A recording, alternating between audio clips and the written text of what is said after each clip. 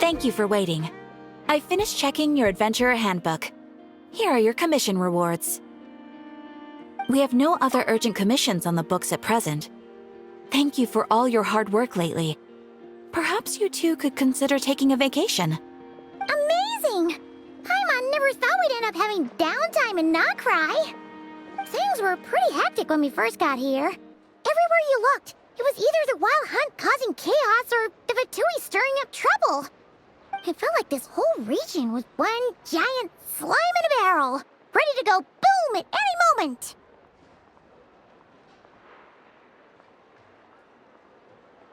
Sure have.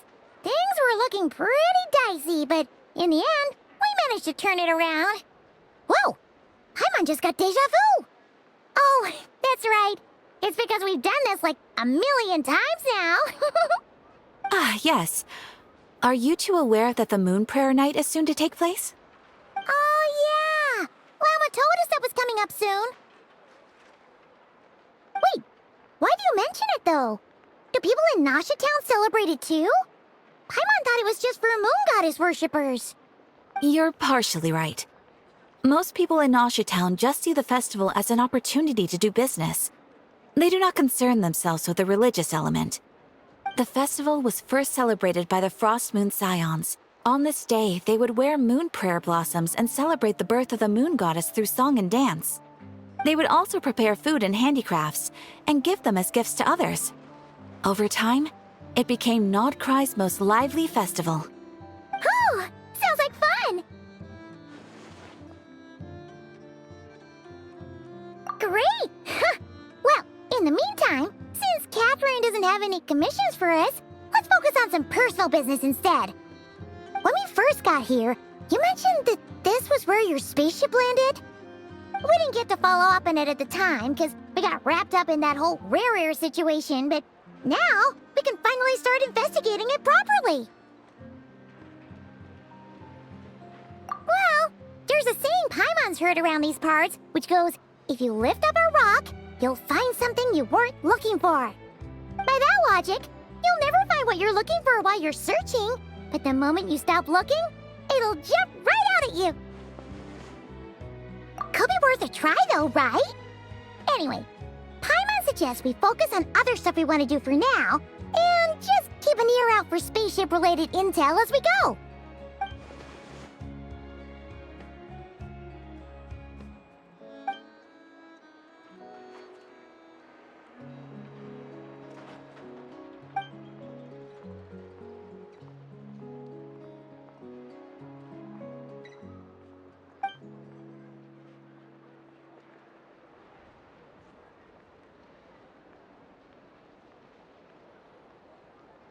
What's wrong? You look super serious all of a sudden. Huh? Paimon gets why you'd be concerned about Columbina, but what does the doctor have to do with anything?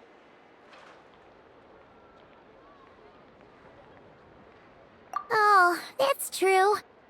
And now that you mention it, we're definitely overdue for a showdown with the Fatui. It is weird that he hasn't shown himself this whole time. What could he be up to?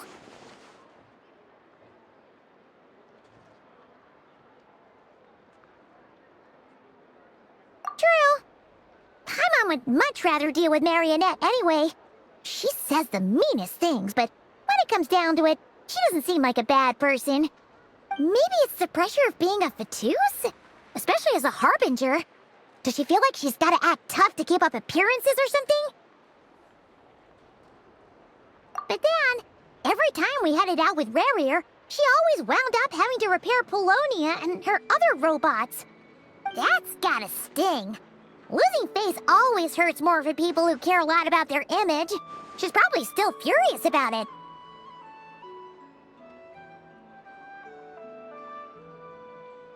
What?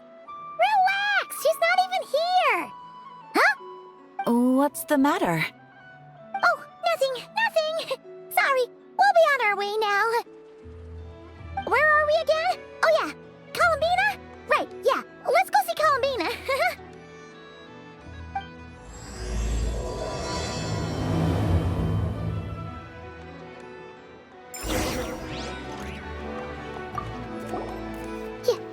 won't snitch. I'm not entirely sure what you're talking about.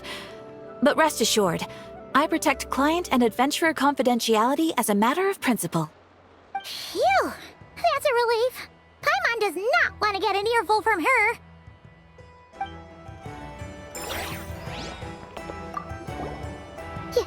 You won't snitch on us, will you? I'm not in... Phew!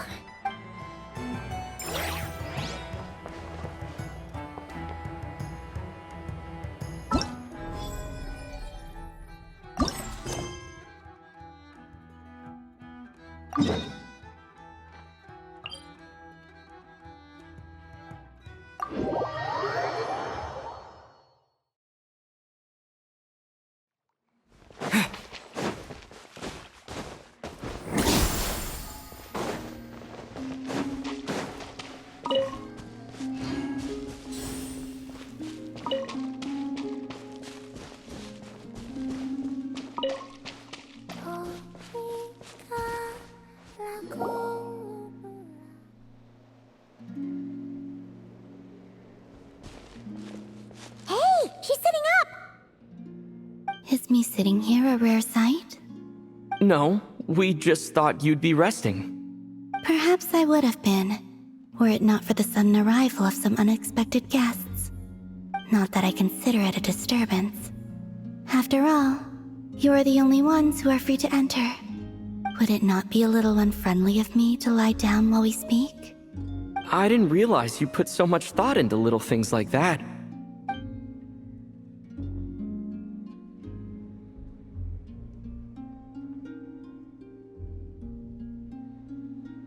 Only sometimes. There have been moments lately where I think about you and your companions.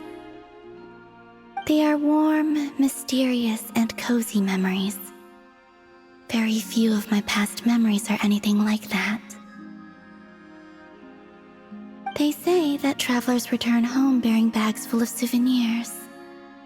But my luggage was empty, and I believed it would stay that way. Return home? So, you're still planning on returning to the moon? Yes.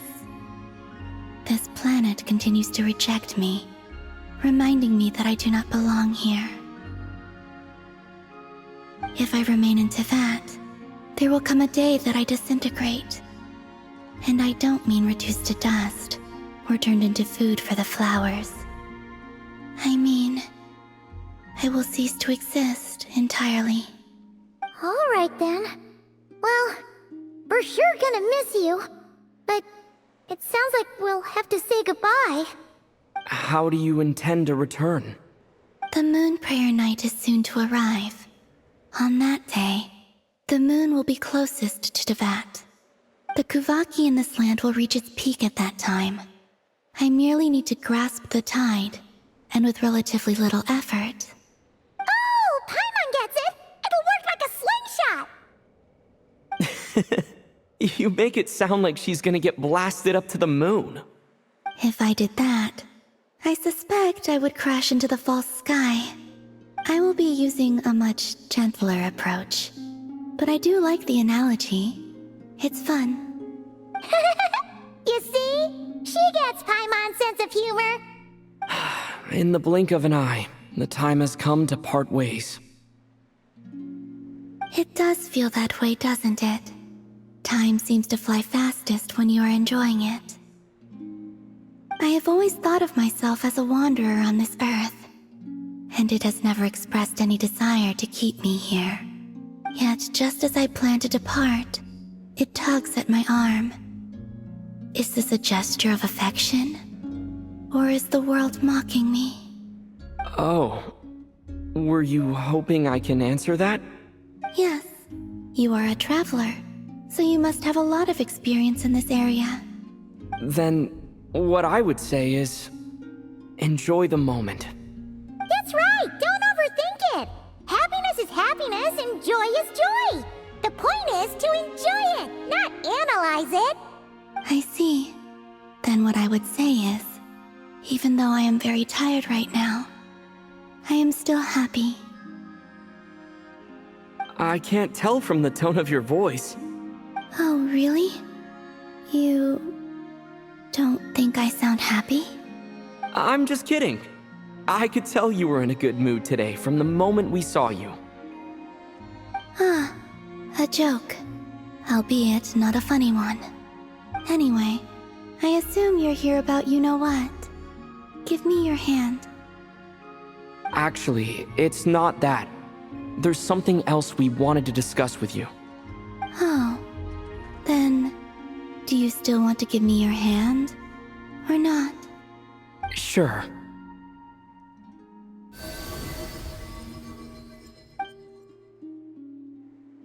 Thank you. So, I've heard that in the Moon Prayer Nights of the past, people here would hold celebrations in the Moon Goddess's honor. Since you helped so much in our fight against the Rehir of Solnari, I think you deserve a farewell party before you return home. I haven't asked everyone else for their opinions on this yet, but I'd like to invite you to join the upcoming Moon Prayer Night. I've never joined a moon prayer night before. I'm not sure what I would even do. Oh, don't worry about that. We take care of everything. All you need to do is show up. Of course, there's no need to force it if you're not feeling strong enough. It's just, this kind of felt like a golden opportunity. But they call me Kutar, and the Fatui have an arrest warrant out for me. I shouldn't appear in public right now.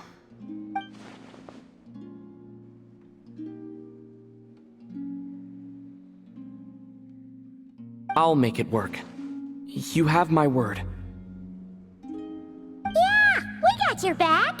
Well, he does. Paimon's actually not too sure what he's planning. All right, if you're sure. I will not refuse your invitation. I suppose it wouldn't hurt to pack a few more sights from this world into my suitcase before finally learning what my homeland looks like. Oh, if you see Lauma, please tell her that my answer to the question she asked me is neither yes nor no. Rather, it is, there is no need. That was kind of cryptic, but sure. Guess it's between the two of you. We'll pass along the message. Bye for now.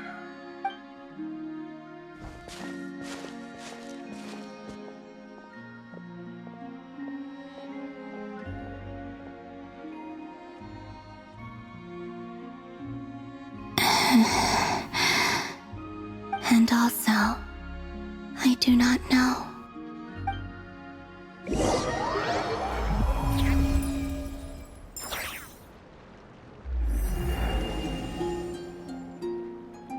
Since she's agreed to join the festival, let's go see who else wants to take part. Lauma's gotta be the person most familiar with the Moon Prayer Night. We should start with her. Also, what exactly is your plan to keep her safe? Not sure yet. I'll figure something out. What? Are you serious? And Paimon even gave you her vote of confidence back there. When did you become so sneaky?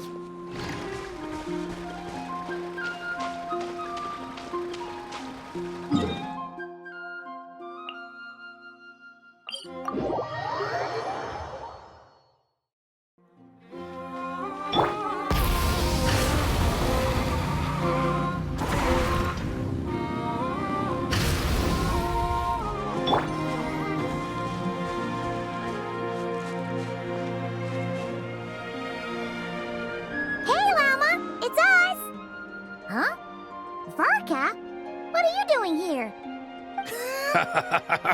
Beats me. I had a bit too much to drink last night, and when I woke up, I was on Hisi Island. Mr. Varka is helping to oversee Nasha Town's preparations for Moon Prayer Night. He is here to go over some details regarding the decorations and custom cloth designs. Right, yeah, that too. What do you mean, that too?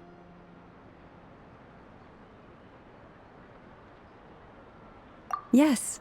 Celebrating this festival is a long-held tradition here in Nodcry. On this day, the crescent moon at the top branches of the verdant crest turns into a full moon, and the moon prayer blossoms bloom with a special radiance. Our people take these to be blessed omens. It's an especially welcome event coming off the back of all that nasty business with Rare. Everyone got put through the ringer recently, and now they're looking to turn their fortunes around. The big shots in town all agree that a big, lively celebration is just what we need to rebuild people's faith in this place. No wonder Catherine said the people weren't so bothered about the religious element.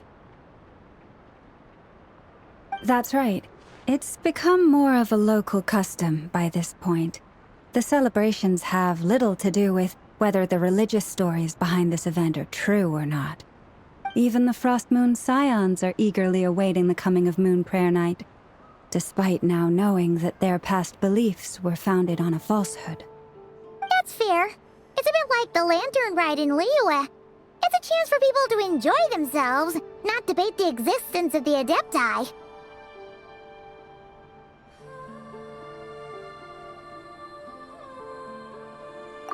One other thing! We just went to see Columbina. We went ahead and invited her to take part in the festival this time. Hope it's okay. Wait, so... you mean she agreed to it? Huh. That's quite a surprise. Then, I suppose that she intends to return to the moon on that day. Oh yeah! It's kind of a complicated process, but basically, it's like a slingshot. I understand. In truth, I had a feeling that she might make such a decision. Well, if Kuthar has decided to participate in the festival, we should prepare accordingly. Yeah, exactly. She was saying how it could be risky for her to show her face in public. We were wondering if there was any way we could hide her. Unfortunately, the people who carved the statues did an excellent job of capturing her likeness. It will be very challenging to hide a goddess whose face everyone is so familiar with. Darn! We may have bitten off more than we can chew here. Nah, don't sweat the small stuff. We can handle that. Huh? Are you saying you have a plan? Not as such, no, but the most important thing with a festival is to keep the mood light and your spirits up. You can't go preparing for a festival with those long faces.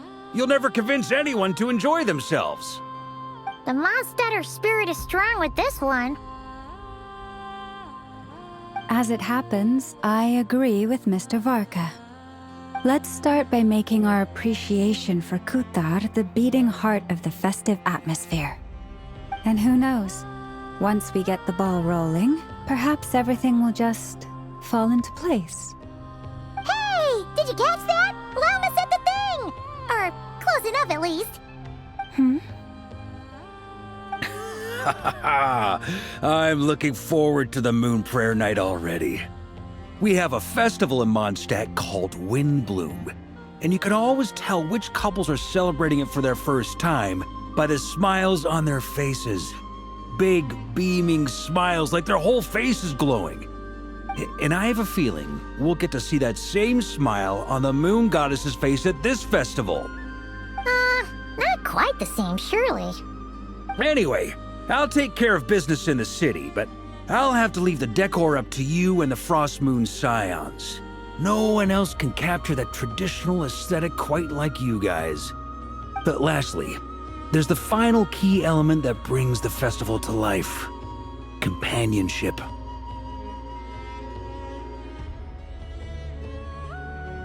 Before you leave, let me show you something that we've been preparing.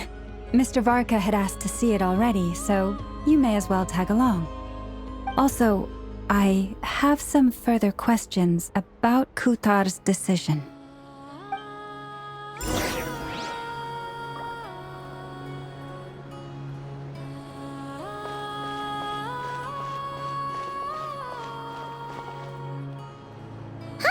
What's this?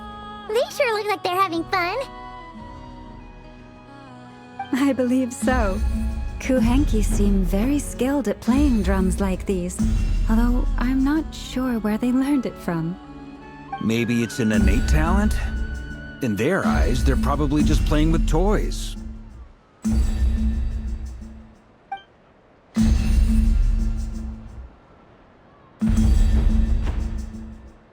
Dottore! You want to play too?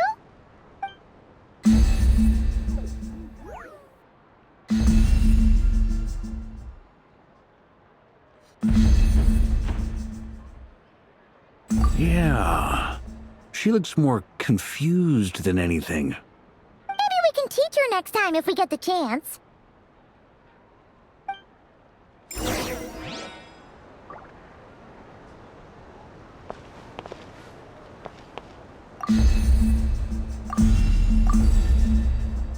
What are these floaty things?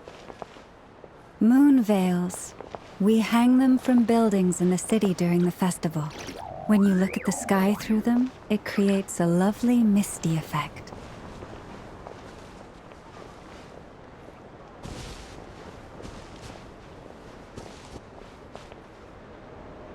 Everyone seems hard at work. They're preparing items for Moon Prayer Night. For instance, the sculpture being made over here, Mr. Varka and I were just finalizing the details of where it will be placed. Ah, there she is. I didn't know the finished article would be so large. Not to worry, though. All the necessary arrangements have been made. Just let me know once it's ready, and I'll get some people to ship it over. You have my thanks. And over here, we are preparing a very traditional confection. Oh, look at all these colors! It looks great! Can Paimon try one? Of course. I have a feeling you'll like it a lot. You bet! Sweets and treats are Paimon's favorite! If you included those in the Feast of the Moon, I bet Paimon would have joined the Frost Moon Scions by now. There will also be verdant crests like this present in Nasha Town during the festival.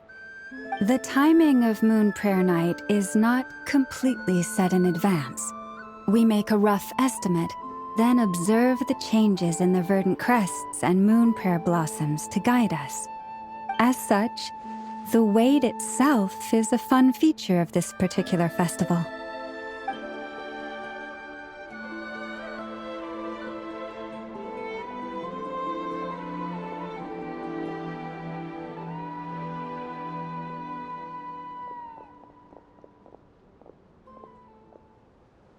Let's talk here.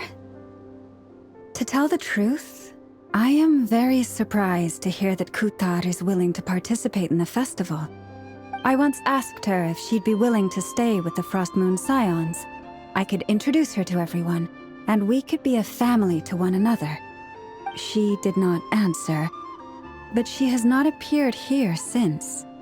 I took this to mean her answer was no, but if that were the case, she would not have accepted this invitation.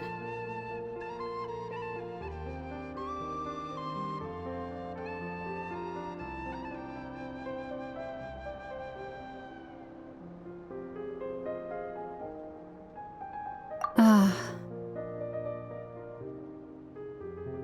I see.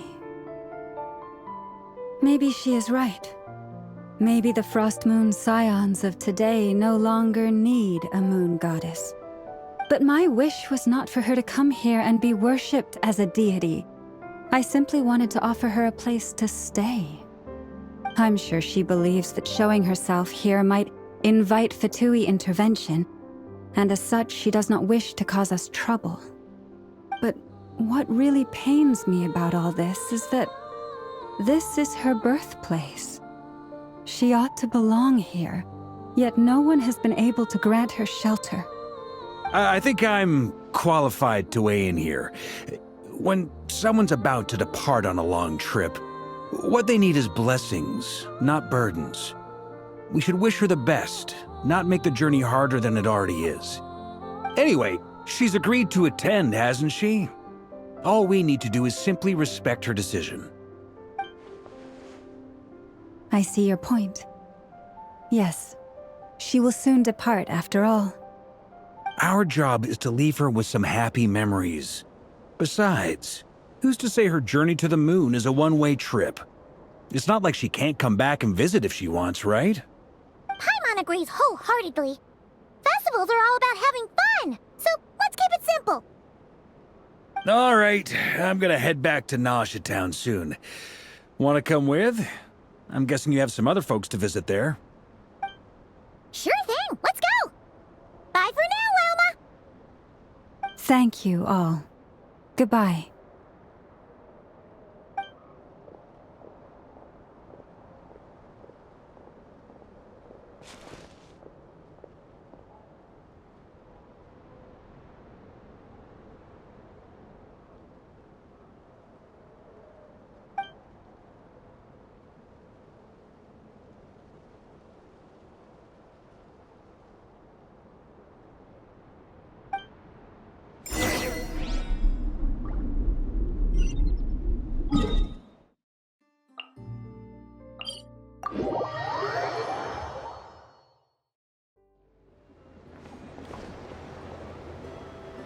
Huh?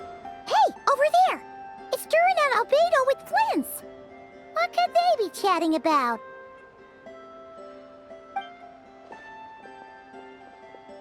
Your guess is as good as mine.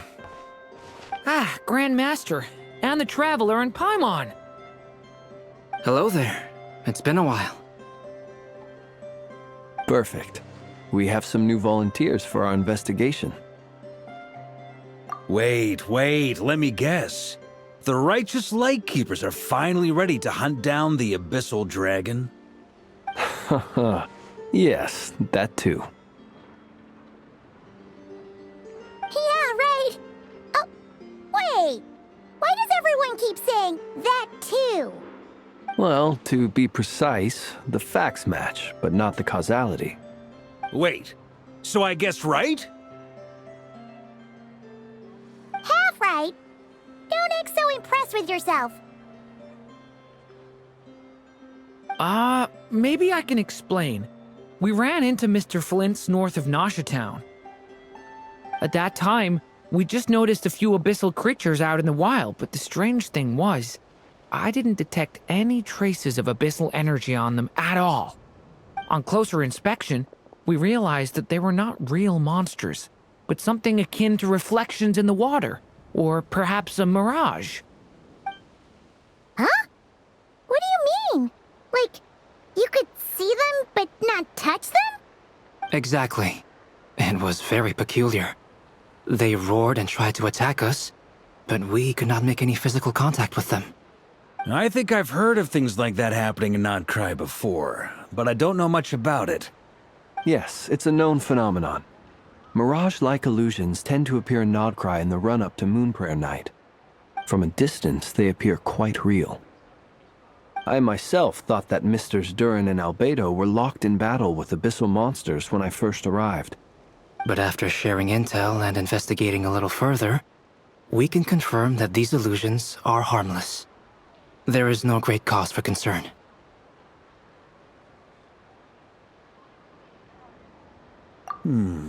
All the Mirage stories I've heard are either animals, rocks, or small houses. Abyssal monsters, though? That's a first. It's a first for me, too. So I'm planning to look into it further just to be on the safe side. I intend to inspect a few more locations. What about you two? Any plans? Alice contacted me a few days ago. She'd like me and Durin to assist her with an experiment. But we lost contact shortly after receiving the message. I'm sure that comes as no surprise to anyone familiar with her.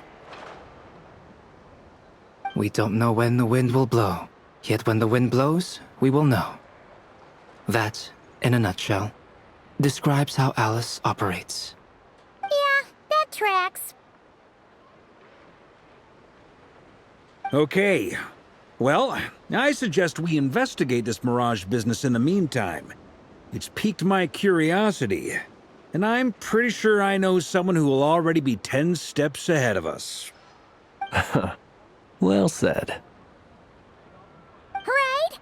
Whatever's happening in Nodcry, she always seems to be the first one to know. Let's go see what she knows. We can invite her and her staff to the festival while we're at it.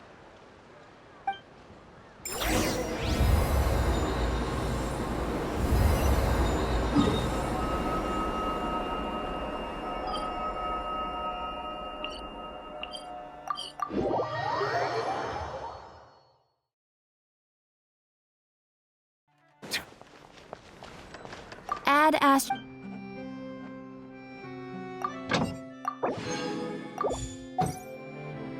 Add ast...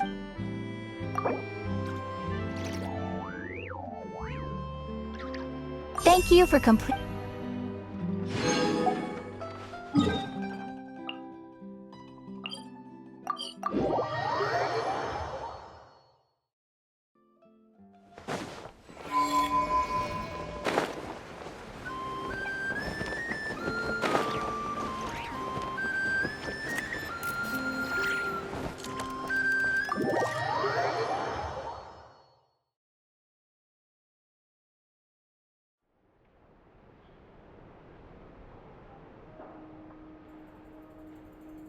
You're right, I have noticed.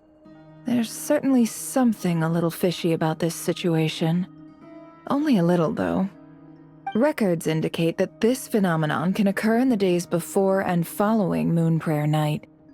That said, it has always been a rare sight in the past. The odds of encountering these phantoms are similar to looking up in the night sky, happening to see a shooting star, and managing to make a wish before it disappears. But this time, either everyone's getting lucky, or they're appearing far more frequently than usual. Yehoda's out gathering intel as we speak. In the meantime, let me check off some points of interest. First, the Abyss. The ones we saw seem to be abyssal monsters. Indeed. But we have identified one location where many more of them have made an appearance. And not just monsters, but human phantoms, too.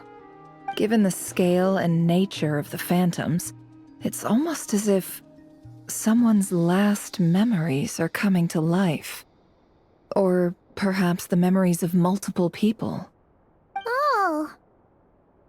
So you mean the phantom monsters are hunting down the phantom humans? Exactly. The phantoms can interact with each other, but we have no means of intervening.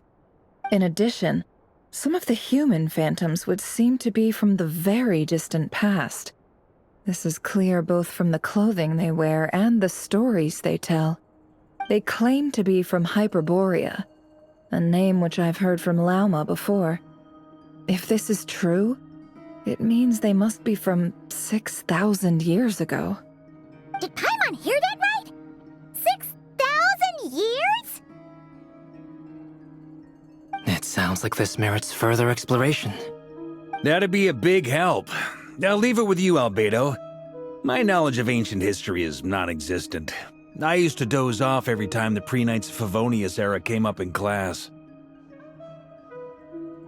It's quite a miracle that you were able to understand these phantoms' speech, given how long ago they lived. I suppose you're right. But I'll leave the archaeologists to ruminate over that conundrum.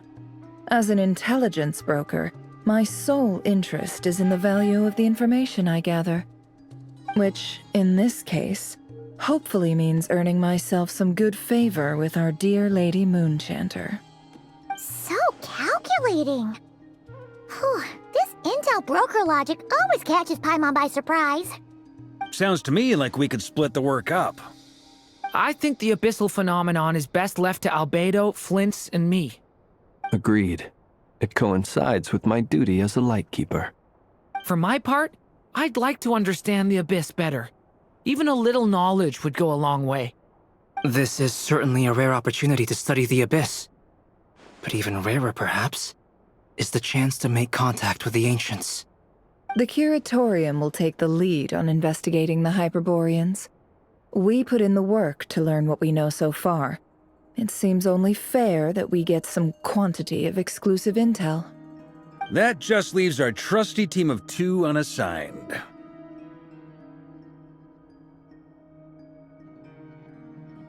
Since you became an honorary knight, of course. This was part of my grand plan all along. Ha ha ha! Oh yeah, by the way, we managed to convince Columbina to come to the Moon Prayer Night celebrations. Would you and Yehoda like to join too? She agreed to that?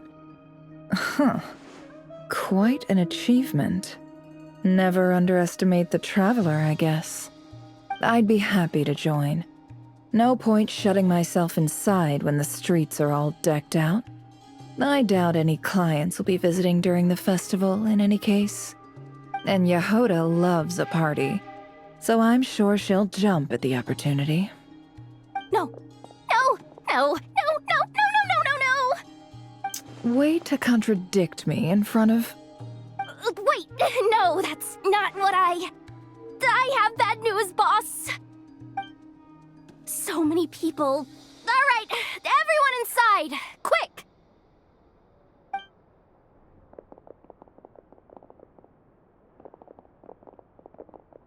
This is gonna sound crazy, but hear me out. I saw one of those phantoms at Star Sand Shoal, and it was some sort of flying ship. Like a spaceship?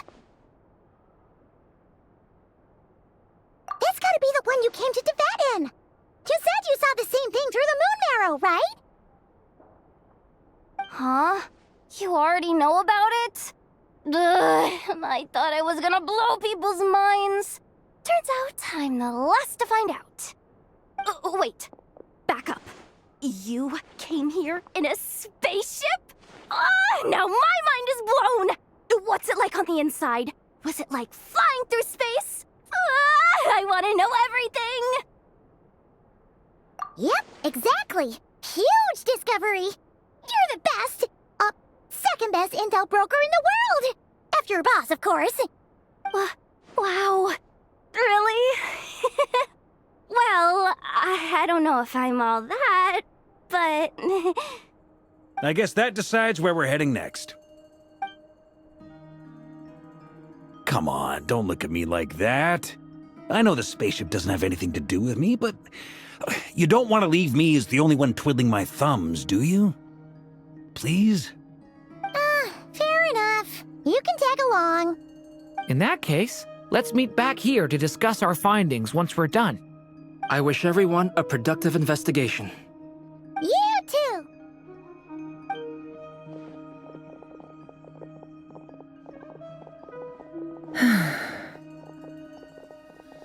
What's up, boss?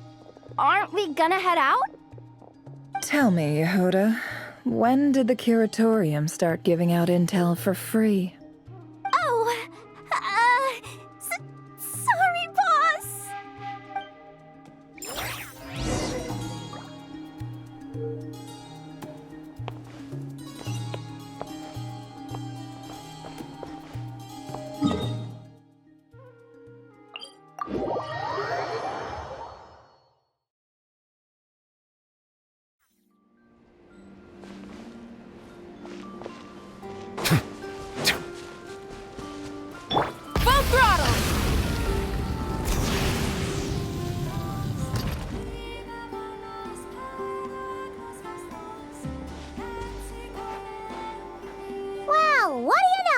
Yehoda was right on the money. This Phantom really is your spaceship. But that's so weird. Why would it show up here? Is it some kind of projection?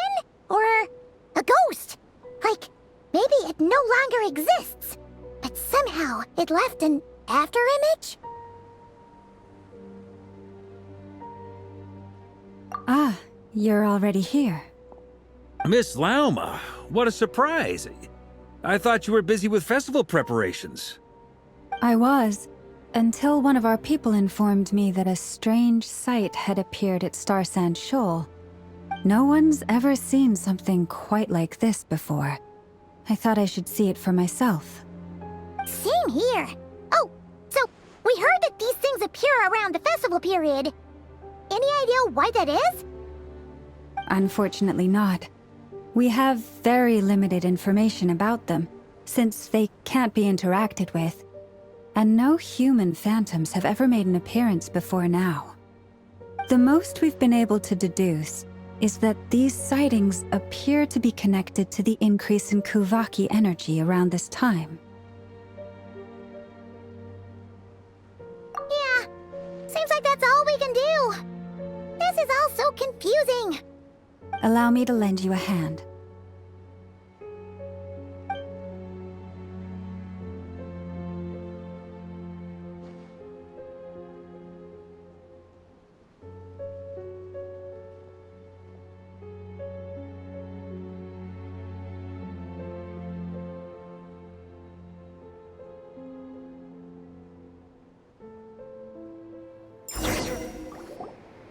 Everyone, our friend here should be able to provide us with some information. Is that a phantom rhymehorn deer? I've heard about how the Frostmoon Scions live in harmony with the animals and can even communicate with them. That's coming in handy now, for sure. Okay. Yes, I understand.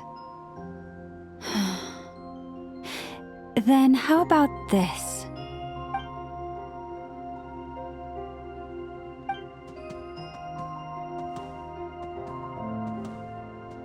Oh, it's leaving. It appears to share our curiosity about this giant spaceship, so I asked it if it wouldn't mind investigating along with some friends. In return, I told it about some nearby spots where the wild fruit grows abundantly. We may live in a different era from these phantoms, but I trust that the terrain, climate, and ecology here are more resistant to the effects of time than some things are. Let's give them a moment and hope for the best.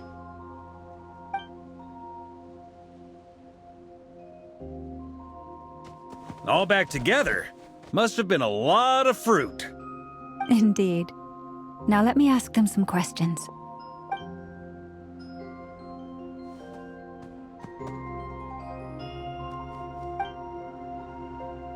It did find a lot of wild fruit, enough for them to feast for a long while. This puffin circled in the air several times, but didn't spot anything out of the ordinary. Certainly nothing to do with the spaceship. Huh. Well, it definitely makes sense to get a bird's eye view. Indeed. Other than that, I was also thinking that the world these phantoms see is also different from ours. Oh, I get what you mean. The wild fruit exist in both times and spaces, but there might also be things that only exist in that space-time, which we can't see. Good point. Great thinking, Lama. Blunthorn rhinos can use kuvaki to shift great rocks, but this one says it couldn't get that ship to budge by even an inch. The sniffer mole tried too, but despite being a skilled digger, it could not get through. They say that the spaceship looks robust and undamaged. It seems completely impervious to any and all attacks. Whatever lies within is well defended from harm. So, just like us humans, there was nothing they could do about this spaceship either. Yes, still, they deserve our thanks. We are grateful for all your efforts, dear friends. Now go, and enjoy your feast. I've noticed some other human phantoms gathered nearby. Come on, let's go talk to them.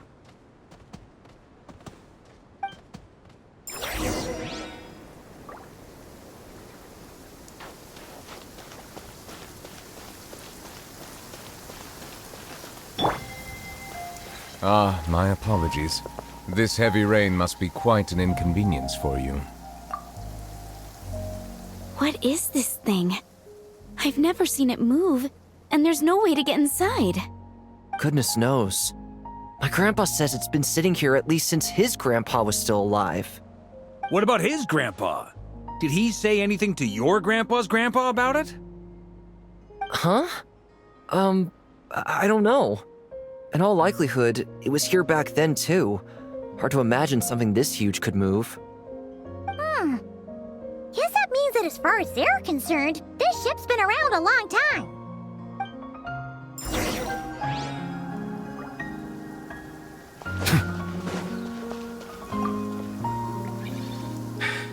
Come on, brothers. If we can get even a small chunk off of this thing, it's gotta be worth a fortune. Today is the day we strike it rich. Huh? You mean Paimon? Yes, brother, I shall join you. Let's make our fortune. We should go with them. What the? This thing is crazy tough. I can't even scratch it. What's it made of? Sorry, brother. Looks like we'll have to seek our fortunes elsewhere. Enjoying yourself? I was just seeing if I could influence this phantom's perception by playing. But nope, no dice.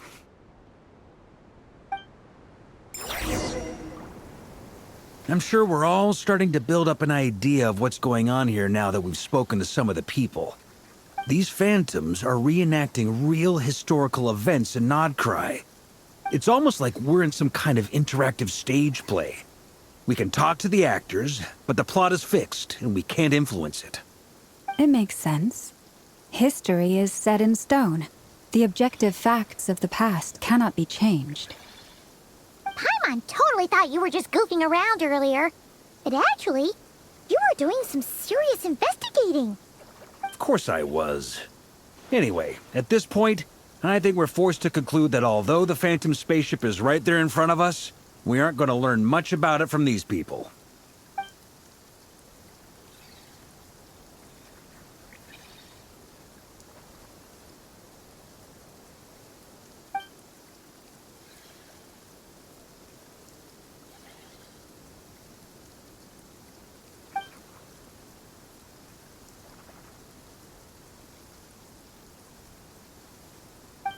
Don't be discouraged. If nothing else, this is proof of the ship's existence. And think about it. So many people tried to hack their way inside, but no one could get the door open. It's made of very tough material.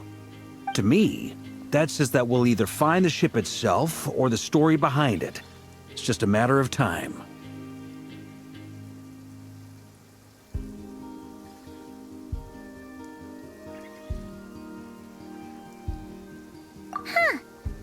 Every now and then, when Varka gets serious, he actually does seem like Grandmaster material for once. I wonder how the others are doing. Let's head back for now. Sounds good. Also, drinks are on me if Team Knights of Favonius is the first to finish. Wait, we have a team name now? Am I in Team Knights of Favonius as well? You're very welcome to join. We've even got a cathedral ready for you. Isn't that technically blasphemy? You wouldn't dare make a joke like that if Barbados was in earshot. Nah, I'm sure Barbados doesn't mind a little harmless blasphemy once in a while.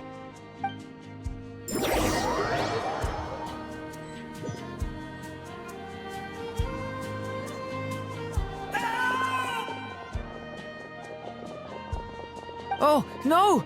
Get away! Oh.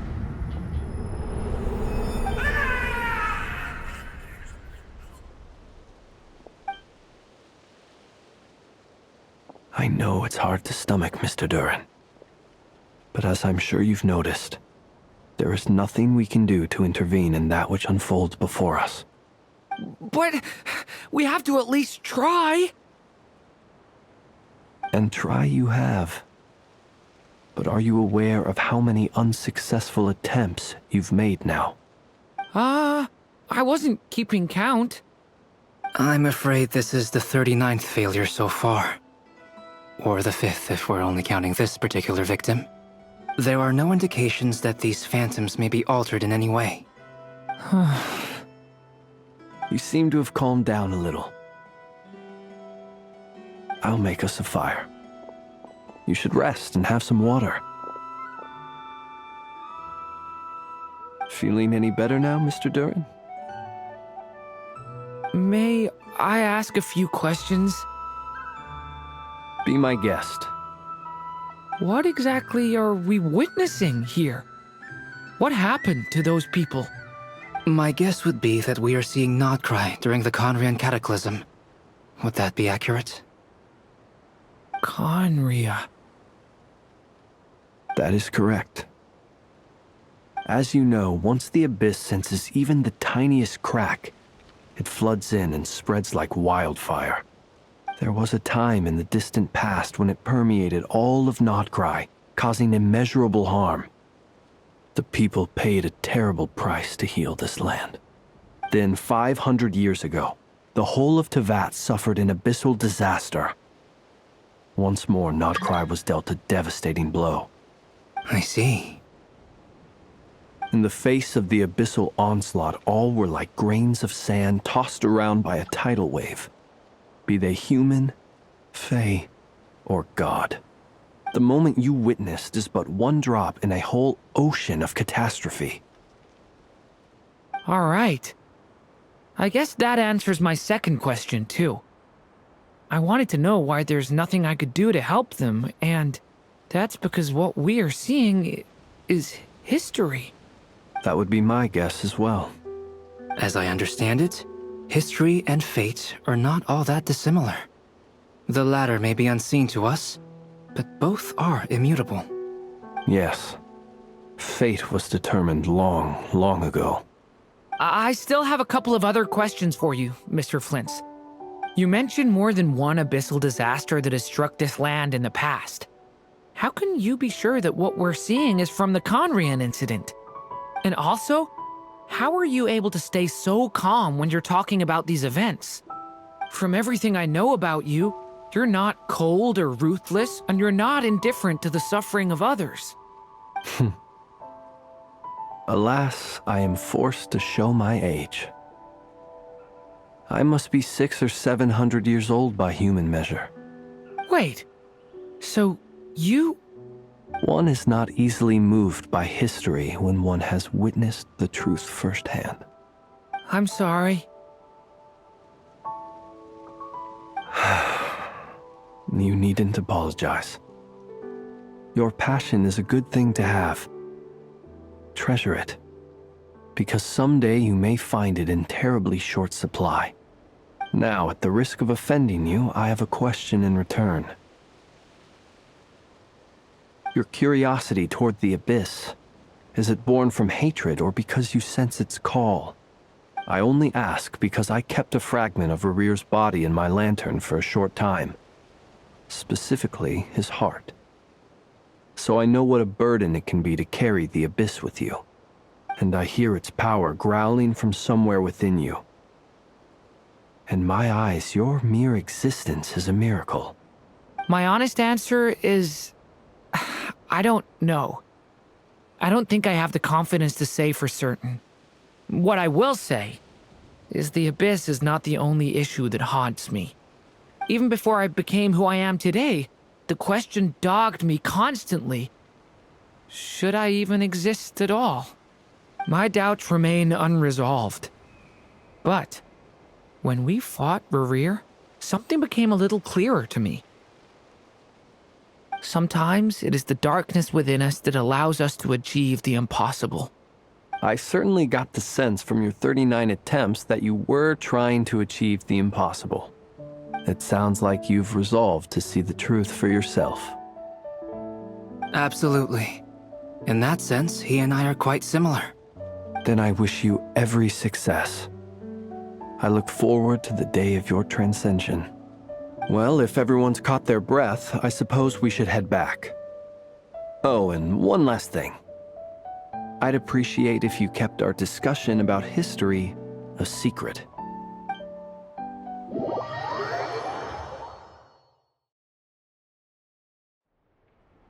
Incredibly, our separate investigations led us all to the same conclusion. Hooray for consensus! Yeah, but we barely learned anything, though. I totally thought this would be the mother lode. Talking with the ancients? I mean, come on! But nope. All we got was useless snippets of conversation. And all this stuff about moons and hyperopia. What a load of baloney. Seems like people back then had a few screws loose. I understand your frustration. We found the same issue. Each phantom only showed a very brief moment in time. There isn't much value to be found in these miscellaneous fragments of a civilization's history, no matter how glorious it may have been. If there's a silver lining, it's that these phantoms are harmless to the present reality. They shouldn't get in the way of the festivities. Paimon agrees. And not just because it's the first thing she understood in this whole conversation. You look disappointed, Nefer. Is something the matter? What do you think? We all worked our tails off, But the only one to gain anything from it was you, Lady Moonjanter. Well, please do share the Hyperborean records with me.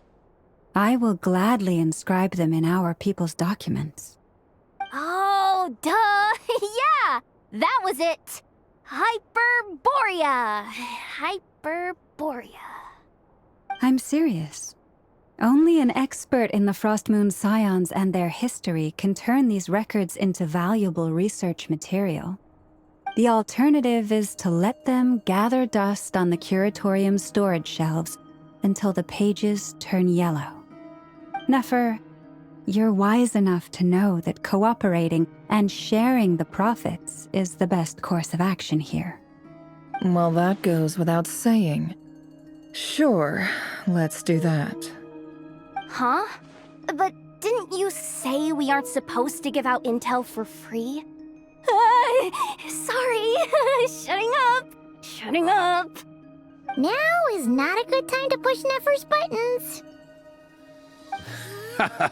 Anyway, back to Moon Prayer Night. I'm thinking that we should prepare something a little special, aside from the usual decorations and so on. You mean a parting gift? Can't go wrong with food. Although, does food go bad on the moon? Perhaps a lantern would be a better choice. It might be dark up there. It could prove difficult to light a lantern on the moon. Magical stones might serve that purpose better.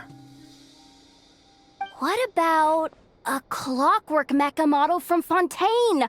I've got a whole bunch at home. I use them for fighting practice in my free time.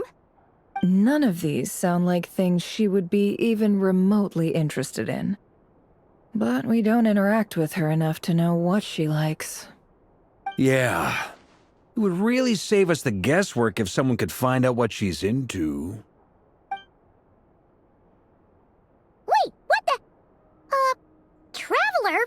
They're all looking at you. Great! Haha, problem solved. Now, I need to stop by Dory's.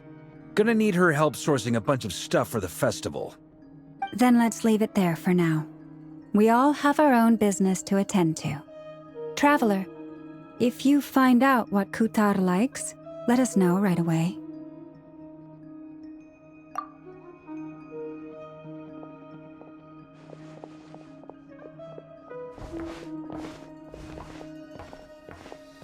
Is something the matter?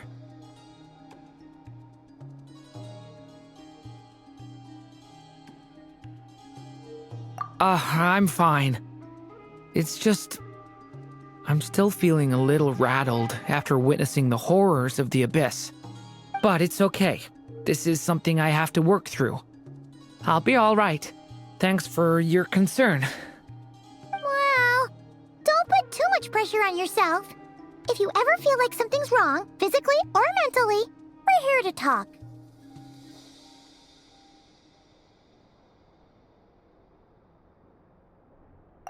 Come on. Stop treating me like a kid.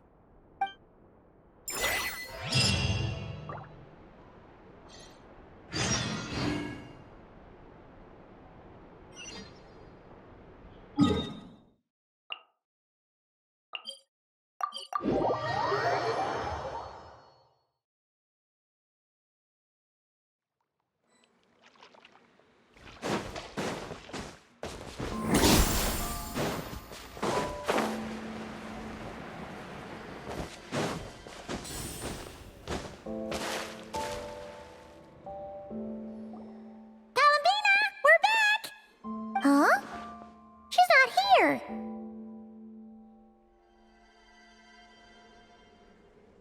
Weren't there a few Kuhenki here last time too? Where did they all go?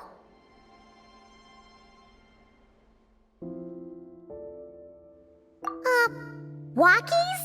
For Kuhenki? You're not pets, you know. Oh well, looks like we just came at a bad time. Let's try again tomorrow. There's still a few days until Moon Prayer Night, so we're in no rush. Besides, she needs time to rest anyway.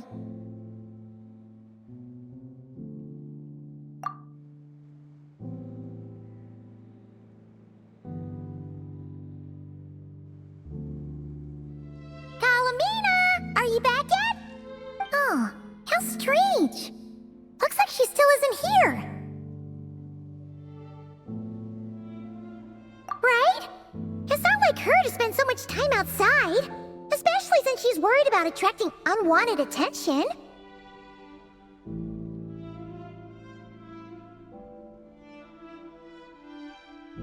What about Luanatar? Luanatar, you there?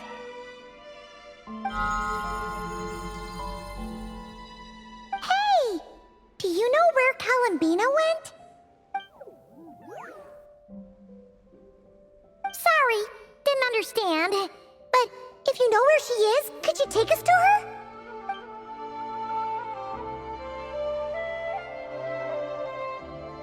Yeah, that's even stranger. What about him? Oh, that's not good news. They change color when Columbina gets weaker, right? And they look super pale right now.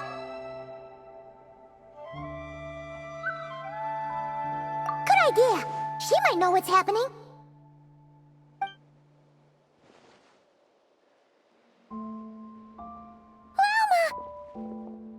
Ah, it's you.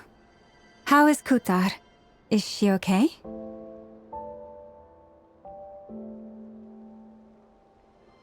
No, she hasn't. I came here to check on her after I noticed the flowers had changed color. Based on past precedent, she must be very weak right now. Even getting up to walk would be a struggle. It seems unlikely that she wandered off outside. Not to mention that she doesn't do that at the best of times either. So yeah, this is super weird.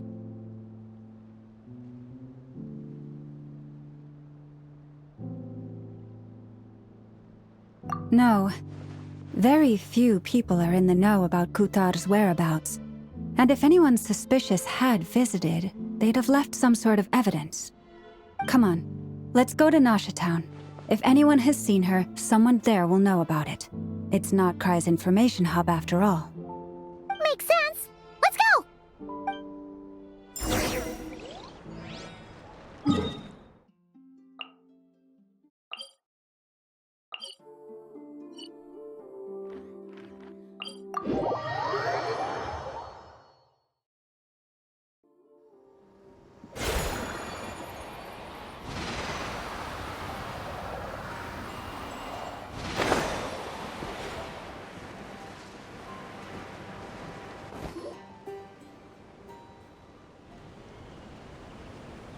Wait a moment. Is it just Paimon, or is this stall kind of suspicious? It's never been here before, right? No, I don't recognize it. Alas, your free and easy adventure time is over. Now, prepare to face the final boss of Nod Cry. Whoa! Where'd that voice come from? Not sure, but it's definitely hostile. No, not that way. The final boss is right here. The sniffer mole? That's the final boss? Surely not. Also...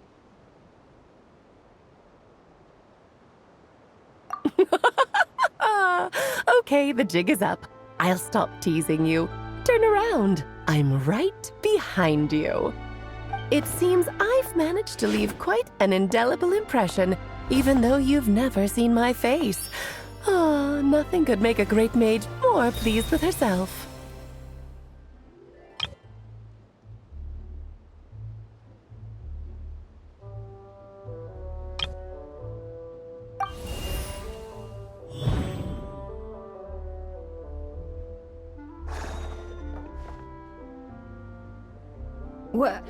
What is going on? I've heard that all the big shots in Teyvat have long, wordy titles that stun people speechless when they make their entrance. Unfortunately, none of them are affiliated with the Hexenzirkel, and we ourselves keep a very low profile. The notorious name-dropping doesn't quite work for us. Still, I, for one, think I'm really quite amazing. So that didn't stop me from coming up with a title anyway. Alice! It's really you this time? Not a lantern or a dodo but Alice in the flesh? Right. So, what do you think? How does it feel to finally meet me? You look like...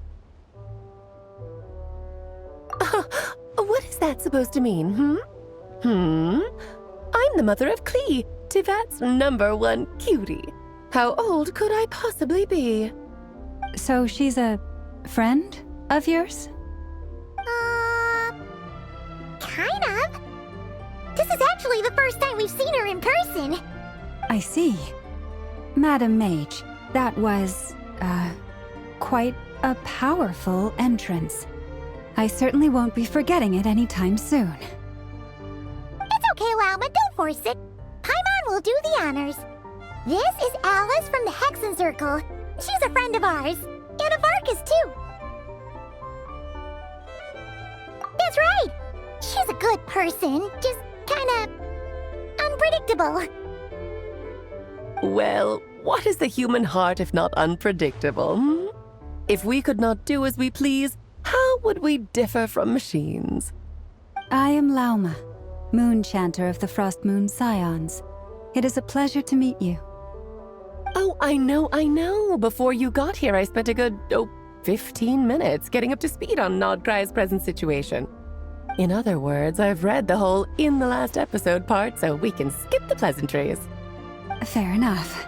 Well, Miss Alice, I can already tell that you have quite a unique personality.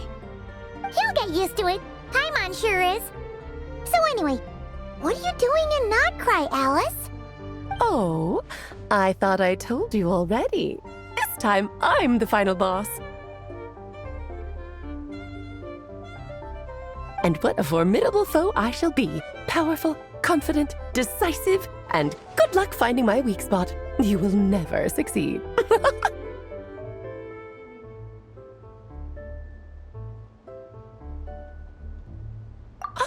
Oh, drat! My one weakness, and you found it in an instant. Fate has been dealt a devastating blow. Thus falls the great Dodo King. Why are you playing along with this nonsense? For funsies, of course. What's wrong, Paimon? Are you disappointed in me? Am I a gigantic letdown? No, it's just... You seem like a busy lady. And this is the one time you've shown up in person. Paimon figured it would be for something more high stakes than just goofing around. You're quite right. I'm here in Nodcry because something big happened. Something big enough it caught the attention of the Hexen Circle. It concerns the 3 moons, Tivat's borders, and of course, the moon goddess you are currently searching for. Kind of. Why don't we discuss this over a pot of tea? My main reason for coming on this trip to Tivat was, of course, to have some fun. But I do technically have a job to do as well, namely, maintaining the stability of Tivat's borders. I'll skip over the complicated parts, but to sum it up, abyssal energies are all that lie beyond Tivat's border. We'd find ourselves in a real pickle if they ever made it through. And the phantoms you've been seeing are a sign that the border has been disturbed. No wonder they tend to show up around Moon Prayer Night. Is it because the real moon is now so close to us that its power can cross the border? In part, but only a negligible amount passes through. Just enough to influence the verdant crests and so on. And as you've noticed, there has been an unprecedented number of phantoms appearing this year. The influence of the moon beyond the border cannot explain this. No, there is another far greater factor at play. The trilunar syzygy. A trilunar syzygy? Eons ago, before the heavenly principles came to Tivat, it was the then 3 moon goddesses who controlled the laws of this world.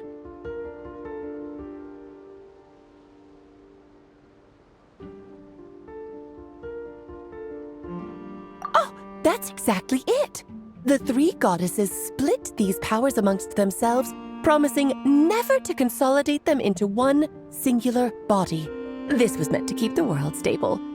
But, fast-forwarding to the present, The eternal moon's marrow is with you, while the iridescent moon's marrow, which should never have appeared in this world, has been retrieved. Add that to the presence of a moon goddess in the flesh and... the power of all three moons is gathered here in Notcry. There hasn't been an event like this since the War of Funerary Flame. And it's having a noticeable effect on Tevat's borders. Because I wish to give my darling daughter a peaceful, sunny environment to grow up in. Is that a good enough reason? Kinda sounds like you're dodging the question, but it does make sense. Well, that's one reason anyway, and the most important one. The others are a little complicated to explain. For instance, cleaning up after dearest Miss R. Albedo could tell you more about that if you're curious, but right now, I have a more important question to ask you. Why are you collecting the moon marrows? I see. Nicole told me about that legend once. Nicole? You mean Mage Anne? Oh, so you remember.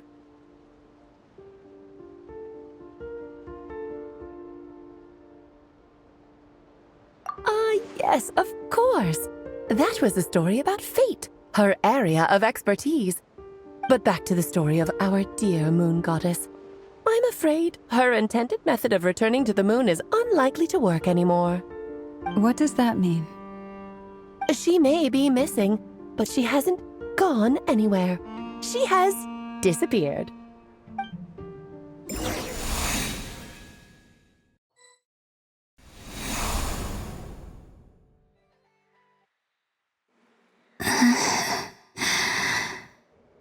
My body is so heavy.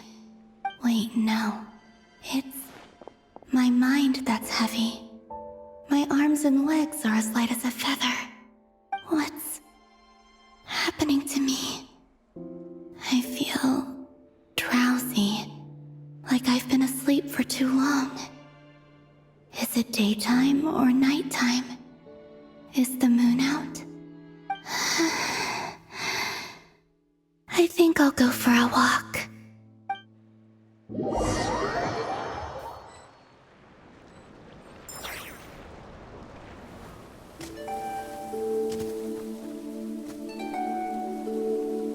Are you out for a walk too? Huh?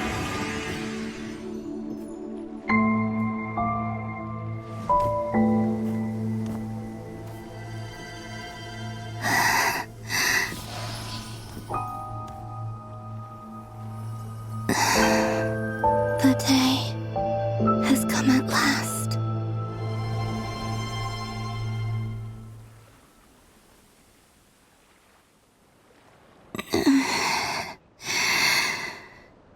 Have I grown so weak that I can't even sustain my physical form? But Moon Prayer Night is nearly here. I was so close to returning home. Death is near. Is this how it ends for me? Will I return to the moon after I disappear? Or... I don't want it to end like this. So far, at least, I still exist. Even if not physically, I can still feel.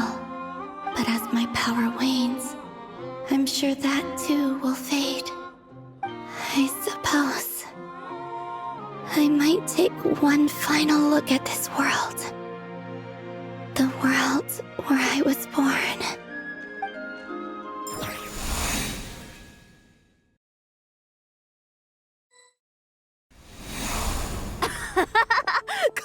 Come on! Wait for me! The Frost Moon Enclave.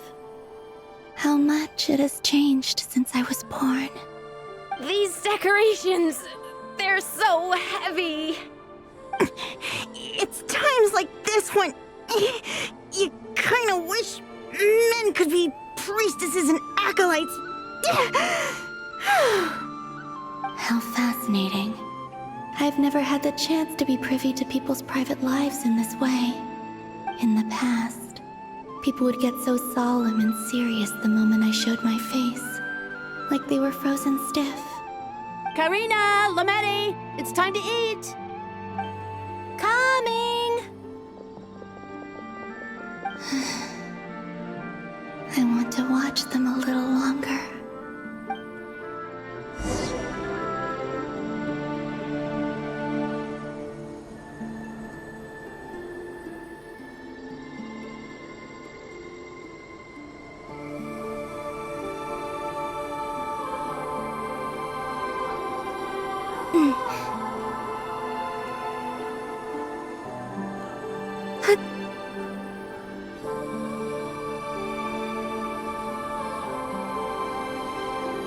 So just fill these balloons with air, right?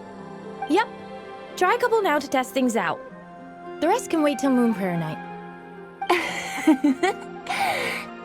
Think fast. Rita! Teasing an acolyte of the Frost Moon Scions? Surely that's a punishable offense. Take this!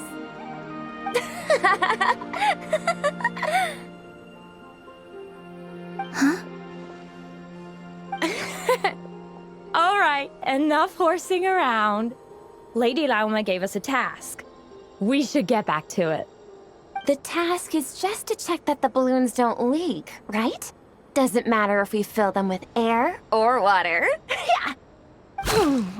Okay, you got me there. And you got me there. But still, we can't use all the balloons before the festival even starts. We won't use all of them. And as long as Lady Lauma's trusted acolyte doesn't snitch, this can stay as a little secret between friends. A couple more can't do any harm, right? Oh, you menace. Then, think fast! Is pumping a balloon full of water really so much fun?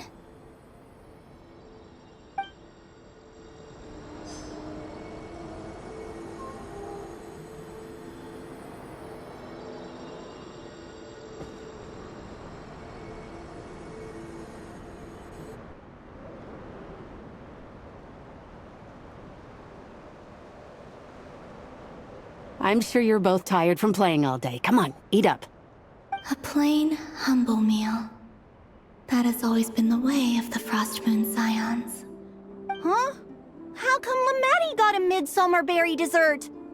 Oh, I always get Lockaberry. I don't mind sharing. You can have a bite of mine if I get to have a bite of yours. They're sharing food? I've never shared food with anyone before. Even at the Harbinger tea parties, everyone just ate off their own plate. And when I couldn't finish my food offerings from the Frost Moon Scions, they'd leave the leftovers out under the moonlight for the animals to claim. Hey! That was 2 bites! Oh, then you can have another bite of mine. Oh, you too. Oh, don't fret now. Here, have some of Granny's too. So this is what it means to be family.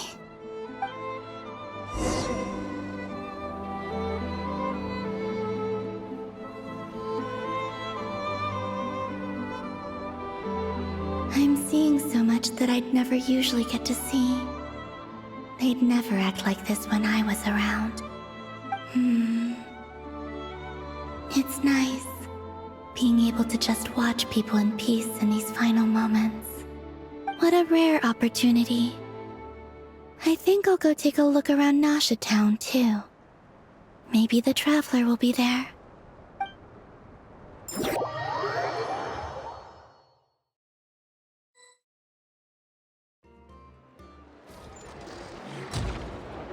After the War of Funerary Flame, the Moon Goddesses were no longer recognized by Tevat. They lost the whole foundation for their existence. That's why the Moon Goddess's strength is fading. She cannot withstand the world's rejection of her.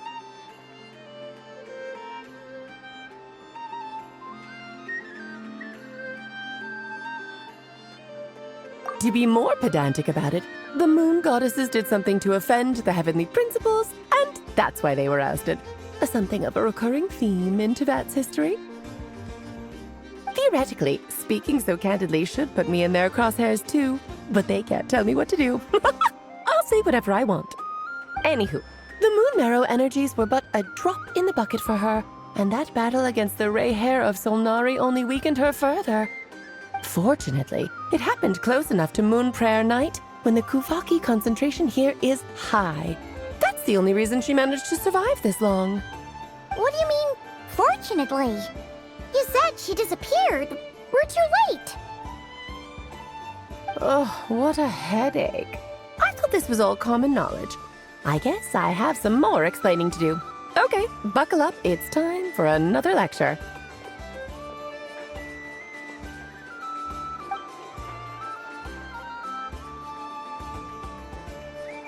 Now, I said earlier that the moon goddesses lost the foundation for their existence. The reason for that has to do with the natural order. Basically, the rationale for their existence in Tevat was lost. The same logic applies to the present moon goddess too. Consider her existence so far. Her comrades in the Fatui called her Damselette. And she was worshipped as Kutar by the Frost Moon Scions. But these connections have now been severed, whether by her hand or yours. So, the rationale that once sustained her existence is now gone. Wait, we did that to her? Oh, well, strictly speaking, yes. But let's not start pointing fingers, shall we? I'll only end up as the big bad villain, and that's not the kind of final boss I want to be.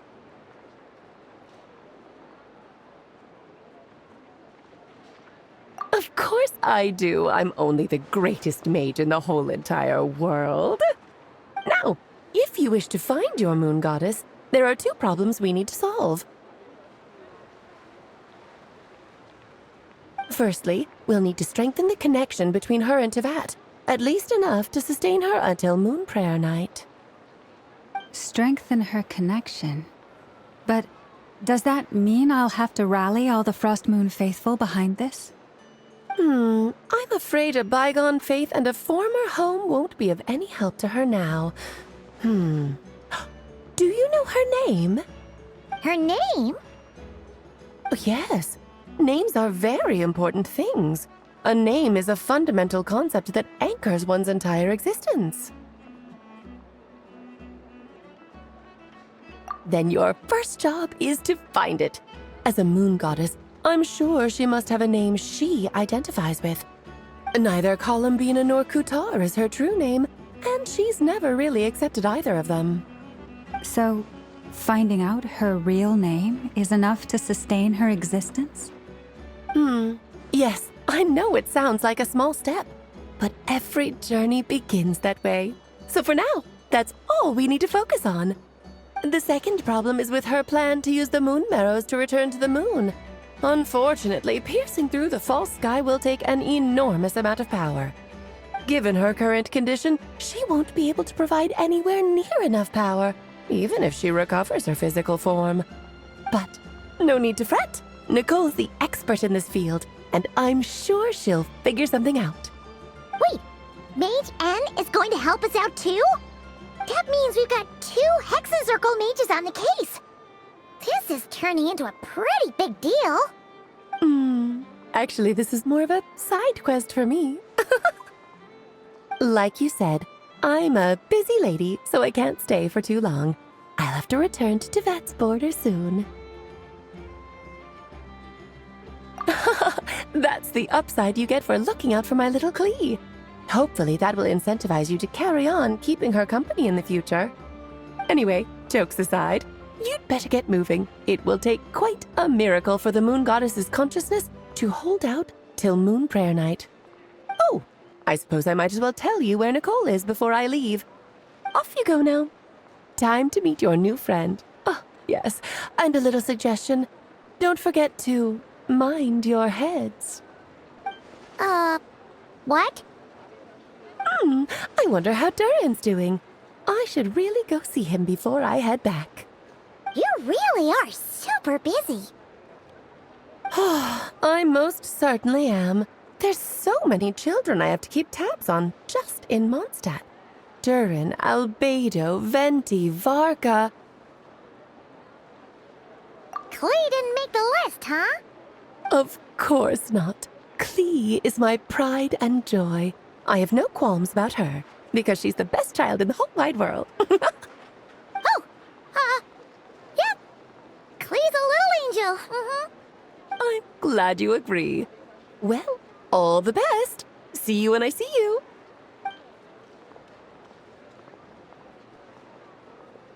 She left in a hurry. Yeah. She didn't pack up her stall. Should we handle it for her? I must say, I'm now very curious about her daughter. Klee, wasn't it? What's she like? That's a long story. Come on, we'll fill you in as we go.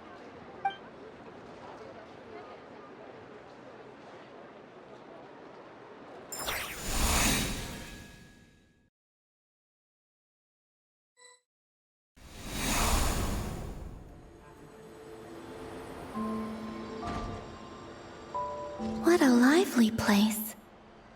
I've never experienced Nasha Town like this before. Hey, you old geezer! Your hammer's rusted through! Who are you calling old geezer? Are they quarreling? I'm looking right at him! You've really gone downhill since giving your daughter free rein in the workshop. Can you even swing a hammer anymore? It shouldn't take you days just to fix a single chair! You might as well use that hammer to massage my back for all the good it's doing. Don't run your mouth, or you'll get a back massage that'll put you in bed for the rest of your life. Look, the materials haven't arrived yet, all right? You know how busy it gets in the days before Moon Prayer Night. I'll bet you send all the materials to your little princess. Blood's always thicker than water, huh? All right, you've made your point, Uncle Koski. As soon as the materials arrive, fixing your chair will be the #1 priority. And Dad, if you've got time to chat, why don't you lend me a hand, See? Lolka knows what the score is. I guess they're friends. But the way they spoke to each other was so ugly. Then again, it wouldn't be the first time I've seen something like this. Columbina!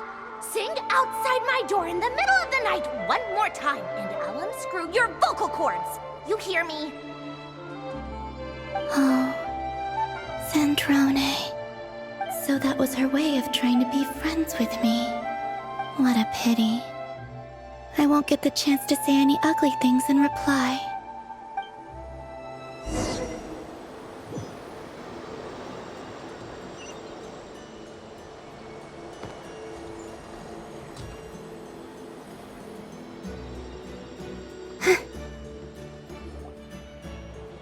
Hey, have you decided what to give her for Moon Prayer Night?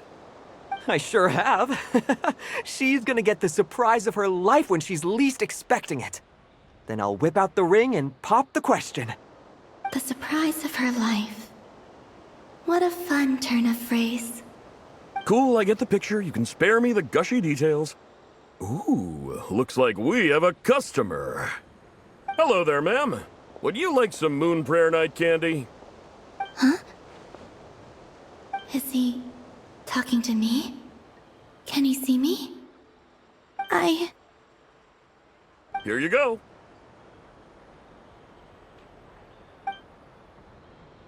Oh.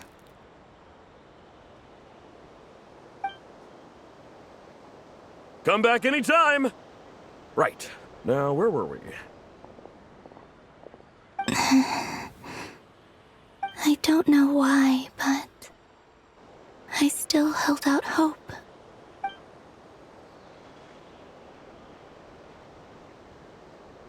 The most important thing right now is to find that mage. This name thing seems super important too, but where do we even start looking? I'd better go pay the Fatui a visit.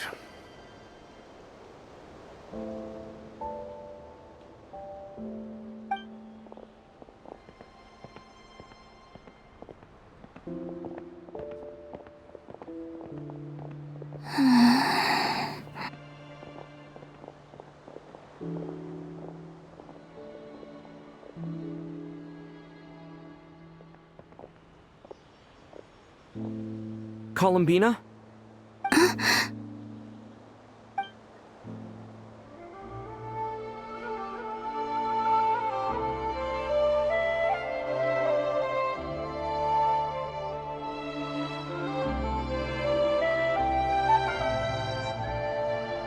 Traveler? Let's go! This is no time to be spacing out!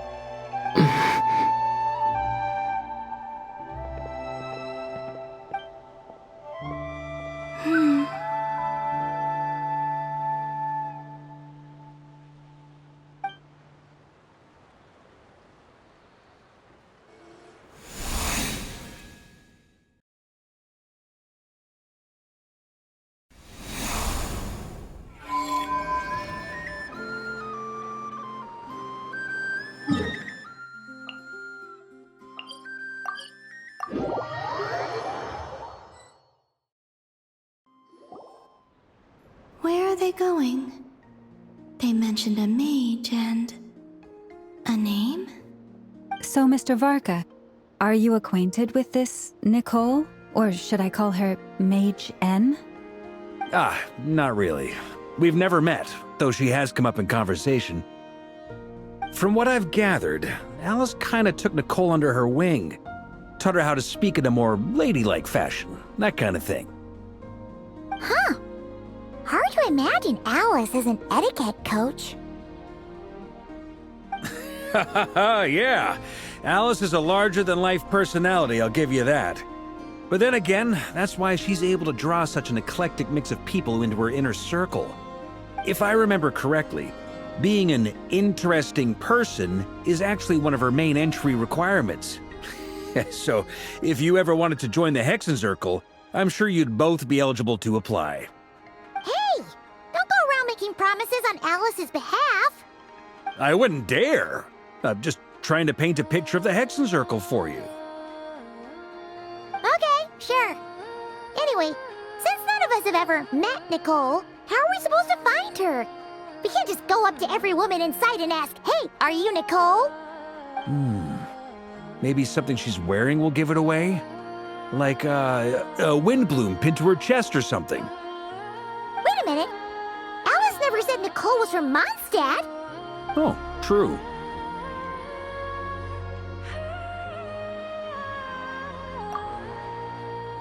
That would be... this young lady, then?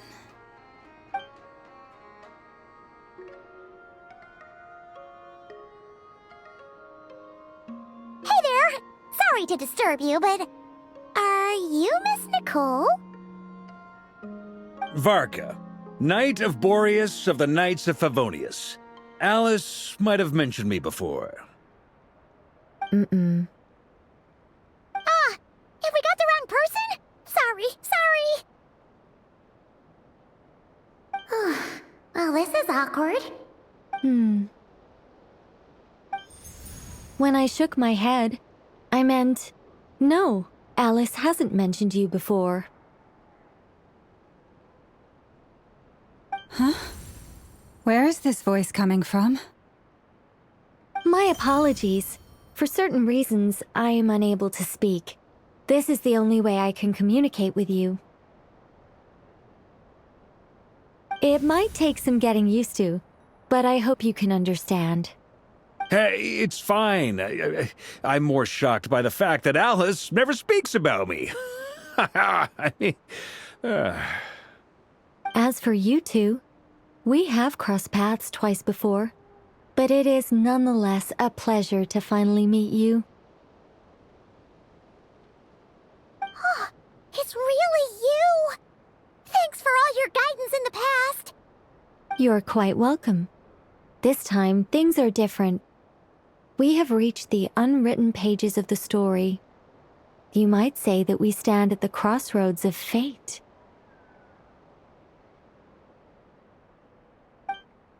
Now then, allow me to formally introduce myself. My name is... No, stop! Alice!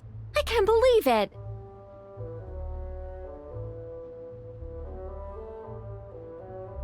I had a whole speech prepared. I'd agonized over every single word. She always picks the worst moments to ruin other people's plans. I'm so sorry about that. Alice took the liberty of devising some bespoke self-introduction magic for each member of the Hexen Circle. But I could have sworn I deleted all of the triggering conditions for it. How did it bypass everything? Oh gosh, this is so embarrassing. This is a very different side of Nicole than what we're used to. Is she not used to face-to-face interactions? Don't worry about it. We've seen that introduction magic once already, so it wasn't too much of a shock. Please go on, Miss Nicole. We'd love to hear what you have to say, or, well, communicate. Huh? Are they talking to this lady? But... Will you all promise to forget that horrendously embarrassing introduction? Sorry? Embarrassing? When?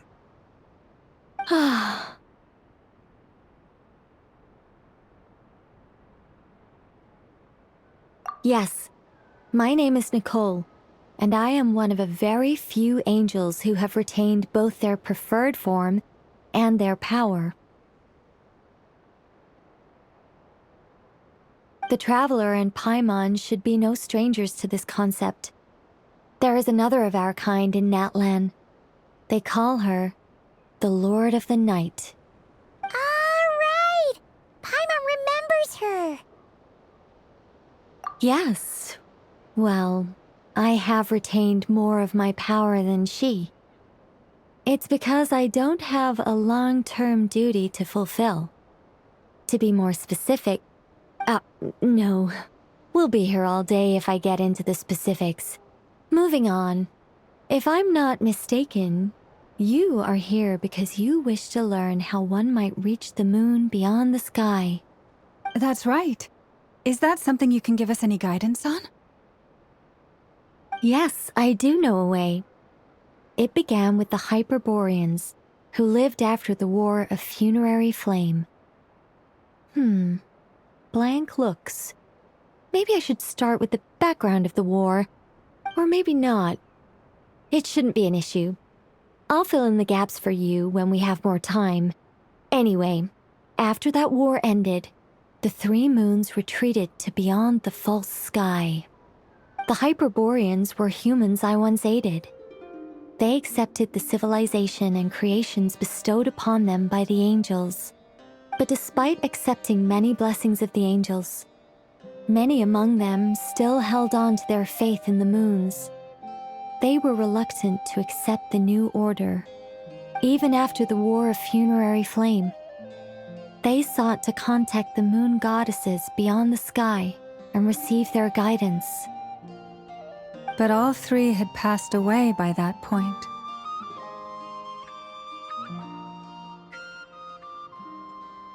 This mage has a unique method of communicating. Is she talking about the moons? Yes, but they did not know. And so, still they prayed for the moon goddess's mercy. After building titanic structures that consumed vast amounts of Kuvaki, at last they glimpsed the moons and heard their voices. But of course, they were gravely disappointed. For it was then that they realized the three moon goddesses were dead. Oh, that's such a sad story. It is. Humanity was in a very sorry state at that time. The angels who had once aided them were gone, and the War of Funerary Flames had left them homeless and destitute. Just a second, I gotta ask. How relevant is all this history to the task at hand? Well, I mean, it's... Okay, it seems we've drifted into irrelevant narrative waters. It's been a while since I've had the chance to speak inside someone's head. As soon as I got started, I lost control and the words just flowed out like a waterfall. What I'm trying to say is... Right, yes, that's it. The relevant part is the ritual created by the Hyperboreans. The fact that they bypassed the false sky and saw the true moons implies that they successfully built a connection between Tevat and the outside world.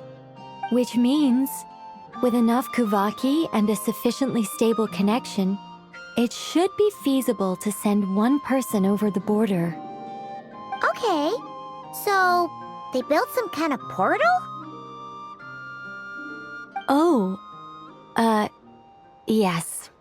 A portal. Yes. Is something wrong? You sound disappointed. I just didn't expect you to summarize it so well. It turns out I could have said all that in one word, if only I'd managed to think of it. No, please, it's fine. This is invaluable knowledge. I'll be sure to record and preserve everything in writing. Oh, really? Well, in that case, I suppose I could backtrack and add some more detail. I did gloss over a few things so far. Whoa, whoa, whoa, time out. Let's summarize what we've got first. The Hyperboreans were the last ones to use this method, right? So we somehow need to find whatever structure they built and make sure there's enough Kuvaki to power it up. Luckily, we have the moon marrow of both the eternal and iridescent moons, so we're all good for Kuvaki. Which means the key issue we need to focus on is finding the place. Am I right so far? Yes. Although I expect the structure is long gone by now. That said, what if we could take advantage of the phantoms to travel back to a time when it still existed? Well, travel back isn't quite accurate. It's more like we'd be creating a handshake between 2 points in space-time. We wouldn't even have to pick a time when it still existed. It could just be a time when it still appeared in phantom form via projection, or we could project our own phantoms, fold them together at... You look lost. Was that too hard to follow? Yeah, things got a little, technical there. Paimon's brain is reaching capacity. All right. Let me think about how to put this more simply. Okay, got it. Over the next few days, I'll search for phantoms that we can use. Once I find one that meets the criteria, I'll let you know and we'll regroup. By completing certain rituals, specific individuals will be able to enter the phantom and make it to the Hyperborean structure. If everything checks out and it looks feasible, we'll just need to wait for Moon Prayer Night, and we can send the Moon Goddess back home. I'm really skimping on the detail here. Is this making any sense at all? I think so. For now, we'll just wait to hear from you. Yes. Basically, yes. Great. Counting on you. In the meantime, we'll focus on finding the Moon Goddess's name. My name? Are they looking for a way to stop me from disappearing? Excuse me, Miss... Go on, Miss Nicole. This conversation was a little all over the place. I didn't catch your name.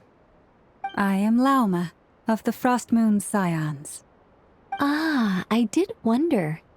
I noticed that you listened very intently when I spoke about Hyperborea and the moon's history. If you'd be interested, I'd love to visit you this evening and go through it again in greater detail. Also, if you were serious about making a record, it would be too risky to simply write down the raw details as is. I would suggest some tweaks. Maybe rewrite the stories as fairy tales or fables, perhaps even prayers. Anyway, we can cross that bridge when we come to it. So, see you later then? Oh, and no need to prepare anything. Just a cup of tea will do. See ya! She seems friendly. It's just...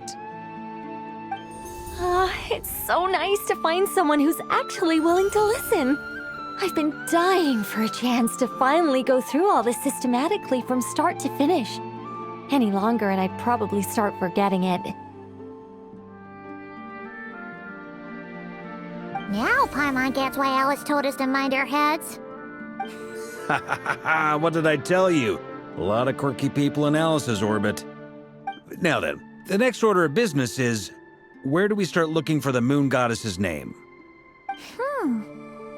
Maybe the rest of what Nicole has to say might give us some clues. Once I've heard her out, I'll summarize the salient points and share them with you all. I'm also inclined to review our other documents. Yes, our faith was first established by our Hyperborean ancestors, but many of the more factually accurate records are from after Kutar's birth. Sounds like we're gonna follow Columbina's journey through Devat, huh? In that case, we'll start by heading to the Frostmoon Enclave. Sounds like a plan. Take this with you. I'll see about getting in touch with the Fatui. It'll probably just be Arlecchino and Sandroni again. They're the only ones who would want to help. Thank you, Mr. Varka. Ha ha ha ha ha! Don't mention it. Honestly, I'm more comfortable dealing with the Fatui than prying into the details of a young lady's childhood. Catch you later. I should follow them, just in case there's some way that I can help.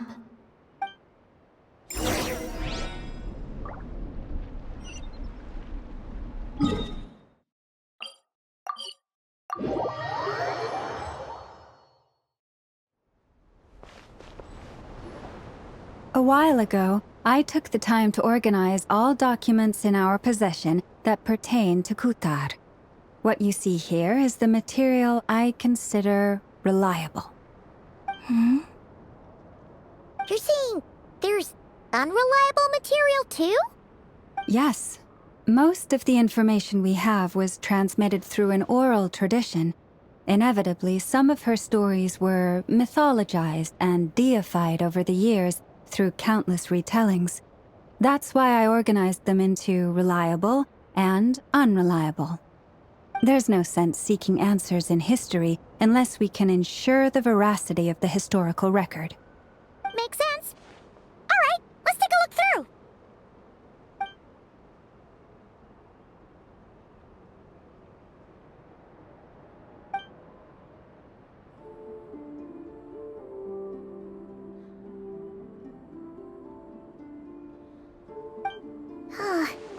Almost all these records refer to Kutar instead of Columbina. Although neither of those is her real name. Paimon's not sure what point she's trying to make. What we can gather from these records is that the Frostmoon Scions worshipped her as a god, placing impossible expectations upon her. I cannot fault them for their earnest faith, but for all their devotion, worshipping her day in, day out changed nothing. I imagine that none of it resonated with Columbina. It wouldn't surprise me if, even back then, she had already begun to reject the name Kutar and everything it represented. Lauma speaks the truth. When I heard them call upon Kutar with hope and expectation in their voices, they may as well have been calling upon somebody else.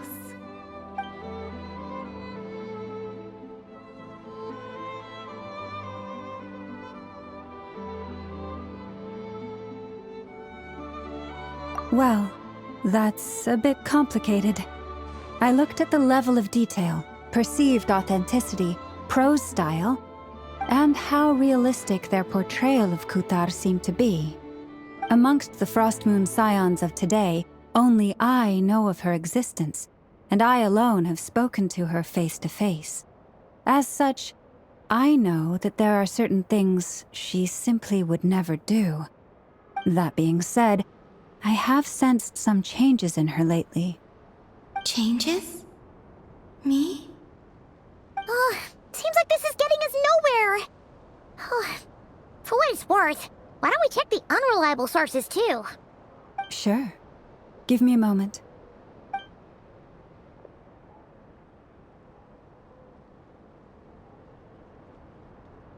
Exerting but a fraction of her divine might, Kutar sheared a great mass from the snow-capped mountain and cast it into the sea, upon whose surface shone the mirror image of the moon. Thus was formed the island of Hisi. Yeah, right.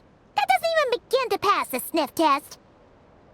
The 3 moons are naught but lies through and through. Only one moon has ever shone for us, and Kutar is her name. The vast majority of ancient texts are filled with fanciful tales like these.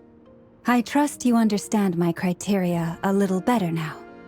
Kutar did not speak, merely gazing into the distance in silence. And where her gaze landed, this was her prophecy. Clearly, whoever wrote this text never even met Kutar. Otherwise, they'd know that her eyes are always closed. What about you, Traveler? What are you reading? Come on, let Paimon see.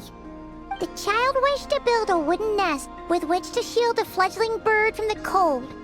But being so young and lacking in strength, the child could not snap the branches from the trees. Kutar was passing by.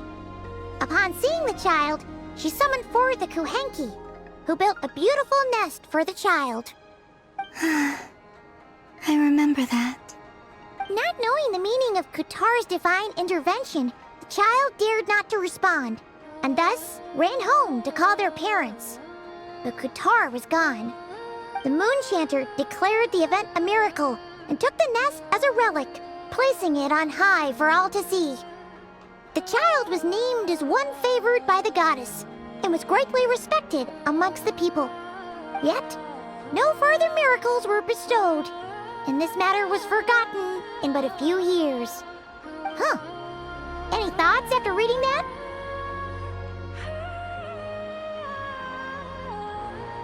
Yeah. Columbina probably just wanted to join the kid in making nests. Ah. I'd originally considered this a fabrication, because Kutar did not perform any similar actions in subsequent records. But now that I think about it, it does seem like something Columbina would do. It's just that... She didn't know how other people would interpret her actions. She was probably worried about making things difficult for people. And so, she gradually stopped joining in. Yes. Oh, that's so sad.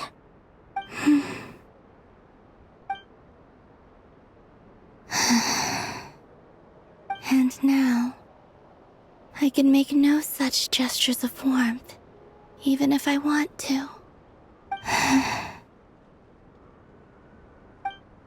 Still no name. That's a bit of a shame. But we did learn some interesting stories. That's gotta count for something. Barca said he was gonna set up a meeting with Arlecchino and Sandrone, right? Let's go back to Nasha Town and see how he's doing.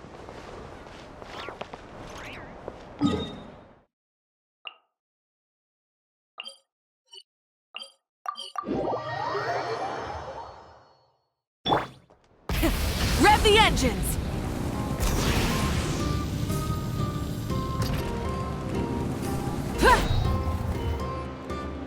Let's see. There's Barca. Oh, and it's Durin and Albedo too. Yeah, this is pretty much the same place we bumped into each other last time. I convinced them to stick around a little longer. We were all waiting on people, so I figured having a little company would help pass the time. Ah, so you've been waiting for us? Does this mean that you've already arranged things with the Fatui? Sure does. Now you're back, we can go meet up with them together. How'd your investigation of the Frost Moon Enclave go? Well, we didn't find out Columbina's true name. But apart from that, it went pretty well. Aha, just as well that I didn't tag along then. I'm sure our moon goddess wouldn't want every man and his dog knowing all about her private life. Still, desperate times, desperate measures, I guess. Someone had to do it. So, Varka was waiting on us, but what about you two? Are you waiting for Alice? Oh, no. We already met with her. We discussed that experiment I mentioned to you last time. Oh, and she also handed me this communication device. That's right. I understand she informed you about the relationship between the phantom phenomena and Tevat's borders, yes? She wants me to help her with some more experiments on that front. She said that she'll contact me through this device with more information. Ah, I see. Following instructions and making observations. Pretty common research method. Takes me right back to Albedo's lab. Wait, then who exactly are you meeting? Someone you know. Albedo's met him too. But I don't think Miss Lauma or the Grand Master have been introduced. Introductions are overrated, especially in cases like this. It's you! So, it's not like the academia has prohibitions against going abroad. Also, I applied for leave. I've been writing to Hat Guy since obtaining a human form. I've already brought him up to speed on everything that's been going on in Nodcry. Hat Guy? Turns out, I actually have heard that name before. Oh? Then why did you react the same way I did? I only knew the name, not the fella. But since we're all here, let's do some introductions for what it's worth. I'm Varka, Grand Master of the Knights of Favonius. Lauma, Moon Chanter of the Frost Moon Scions. And I'm a Driosh from the Vahumana Darshan of the Sumero Academia. Hat Guy. Good to see you again, Mr. Guy. I believe we last saw each other on the boat ride here.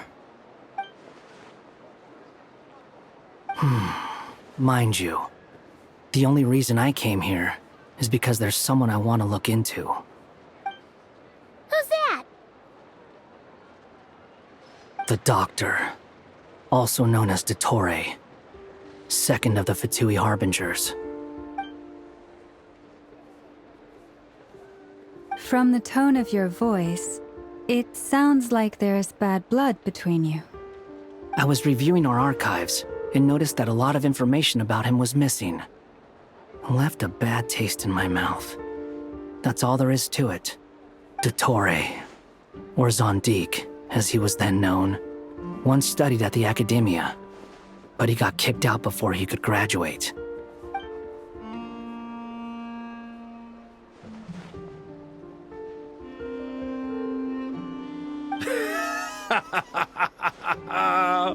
So the Harbinger's #2 man is a college dropout? How embarrassing for them. Last we heard, he was planning something.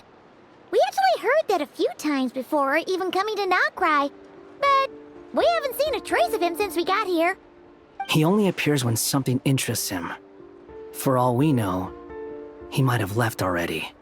But the fact he did something here at all is worth noting. It'll fill a couple extra lines in his file. Why does it sound less like a file you're writing and more like a criminal record? Anyway, we were just about to meet 2 of the other Harbingers. Want to come along? You might learn a thing or two about him there. Sure. Even though they're Harbingers, well, they're old acquaintances of ours, so, you know, when you talk to them, try to be... I got it. The Frost Moon Scions' relations with the Fatui remain tense. Forgive me if I do not attend. In that case, we'll continue assisting Miss Alice with her experiments. Good stuff. Everyone's having a fruitful time. All right, we better get going. I'll lead the way.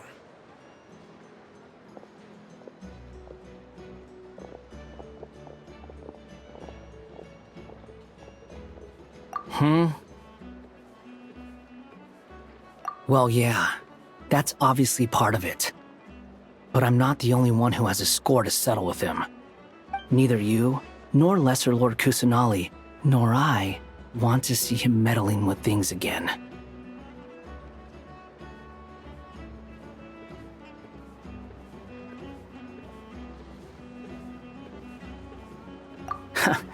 What's the hurry? Don't worry. Pigeons always know which way home is.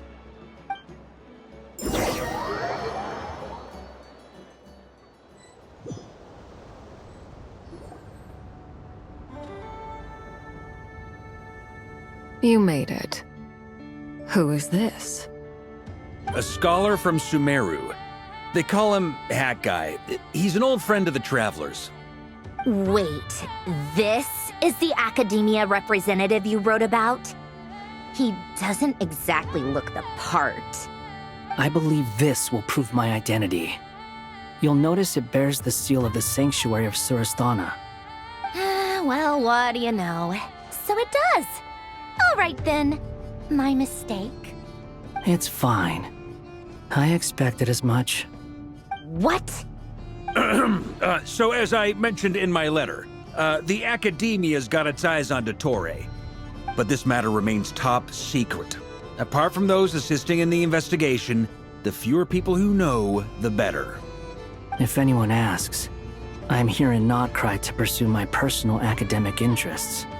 Gotta say, Varka, you did pretty well to keep all this under wraps for so long. Sounds like you got in touch with the academia about this way back. Haha, you flatter me.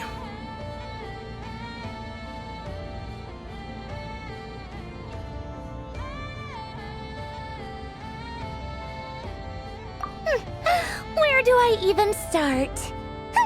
Remember that time we fought Rerir at Star Sand Shoal?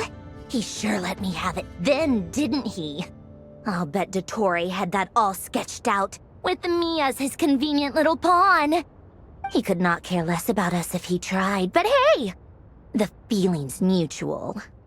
Does Dottore really strike you as the sort who values his relationships with his colleagues? Fair point. Definitely not. Which is why I always keep my guard up whenever he starts making suspicious moves. To that extent, our motivations align. On top of which, I consider you trustworthy people. Now, back on topic. In the wake of the Reikir of Solnari episode, Sandrone and I grew suspicious about Dottore's complete inaction during the entire affair. So we tried to find out what he'd been up to, but unfortunately to no avail. He never lets anyone in on his plans. The more he cares about something, the more secretive he gets. Indeed. Perhaps he believes that by keeping a low profile, he can avoid trouble. But that trick isn't going to work on his colleagues. Yeah, I mean, he's been researching the ancient moon's remnants. And he's been trying to get his paws on the moon marrows. Only an idiot would believe he doesn't have something more planned.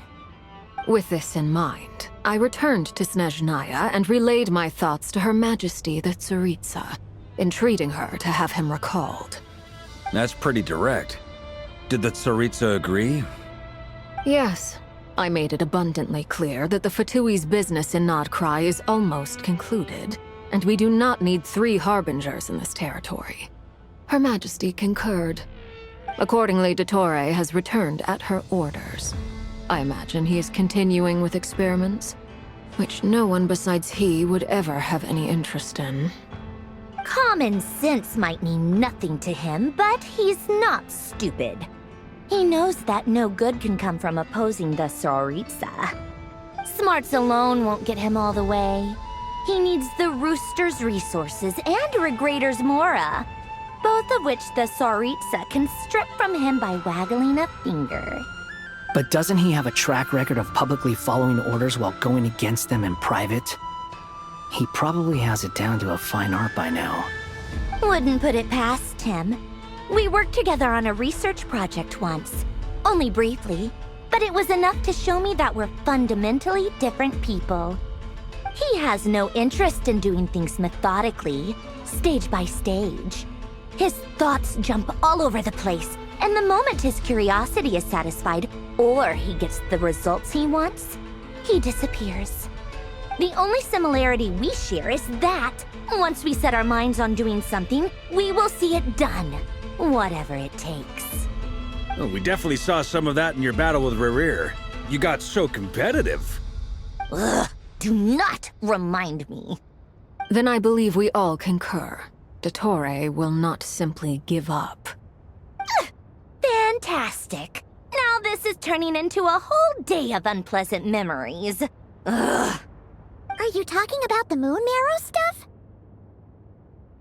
He also strikes me as the kind of person to disregard experimental regulations, ruin all the equipment, and go way over budget.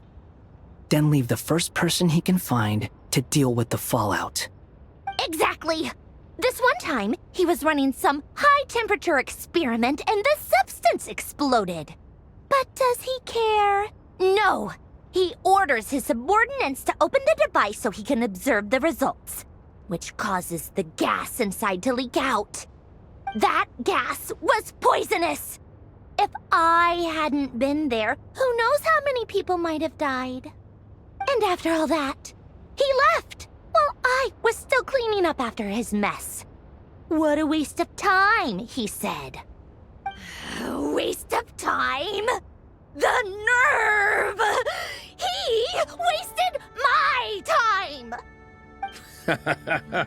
You've been bottling that up for a while, huh?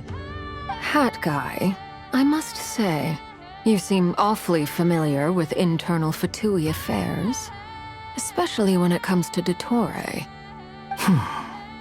Thank you, Lady Harbingers, for providing such valuable information. I have no other questions for now, so I'll be on my way. Wait, what? You're just gonna leave? You're welcome to join if you want. Ugh. Just when Paimon thought he'd finally mellowed out. He makes quite the impression. I'll say.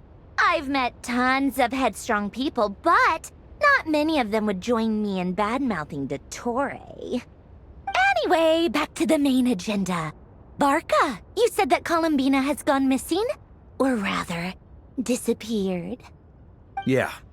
We're working on building a connection between her and this world. The simplest method is to find out her real name. I've actually asked her that question before, but she said she didn't know. Considering our relationship, I doubt she was lying to me.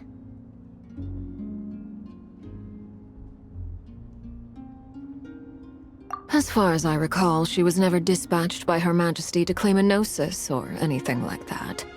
The Tsaritsa's plans had long contained a place specifically for her. I always thought that was weird. What could she do that the rest of us couldn't? Knowing what we do now, it's probably something related to Kavaki, right? More than likely.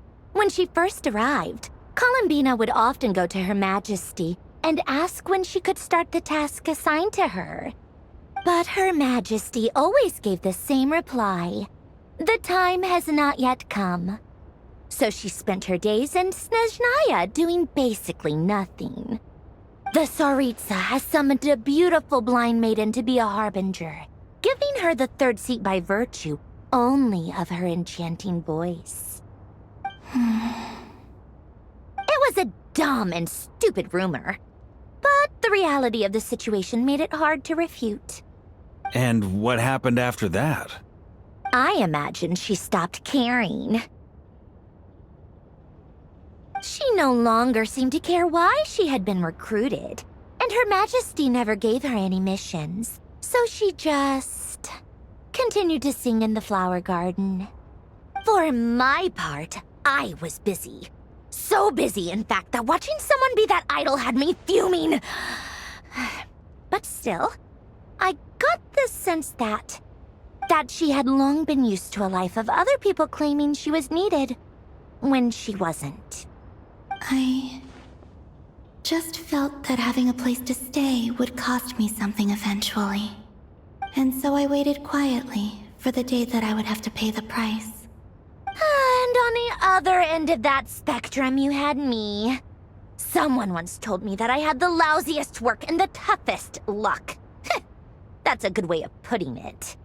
I forget who said it, but those words have always stuck with me.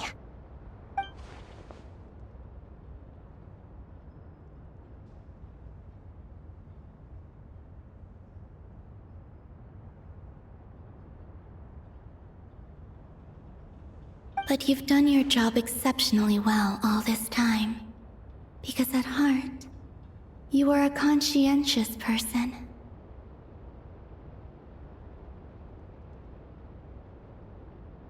What is it? Something come to mind?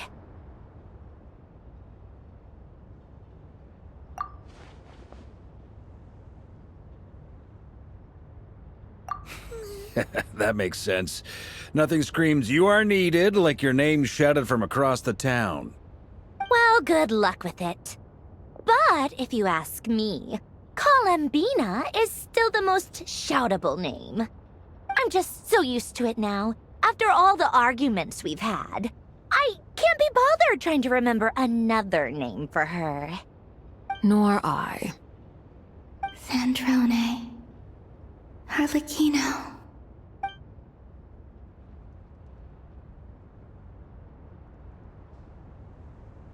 Huh! It's a Sealy! Does that mean Nicole has news for us? Ladies, I thank you for your hospitality. If the chance ever comes up, I definitely owe you both a drink sometime. I'm sure it will. You can make your own way out. Heck, you've been here enough times, you probably know your way around better than I do. Okay, time to do what adventurers do best. Follow that Sealy!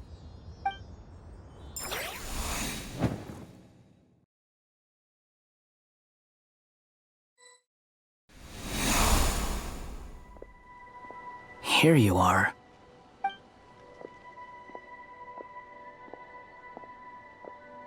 Oh, hat guy. How come you're back so soon? Did things go all right with the Fatui? Fine. Dottore's been summoned home by the Tsaritsa. Couldn't get much more than that. How about you? Any progress with the investigation? Unfortunately not. We've tried everything. Different phantoms, different locations, different points in history. But the results were the same each time. Abyssal monsters roaming the land. People crying out in despair, with no hope of being rescued. Every time I see it, I can't help but think, is this what it was like in Mondstadt when Dragonspine Durin attacked?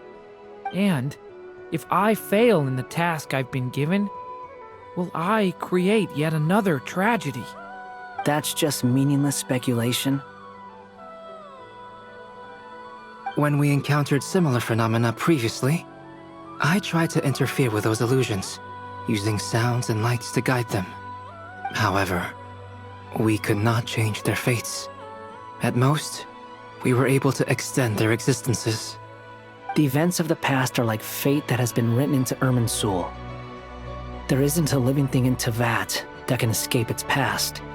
But Miss Alice instructed us to try to find ways to change the outcome that these phantoms face. It's an impossible task. Can't you just refuse? Since she asked us to do this, I feel like it can't truly be impossible. Or if it is, well, mages can make the impossible possible. I could not have been born as Durin otherwise. But you also said that your past 39 attempts were fruitless. That's true. But you're still going. Yes. After this many futile attempts, surely you realize that you're not doing this because you still believe what some mage told you. It's because you want her hypothesis to come true. It's something you wish for deep inside. So, think for yourself about what you want to do. As long as you don't believe it's futile, it isn't. Yeah. Previous experience indicates that we cannot touch the phantoms, which limits the effectiveness of our interventions. If we want to clear this hurdle, we need to break this rule somehow. Same thought here. Following the same rules means repeating the same failures. Reducing ourselves to mere playthings of fate. So you mean we need to figure out a way to make contact with them despite knowing that we can't? Yes, and I suspect that's something only you are capable of. Everything in Teyvat is logged in Irminsul, but the withering that once occurred in Sumeru was a sign that the Great World Tree was being corrupted. This corruption allowed things that should not have existed in Teyvat to appear. This is tantamount to rewriting reality to an extent. You're saying abyssal power might be able to affect those phantoms? No one's ever tried it before. If you're gonna try it, it'll take courage. And you have to be confident that you can control. Is anyone there? Has anyone seen my daughter? She's missing. I have to find her. I hear someone inside. Spargana? Are you in there?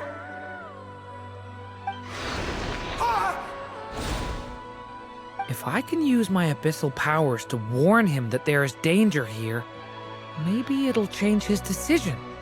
Maybe he'll stay away. Yes. The important thing is not the nature of the power, but rather how you use it. To intimidate and obstruct. Sounds about right for the Abyss. Well, let me try. I should be able to influence that thing. Have you seen a little girl? What? This isn't the time for that!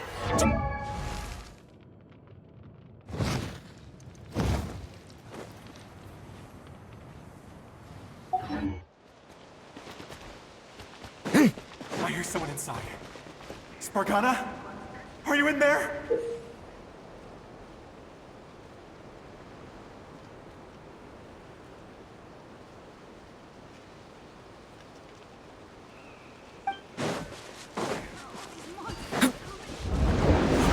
What is this? Looks dangerous. I should get out of here.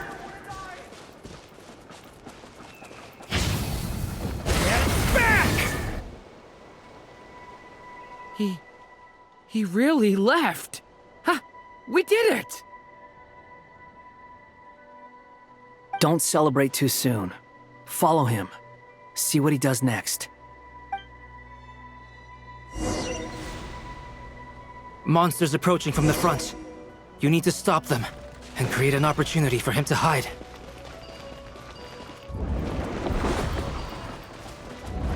No! There's monsters ahead!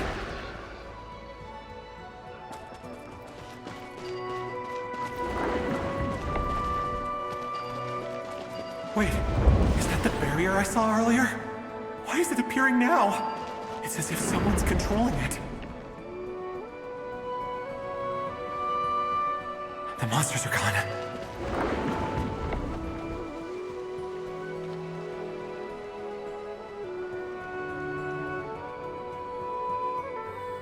The barrier's gone too.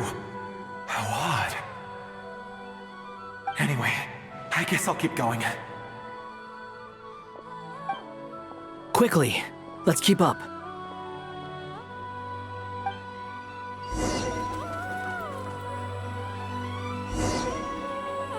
Wait, there was someone else here?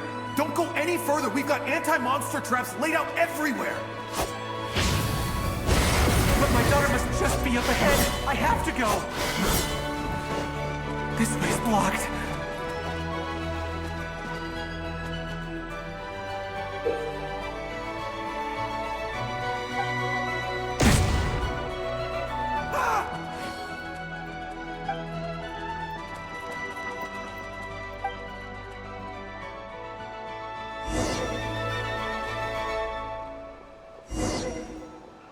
Wait, there was someone else here? Don't go any further. We've got anti-monster traps laid out everywhere. But my daughter must just be up ahead. I have to go. This way's blocked.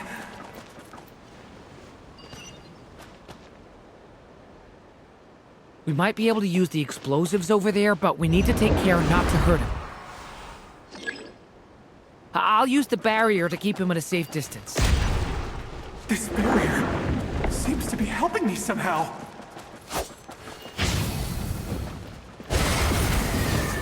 Hey, wake up! Oh, no good. Gotta keep moving ahead.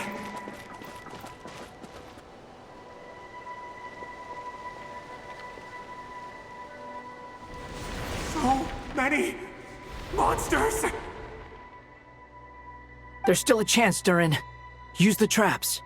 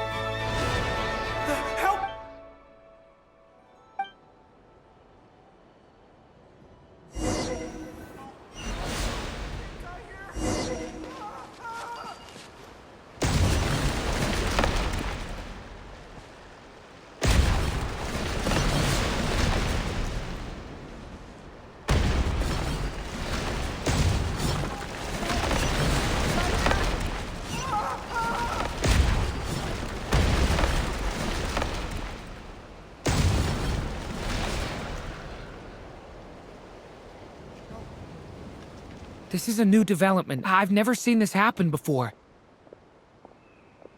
We might just be able to save this person.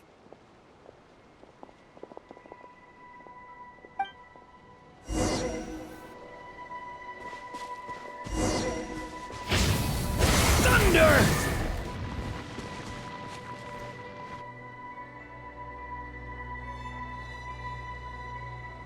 Hello there. Have you seen my daughter? Spargana's her name. She's carrying a large backpack. Get out while you still can, you fool. You won't find any survivors here. But I can't just leave her here. She must be so scared right now. Sorry. Wish I could help, but I haven't seen her. You'll just have to keep looking. Okay, thank you. If I do find her, I'll get her to shelter and come back for you. Don't bother. I've got nowhere left to go.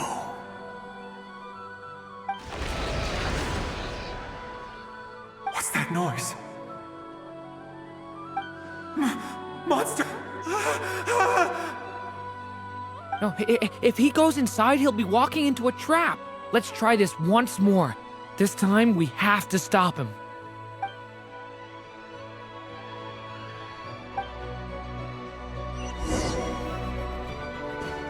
Hey! Why? How will I know where Spargana's gone like this? You know what? I'll trust this strange barrier. It's gotten me this far after all.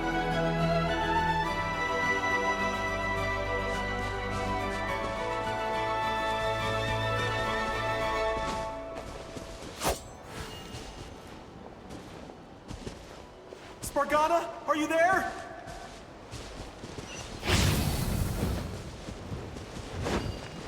What? What's this? Hey! Let us out!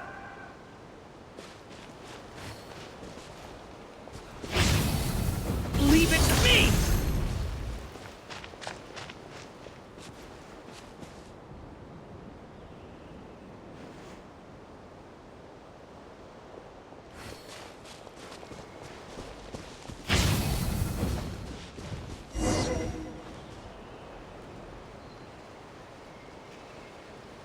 Huh? That looks like one of my daughter's books! Thank you. Thank you! Yes, it's one of hers for sure. That's her name on it right there. She left her backpack here.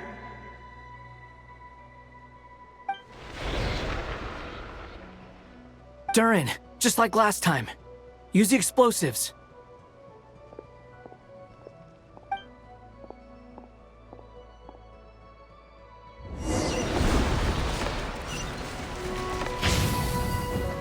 Leave it to me!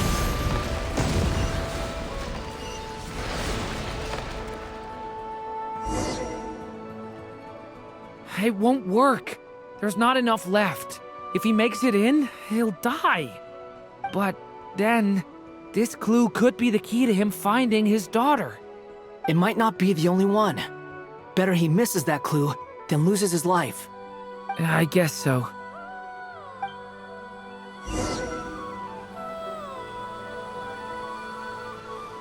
Stop him, Durin. We can't let him get any further in. That's my daughter's book! She's passed this way! Why? Why won't you let me go in? I've searched and searched and searched just for this! But how will I find her without any clues?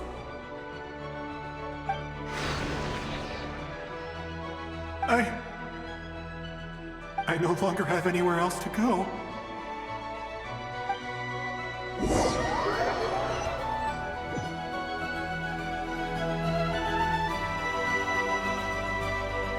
I'm sorry.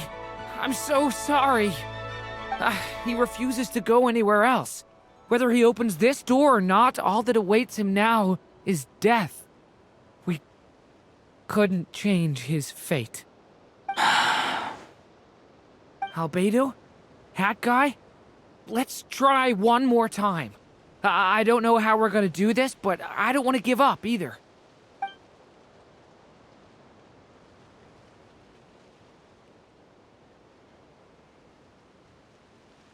Why am I here? What's going on? All these scenes running through my head. Where are they from? Huh? What's going on? His reactions have changed. How many times have I... What's happening to me? Huh? Wait. Who are you? You can see us now? I feel like I always could, but that I only just realized you were there. I'm sorry, I don't know how to describe what I'm feeling. But you were the ones guiding me using that marked barrier, right? I haven't done anything yet, but those monsters, those deaths, they feel like memories. Like things I really did experience. I won't find my daughter. In fact, I'll ultimately die trying to find her. Isn't that right? Well, no, it isn't. Yes, it is. Even so, we're trying to find a way out of this. You've not seen my daughter either, have you? It seems she really isn't here.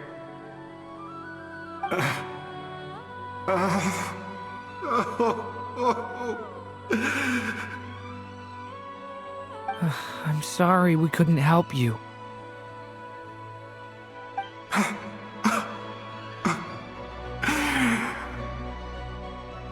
I'm just tired. Maybe this is destiny. Maybe it doesn't matter how hard I search. How long do I have left? Experience says 15 to 20 minutes. 15 to 20.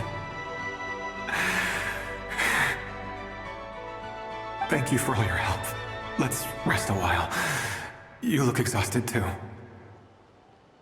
Now's not the time for you to start pitying us. It's not pity. I'm just realizing that I've only got 10 or so minutes left. You know?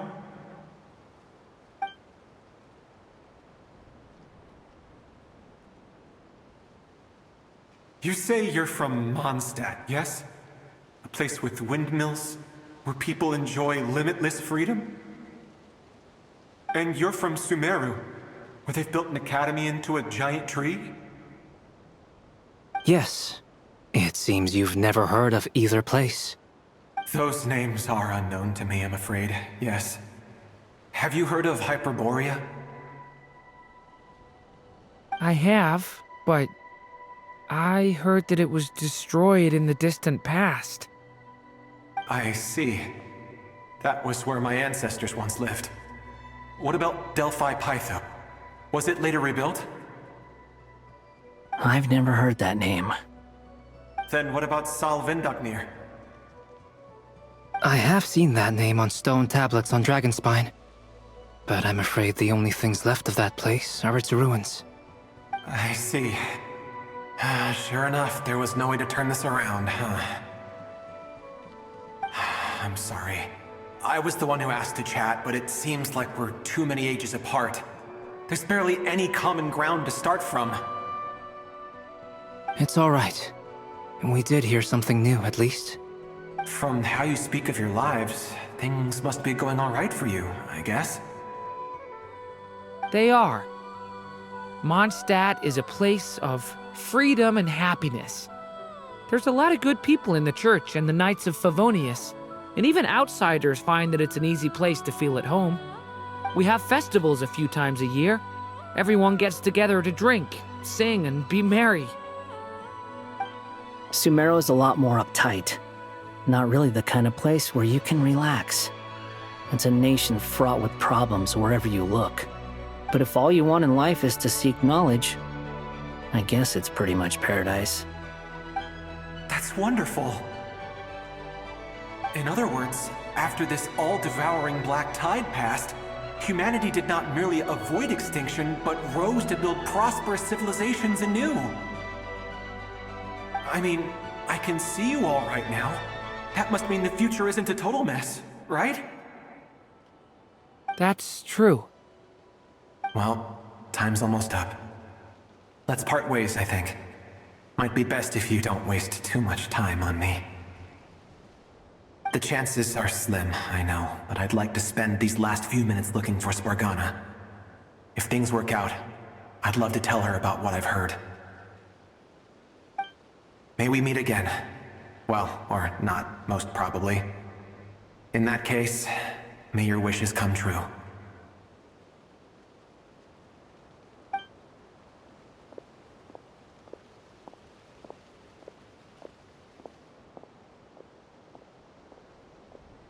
He's gone. In a few minutes, he will meet the end that was his to begin with. The ending of this tale did not change, but I believe that we've just made the most progress we have yet. May your wishes come true. If only it were so simple. Hat guy, could I ask you a question? You've never talked about your past. It seems complicated, and it weighs heavily on you, too. Would you be willing to tell me about it? I mean, sometimes it's better to get things out in the open. Take that guy we try to help, for instance.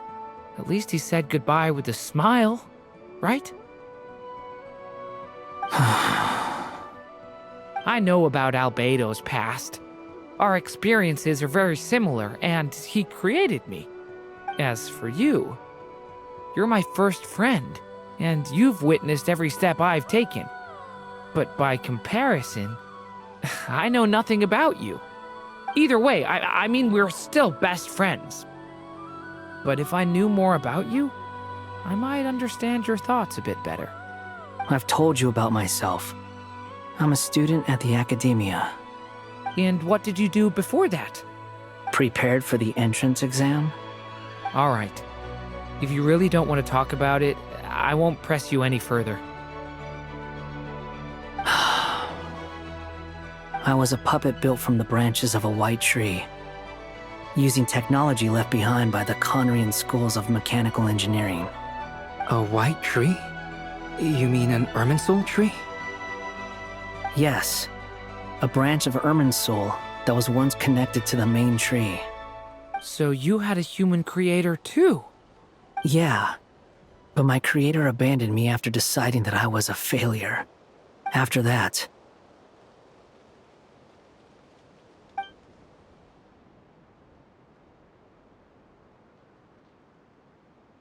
Durin, resisting the influence of the Abyss, suppressing the urge to destroy, trying to do the right thing. None of these things are easy, but no matter how hard they are, trying to rewrite past wrongs is far harder. You asked me if you would create a new tragedy if you failed. I told you there was no point speculating about that, but the real answer is, yes. You absolutely will. That guy. But at least you've got people here to help steer you away from the wrong path. So, just keep aiming towards the light. I will. I promise. All right, break time's over. Hello? Durin speaking. Hello, friends, it's me! What have you been up to, I'm detecting some unmistakable fluctuations here at the border. The amplitude isn't particularly high, but they're completely different signals from the ones before, and the scale is comparable to those I've detected previously. Alice, we were unable to save that person. However, he appears to have retained a portion of the memories gained through that cycle, and was able to hold a conversation with us. I see. Well, that is rather odd indeed. It definitely merits further attention. Could I trouble you to keep trying the same approach? I need to gather some more data. Counting on you. I should probably have Nicole come and check this out as well.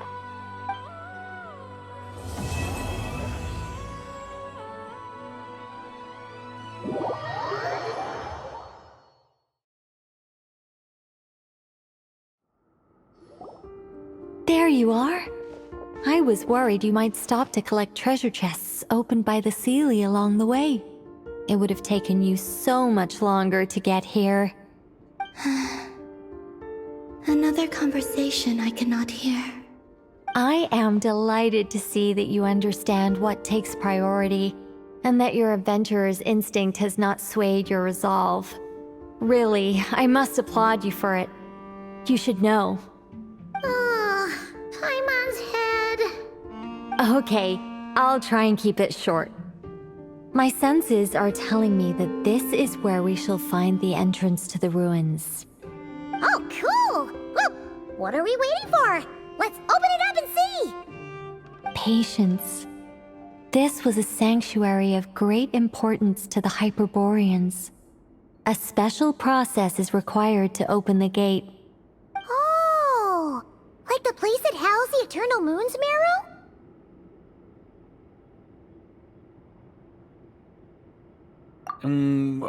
Okay, so what's the plan?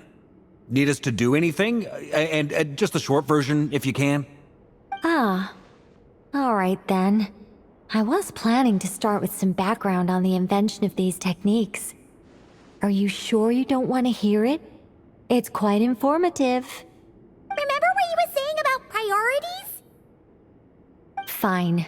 Simply put, we need 3 human representatives to successfully undergo a process of Kuvaki resonance.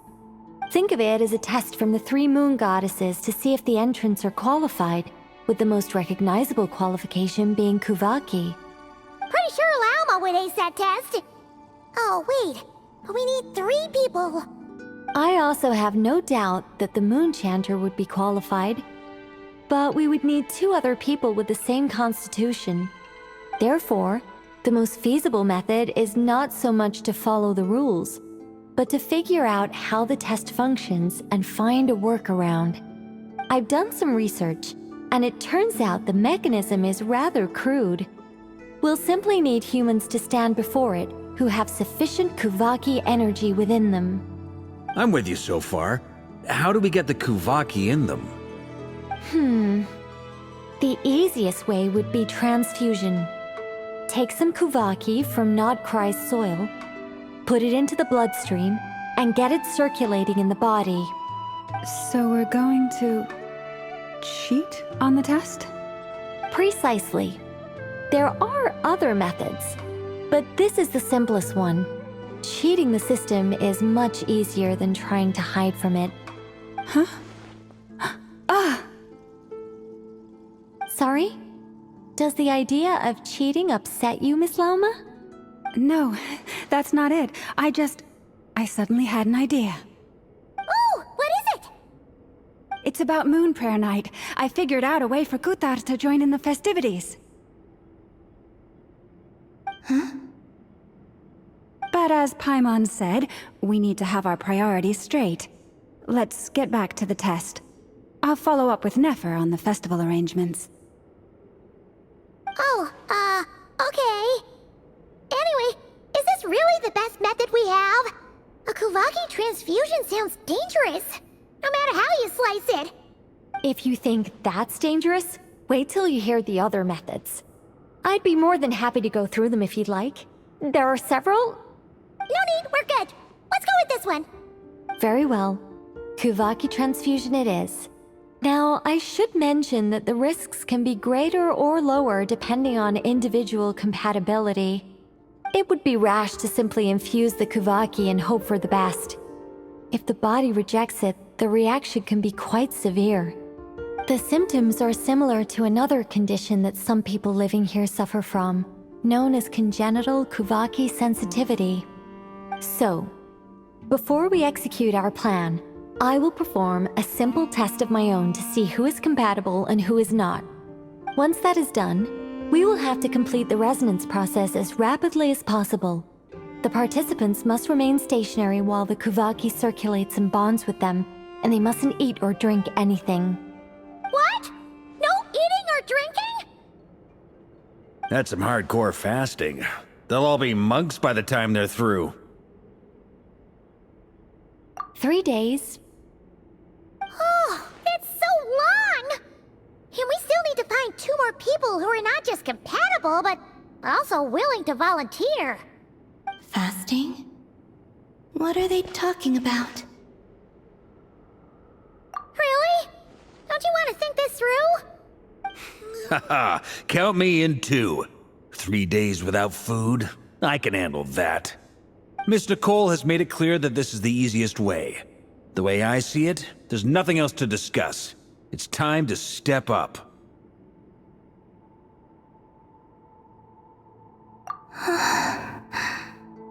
Yeah, you're right. In that case, Paimon volunteers to be Captain of Logistics. She'll keep the fires lit and grab some spare clothes to keep you comfortable. Then we'll start with you first, Traveler. Please step forward.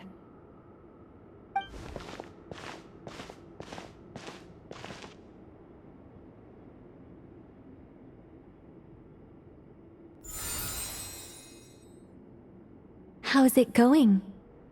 Do you feel anything? How about now?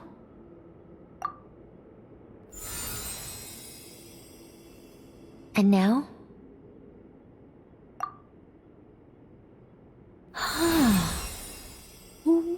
What about now? You guys, it's not a competition, you know. All right, I'm officially impressed.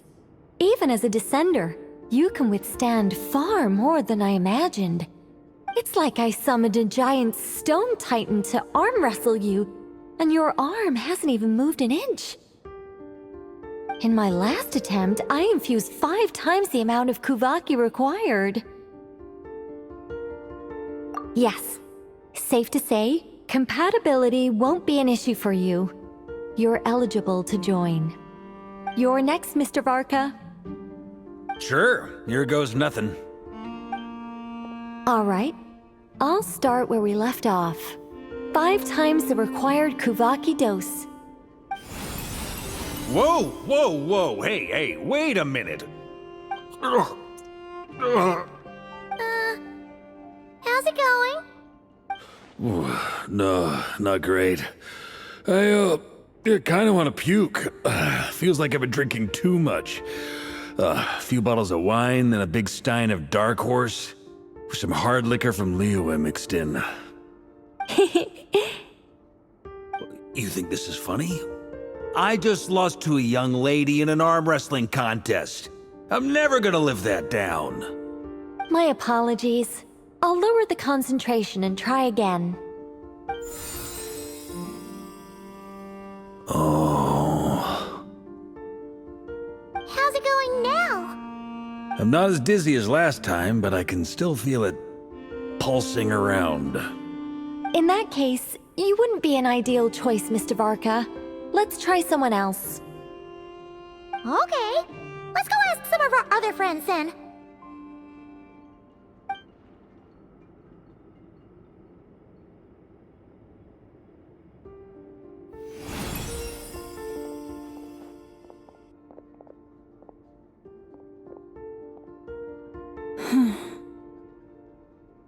No surprises here, Miss Moonchanter. You're perfectly compatible. You may join.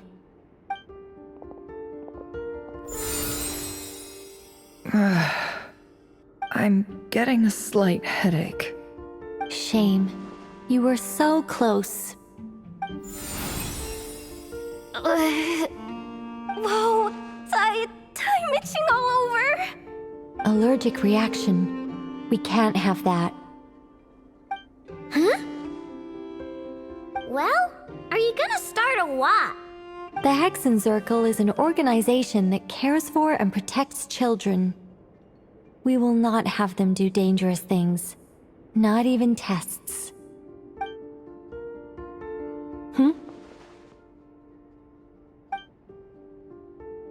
Is something the matter?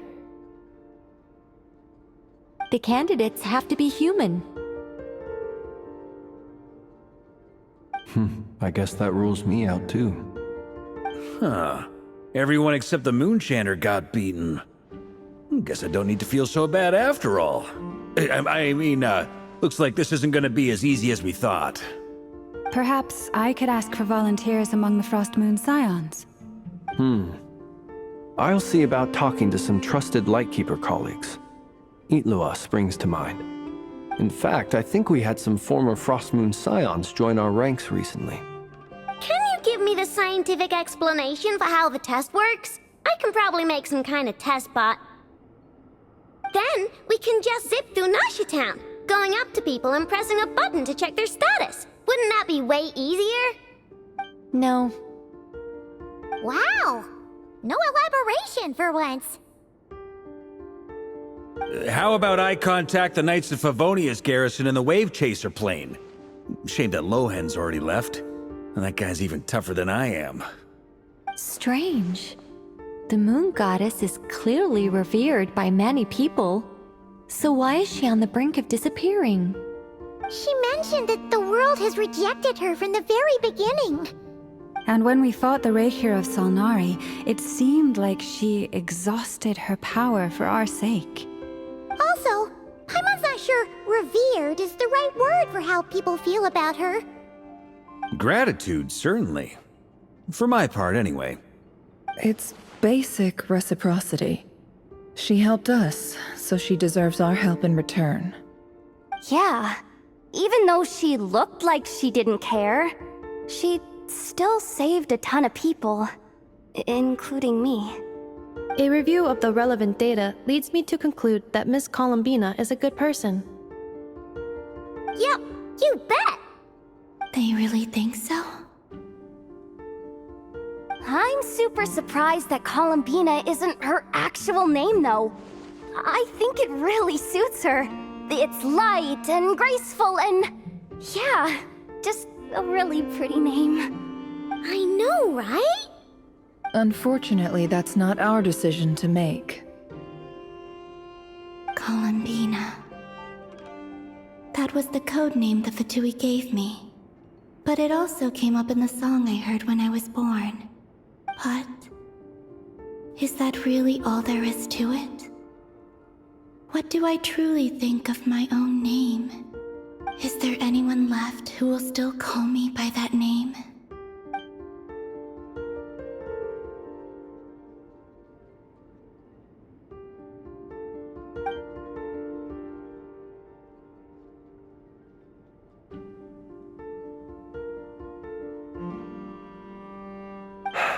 Moonprayer Night is getting closer by the day. We're running out of time. We need to look for other candidates. Then allow me to try. Huh? What are you doing here? You contacted your friends via the Adventurers Guild. Sandrone has been keeping an eye out for something like that, so she informed me. Since I have the ability to accommodate a moon marrow, I should prove to be a suitable candidate. Arlecchino. When can we begin? I see. We can begin right away. How was it? Did you feel any discomfort? Not at all. Then it seems we shan't need to look for additional candidates after all. Great! Cool. All right, like Paimon said, the rest of us can take turns making sure the three of them stay warm and comfy. Then, my job is to take care of the caretakers. I will ensure everyone receives food and accommodation. I'm ready as well.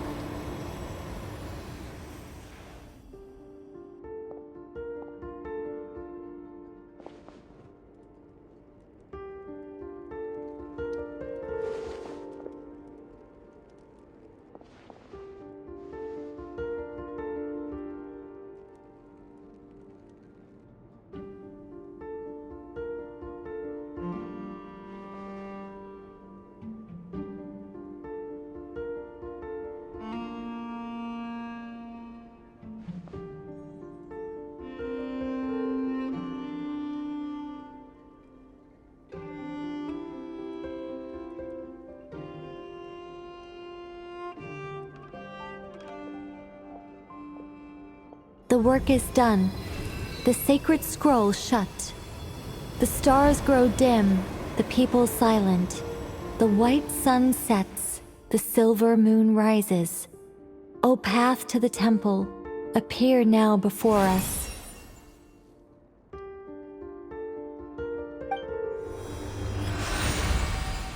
Wow!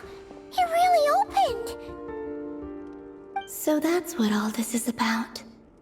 They've been trying to open this gate. Come, let us enter. It might be best to eat something first. Take care to chew properly and swallow slowly. It will give your body time to readjust to the digestion process. They will head in soon. They will need to enter this gate.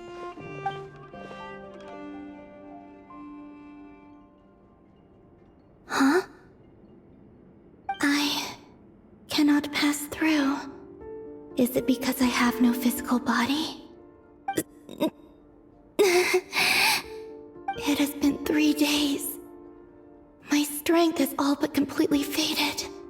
Can I really hold on until Moon Prayer Night?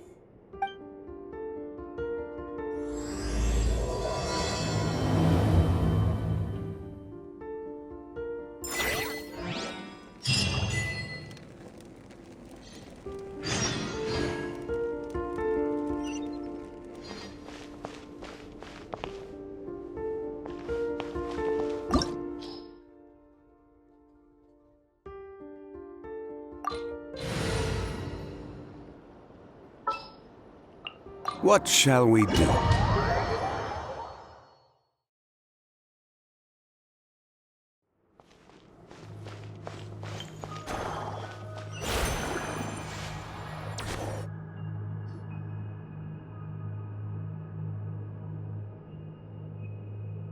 Are these people... Judging by their clothes, they appear to be phantom Hyperboreans from the distant past. That could mean they have some clues about the moon goddess's name, right?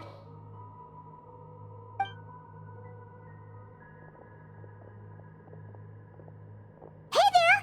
Could you tell us what the moon goddess's name is? Sorry. That's probably a weird question, huh?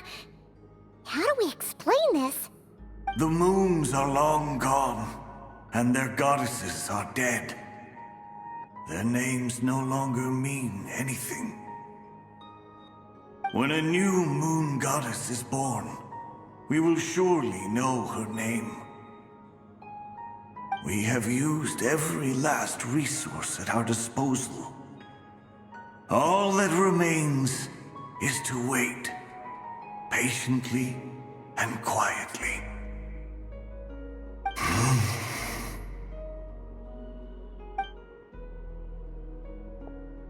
Were the people of the past all this devout? It looks like this phantom doesn't intend to converse with us any further. Surely the new moon goddess he speaks of must be Columbina. Alas, Kutar's birth came long after the age in which he lived.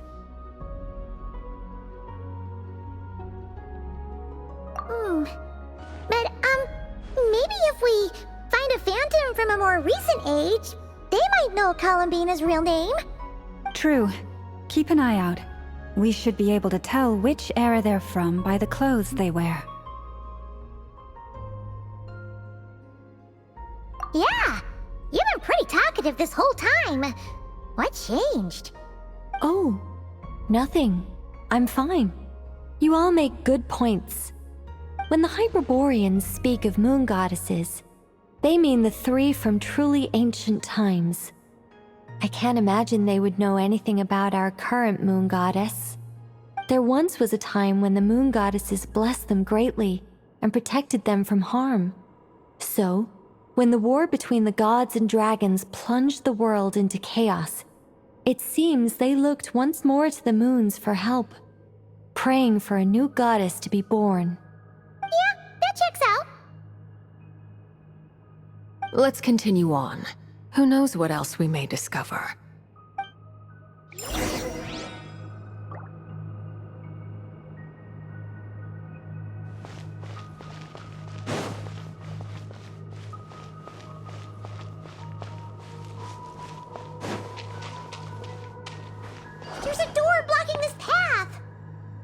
Not a problem. Try this. Whoa! How did that door suddenly collapse? This device was maintaining the door's integrity. Remove the core, and the device stops working. Is this our destination? Impressive. More precisely, this is a device that will help us reach our destination. Let's go. We still have a long distance to cover.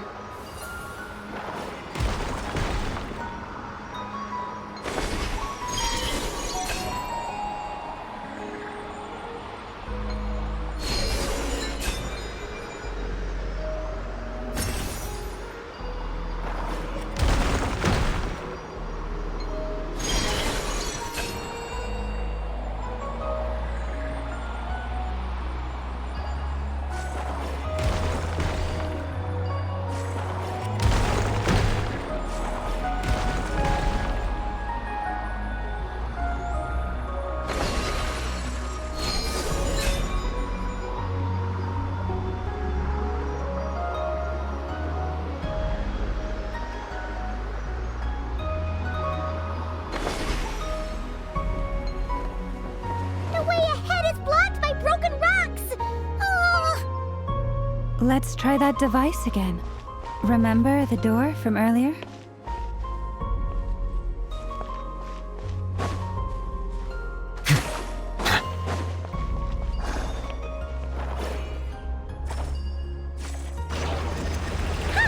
So it works in reverse, too! The humans we see are all phantoms, but the monsters are real. What a fascinating place. There'll be plenty of time to admire it later!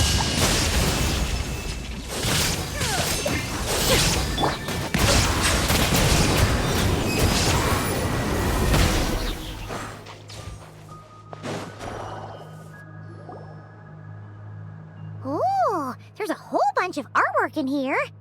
Seems pretty old. Nicole, this is probably your area of expertise. What do all these paintings mean? Let me see. To understand these murals requires some knowledge of the history surrounding the War of Funerary Flame. I shared a little of this with Lauma before. Yes, I think I follow. The dispute between the Moon Sisters, the transformation by Nibelung.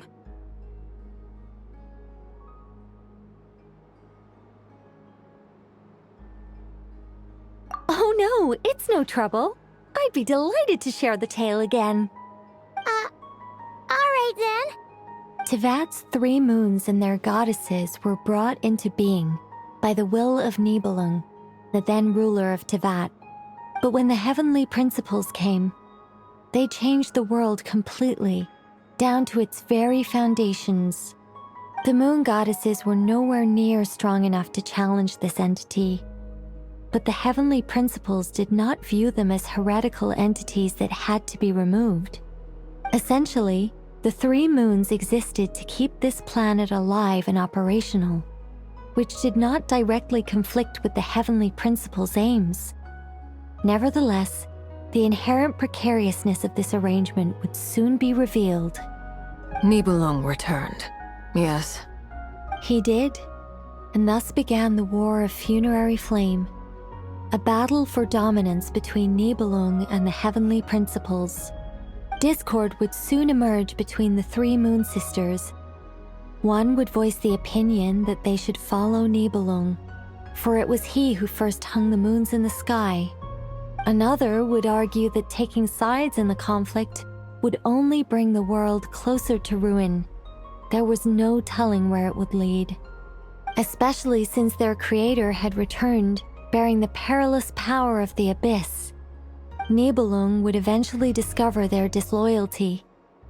He had all 3 imprisoned before transforming the moons into weapons with which to fight against the heavenly principles. What? Weapons? Yes. The very moons that had once defended the planet became instruments of death and destruction, striking terror into the hearts of all living things. And although the heavenly principles and the three moon sisters had once been at peace, it now seemed that the moons posed an unacceptable threat to Teyvat. It is possible that the heavenly principles did not know of the goddess's imprisonment. If so, the weaponization of the moons would surely have been viewed as an intentional breach of the peace agreement. Regardless of who knew what, when, the heavenly principles shattered two moons and flung the other beyond the skies.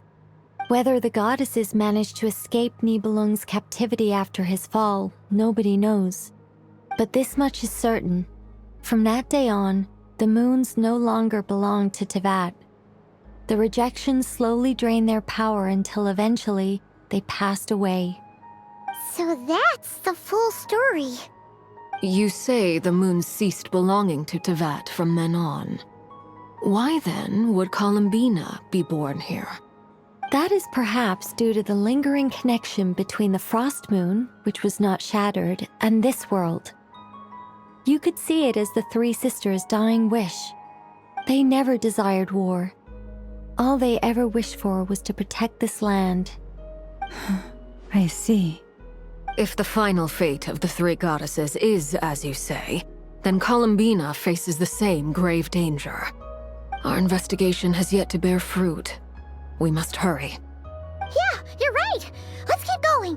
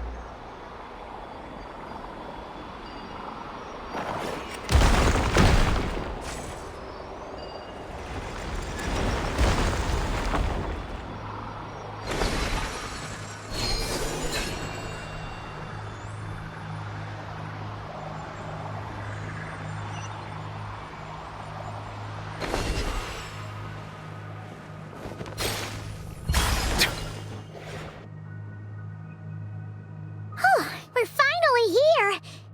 Guessing we'll need to activate this thing? Indeed. I was a little worried about that at first, but as we got closer, I sensed that the Kuvaki within it flows unimpeded. It should be functioning normally. The only issue is how to activate it. It's looking a little worse for wear. What about the cores from some of the other devices we've seen? Can we repair it using those? In all likelihood, yes. I imagine that would have been the Hyperborean's backup plan. Let's look for some cores.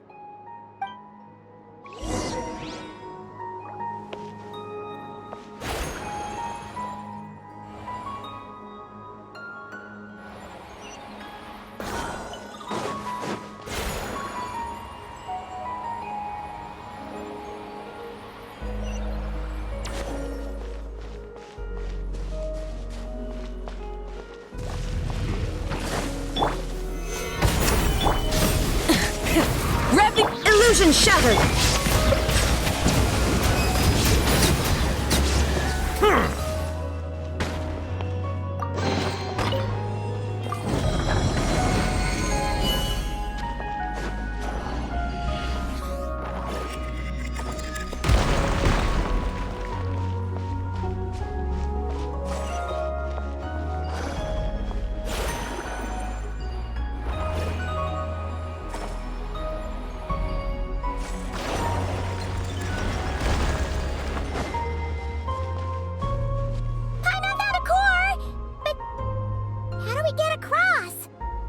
Walk up, then jump down.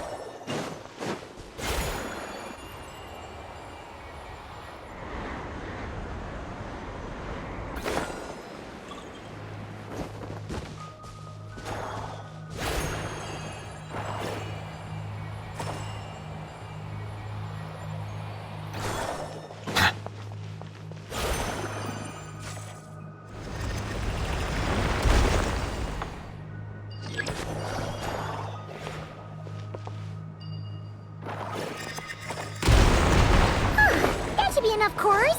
Let's head back.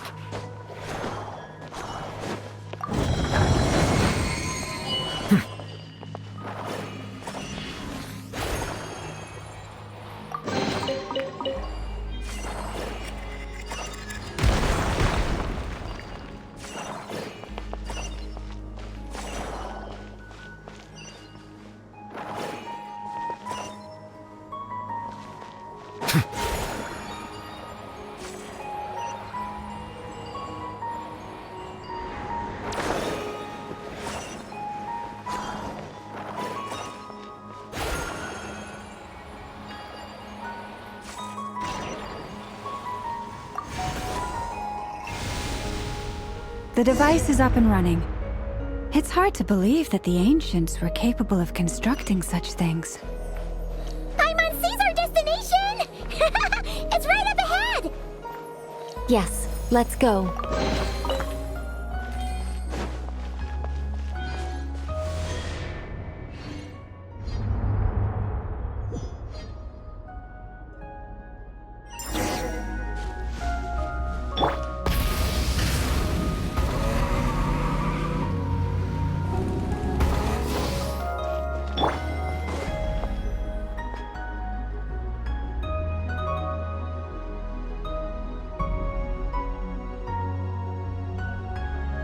This is where the people of Hyperborea communicated with the moons.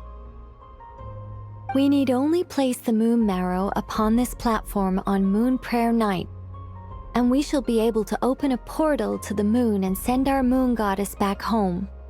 The assumption being, of course, that we can find her first.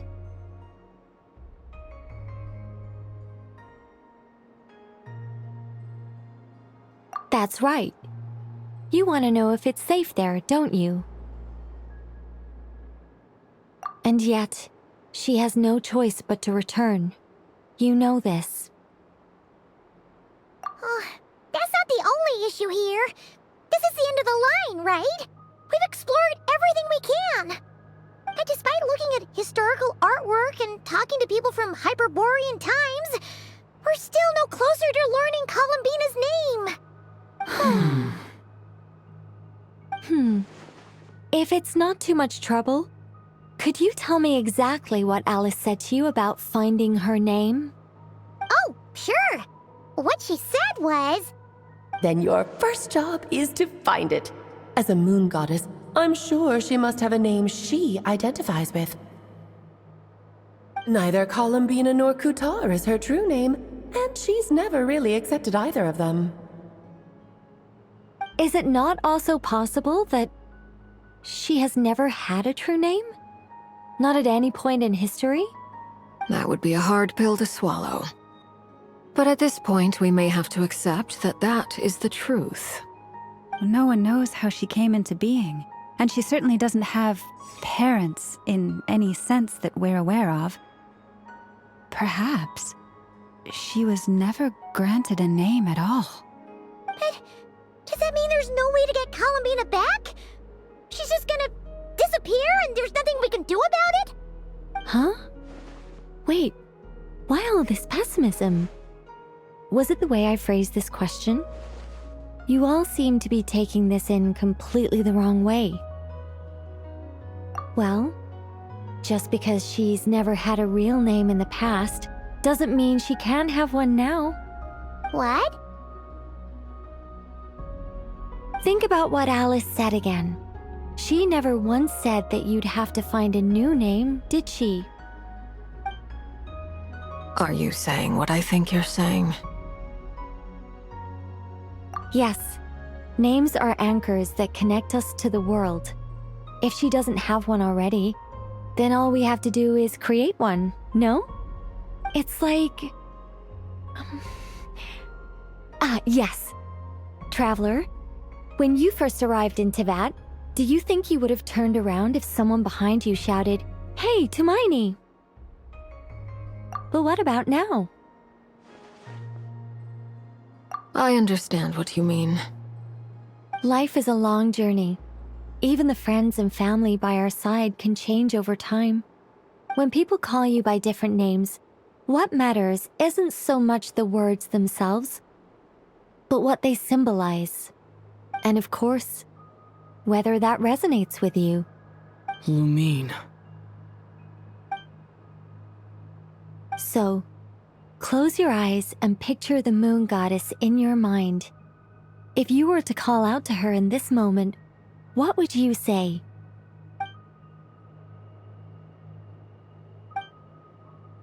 Columbina. Columbina. Paimon would call her Columbina too. Well, she has long forsaken everything that Kuthar represents. I think from now on I should call her Columbina too. Well, it sounds to me like you found your answer. Are you sure? Is it really that simple? We haven't found her this whole time, and not for lack of trying. For a journey like this, the process is every bit as important as the outcome. Had you not searched far and wide, rejecting every other answer you were offered? How could you have come to an answer you felt was finally correct? Oh, it all makes sense now. This has Alice's fingerprints all over it. Are you suggesting that Mage knew from the start that Columbina never had a real name to begin with? I can't say for sure. But I can definitely imagine her chuckling in satisfaction somewhere right now, saying, "Ah, what fun." Llama! Your antlers! You should hurry. The festive moon has begun to rise. Do not worry, for when you called the name Columbina just now, I could sense that the power within was enough to summon back the moon goddess. The power within what? The name? Yes. So, the thing is... What's wrong now? This is so annoying. I really want to explain how that whole thing works. Starting from the founding principles of Teyvat and... Oh, I could talk about this for hours. But... Deep breaths, Nicole. Deep breaths. You're an angel. A sober, sensible, solemn angel who has her priorities straight. Okay then. Sorry for asking. Clearly a bad call on Paimon's part. Anyway, you all need to hurry. Last thing, remember how it felt when you called out that name. Then it is agreed. By the name Columbina, we shall find her. Then we'll throw her the best Moon Prayer Night party ever! And at last, we will send her home.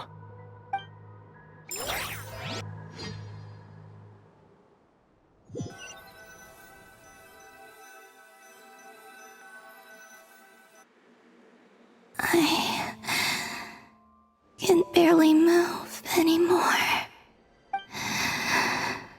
My consciousness is fading away. Have they come back out? I'd love to see them one more time.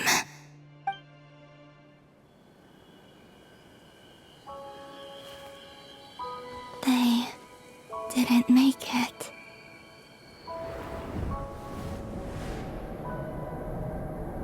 Could you tell me your name? My name is... Columbina!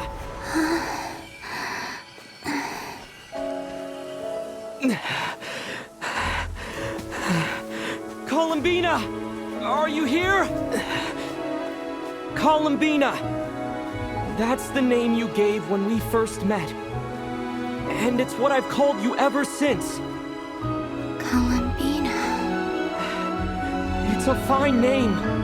I have many fond memories of Columbina, and so do all of your friends.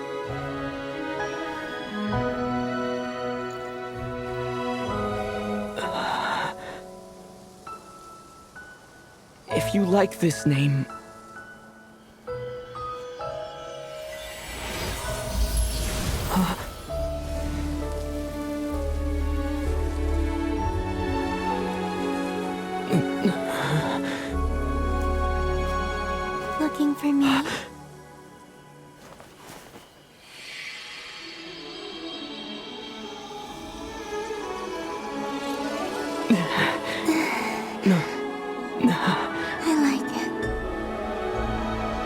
can carry on using it.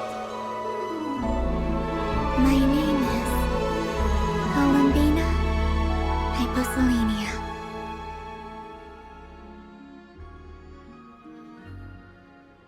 Columbina Hyposelenia. That's a wonderful name. I never thought that Columbina would become my real name. But after I met you and my other friends, the things that this name stood for slowly began to change. It went from being a Fatui code name to something my friends call me.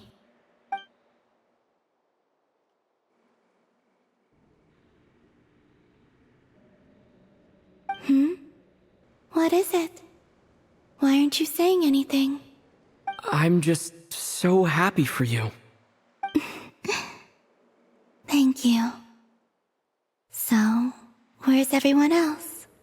We can go and meet them very soon. Everyone went to different places to try calling your name. Great.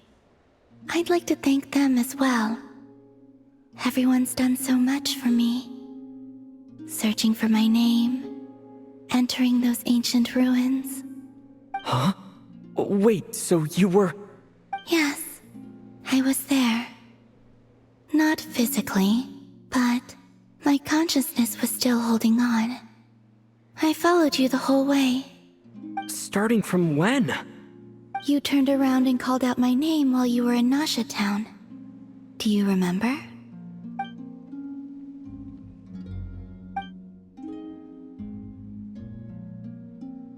Let's go. We don't want to keep them waiting. Sure. In that case, come with me. But... Before that, could you call my name one more time? Sure. Come with me, Columbina Hyposelenia.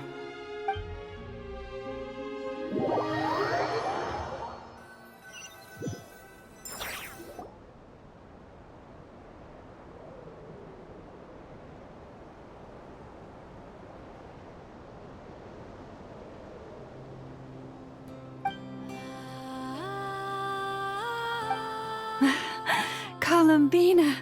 Oh, this truly is wonderful. Llama, I can't breathe. Ha ha! Just in time for Moon Prayer Night. It's good to have you back, Miss Columbina. Yeah, we were worried sick. Thank you, my friends. With your help, I now have a name that belongs to me. Columbina Hyposelenia. Where's the second half from? You added it yourself? That's right. It means... Born beneath the moon. Yes. And by extension, it can also mean born beneath this world. A fine name. Now, as much as it pains me to interrupt this beautiful reunion, I feel obliged to remind you that the Moon Prayer Night celebrations in Nasha Town have already begun. Don't you want to enjoy the festivities? There's so much to see and do. And some of the ambient lighting and entertainments were sponsored by the kind souls in the Hexen Circle. Nicole? Why have you turned into Dodoko? So you're Miss Nicole. Thank you for helping us, and for helping me find my name. It's nice to finally hear your voice. You're quite welcome. Guiding lost people to hidden treasure is what we Seelie do. And if you ask me, spiritual treasures are far more precious than material ones. Chests are all well and good, but this was what it's all about. Ah, so satisfying. Anyway, I had to go help Alice. It seems like she ran into some trouble. That's why I couldn't be here in person. But don't worry, we're with you in spirit. We'll be celebrating right along with you. Keep an eye out for the Hexen Circle's festive stalls in Nasha Town. I think you'll like what we came up with. Alice said she even managed to rope B in this time. The Frost Moon Scions have also prepared various attractions. I believe Aino and Effa and their crew are setting things up as we speak. On that note, Nefer, About that request I made. It's all in hand. Yehoda is on site to ensure that everything goes off without a hitch. Wonderful. In that case, Traveler? Huh? Come on, Columbina. It's time to celebrate the best moon prayer night ever.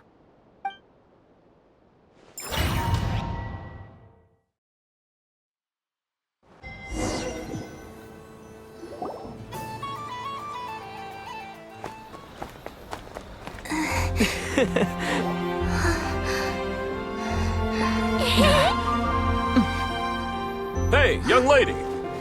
Would you like some moon prayer night candy? Happy moon prayer night. Oh, yeah. I almost forgot to say. Welcome home, moon goddess.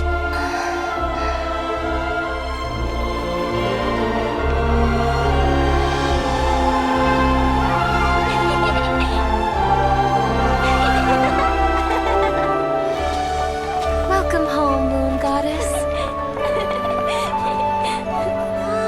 Welcome home, moon goddess.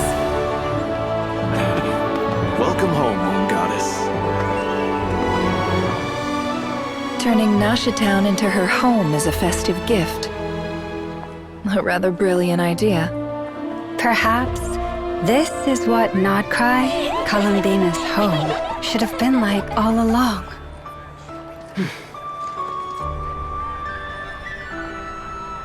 Thank you for the gift. I like it a lot.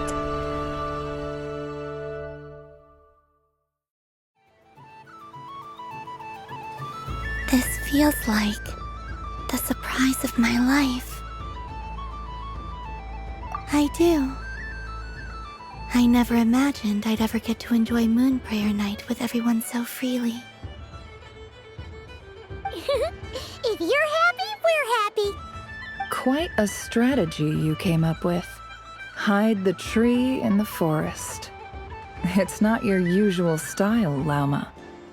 Is there something about Moon Prayer Night that enhances what's in your head as well as the antlers on top? Apparently so. It even inspired a perennial penny pincher to use their resources for a greater cause. It truly is a magical festival.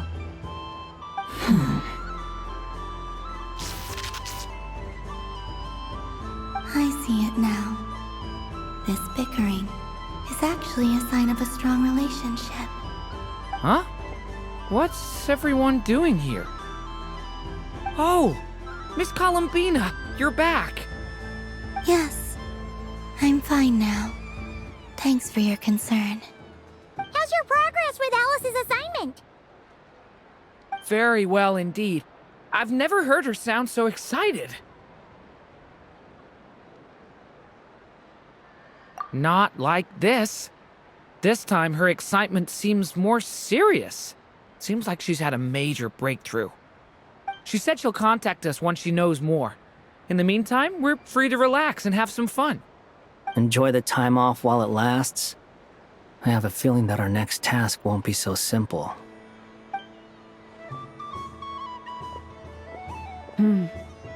I should go. I still have a few things to attend to at the Frost Moon Scion stall.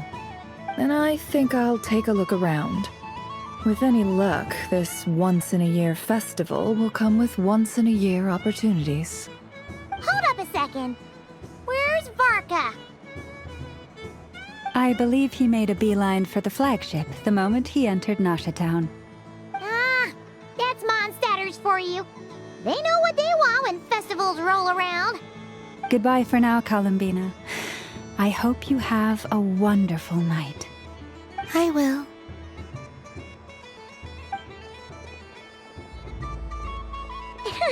Well, in that case, don't just stand there. Get out there and have some fun. You'll definitely get a warm welcome at every stall. Oh, also, take this map with you. It's a guide to the festival.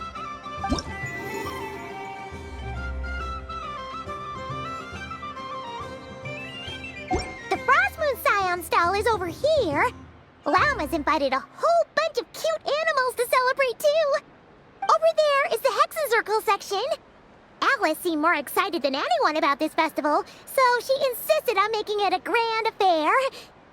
Oh, and then there's the Noshitown local specialties, including...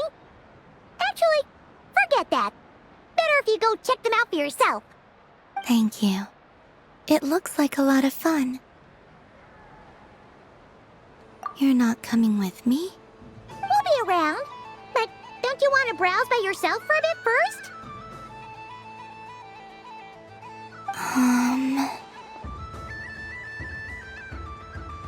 Yep. If you find something you like and want to try it out together, just give us a shout. We'll be right with you. Otherwise, just relax and enjoy yourself. There's so much on offer, so try to experience as much as you can.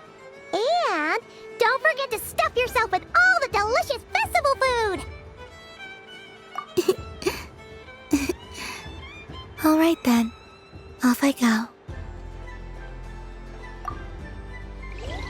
Where should I go first?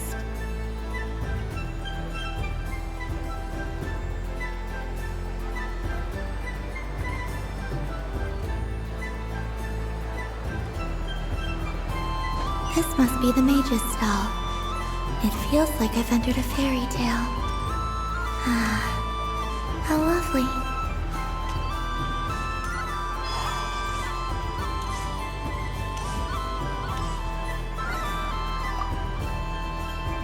A soft and furry creature that bounces and jumps.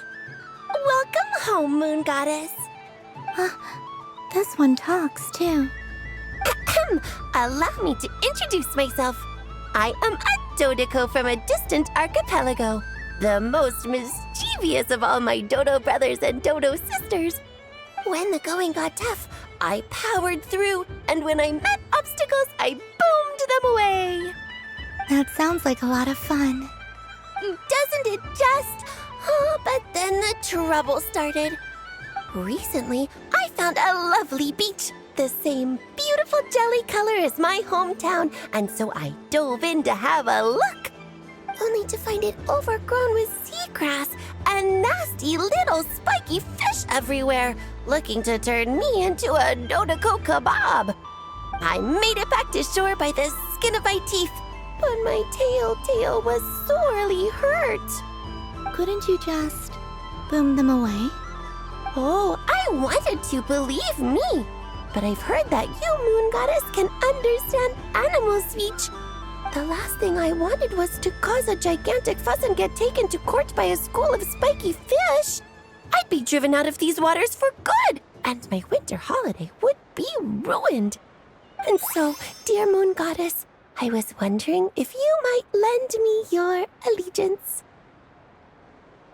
Are you roping me into a crime?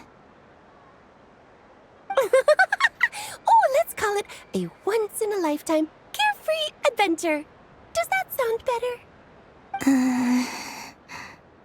All the festival goers tonight are dressed up as the Moon Goddess, but there's nothing to say that the Moon Goddess can't disguise herself as a Dodoko, is there? Besides, this is your home. You should be free to be whoever you wish. I'm afraid I'm not well acquainted with Dodokos, Madam Mage. Oh, that's quite all right. We Dodokos are innocent, happy creatures with a free-spirited nature. Many, like myself, are mischievous troublemakers. Others are lazy souls who like nothing better than to lie down on a nice rock and take a nap. In our eyes, every creature who yearns for happiness and freedom is a Dodoko. But perhaps in yours, we Dodoko are a fluffier and more mischievous breed of Kuhenki. Yes, that is a much easier image to follow. Oh, wonderful! Then let's play! Grab onto my tail and follow me into the sea! Time to settle some scores with the bad guys!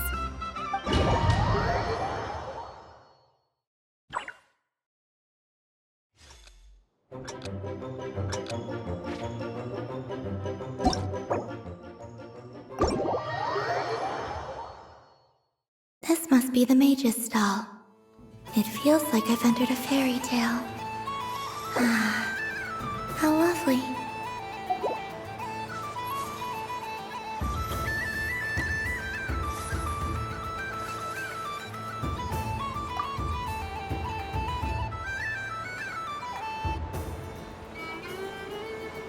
I wouldn't say it's unfair, exactly.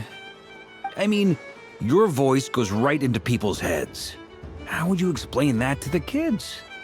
You can't just explain it away as magic.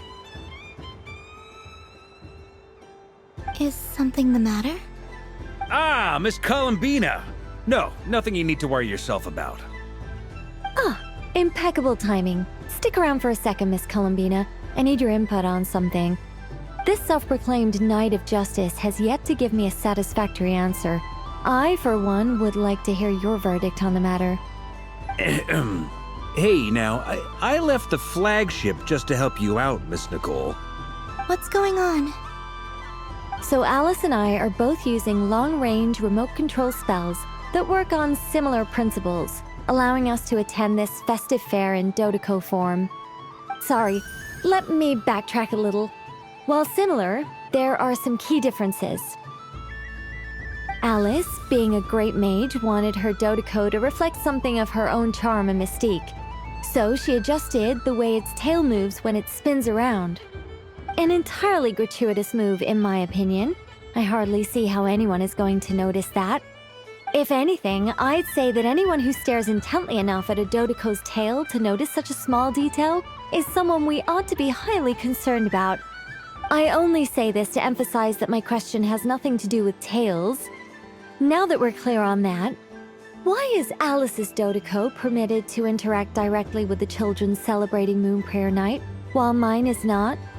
Your voice speaks directly into people's minds. See? Exactly what I said.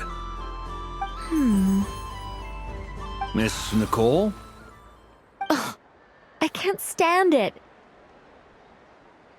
I know that probably makes me sound like a whiny child acting out in front of their parents.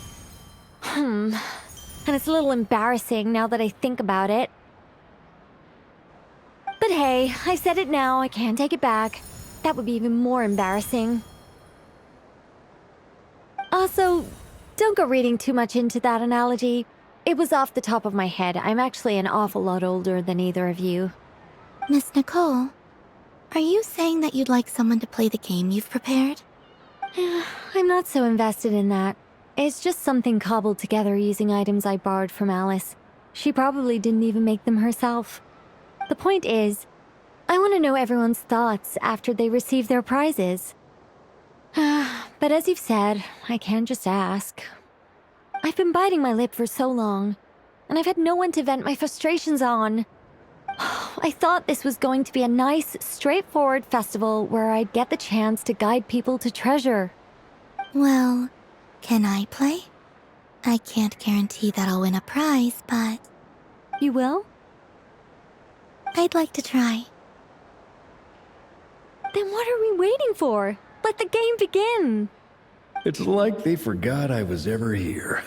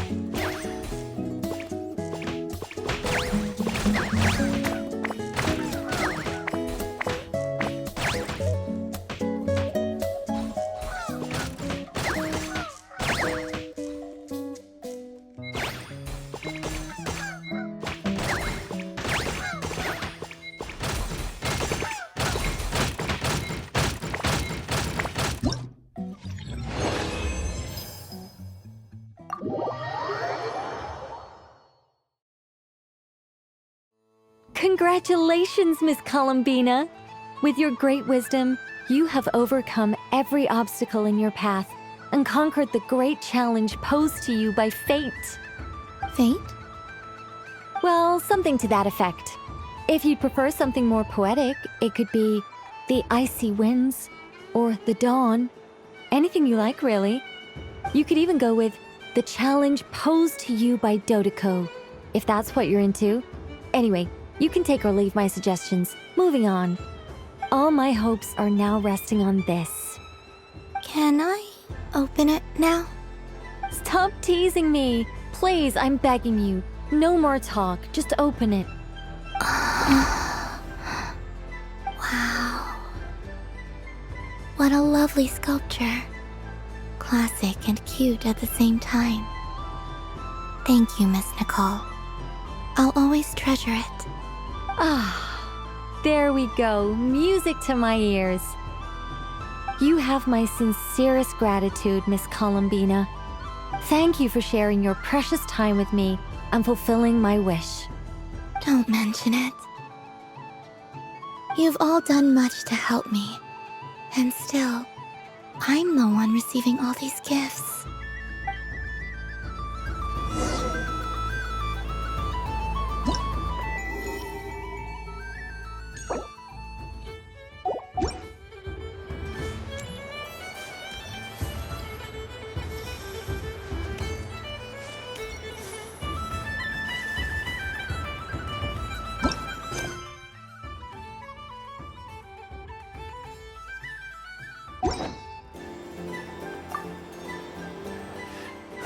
It'd be rude to just leave without saying anything.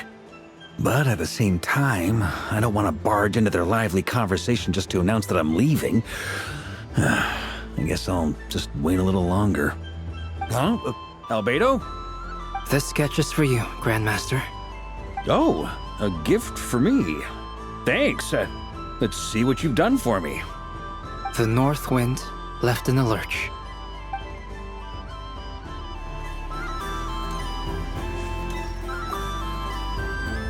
A soft and furry creature that bounces. Welcome home, Moon God. Allow me to introduce myself. I am when the going. That sounds like. Doesn't it just? Oh, but then the trouble. Recent, only to find it overgrown with seagrass, and I made it. Couldn't you just? Oh, I'm the last thing. And so, dear Moon Goddess, I was wondering if you might lend me your. Are you roping me? All the beside. I'm afraid. Oh, that's quite all right. We do many in our eye, but perhaps. Yes. Oh, what?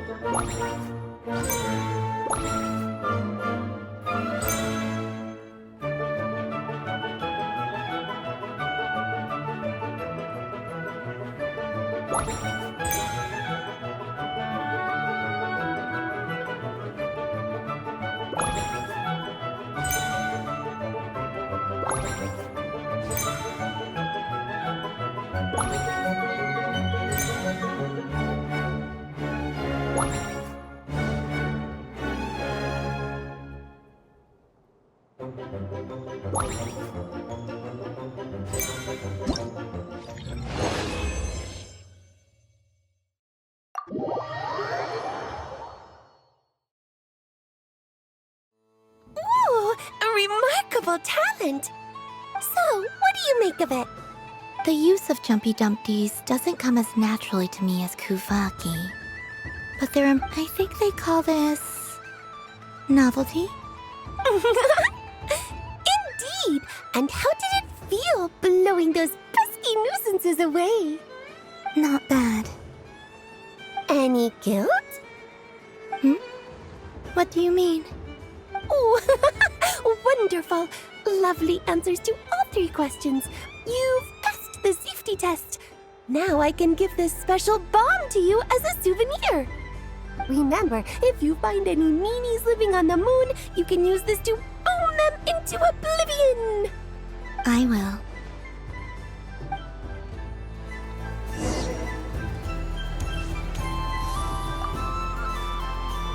Welcome home, Moon Goddess. Oh, you're the genuine article. Alice was right. This Moon Prayer Night was worth watching after all. Another one that talks. Greetings. Pleased to make your acquaintance.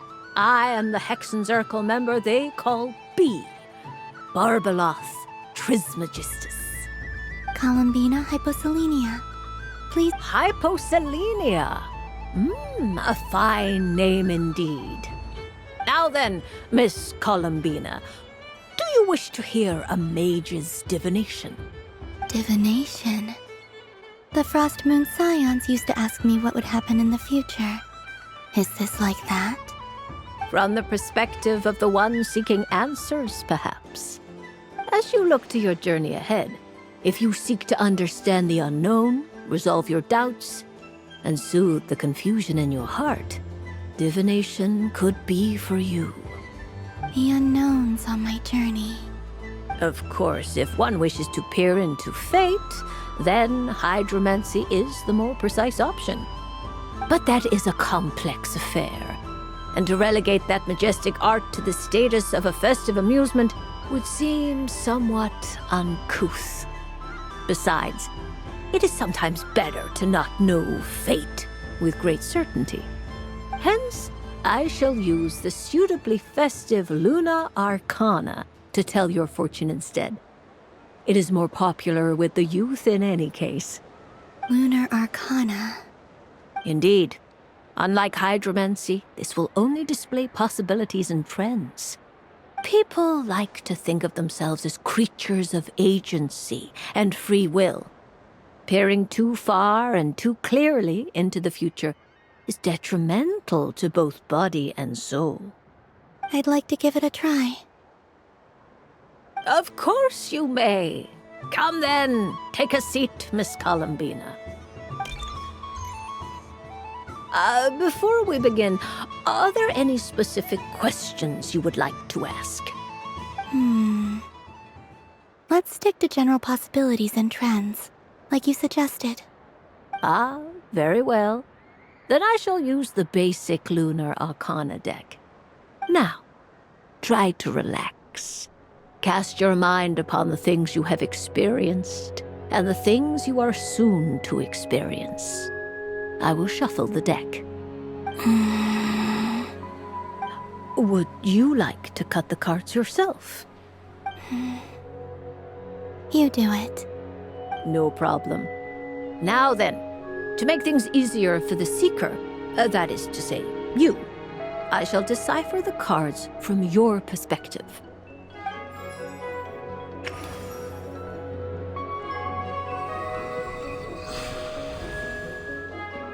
Please, draw the first Lunar Arcana. This represents destiny and is the foundation for the divination as a whole. Now, draw your second card. This will stand for the past, the sum of all your experiences that have come before. And now the third Arcana. This is the present, your interpretation of the current moment. Finally, the last card. This shall speak of the future, which...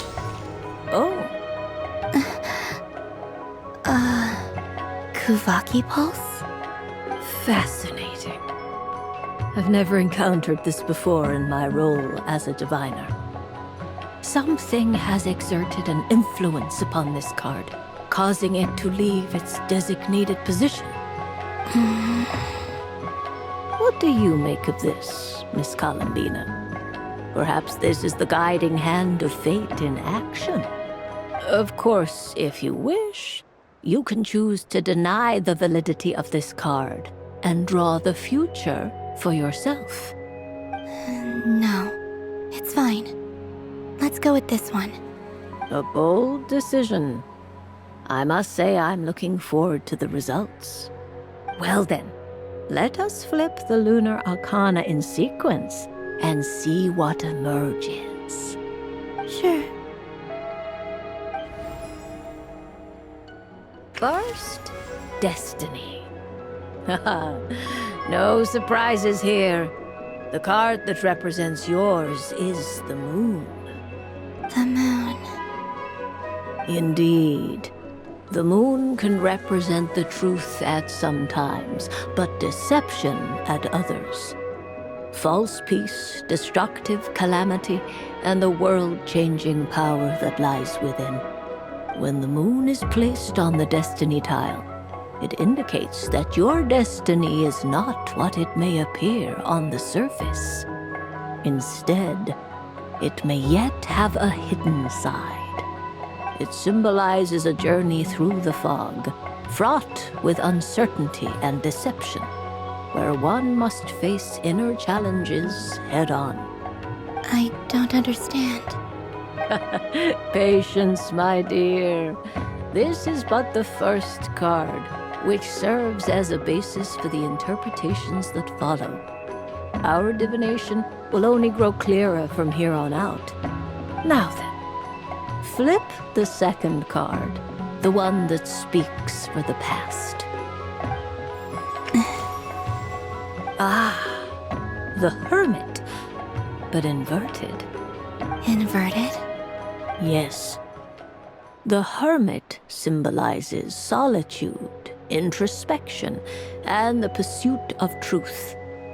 When inverted, it represents isolation, truth out of reach, and a path that leads one astray. Combined with the moon as one's destiny, the Hermit inverted represents a choice you made to stand alone in the past. It was a choice made not out of fear or arrogance, but for reasons that others could not perceive. You fumbled through the darkness without a guide, but you did not find your way. Rather, you went astray. More than once, it would seem. Is this about how I became Kutar despite not wishing to become a god? And how I joined the Fatui because I yearned for a place to belong? I suspect only you know the answer to this question. All is not lost. The past is in the past, and so it shall remain. Shall we look into the present now? Oh my. The Lovers. One of the most interesting Luna Arcana. What does this one mean?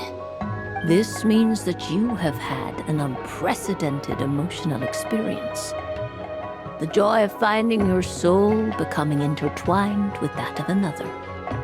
A precious and wonderful thing indeed. It's true.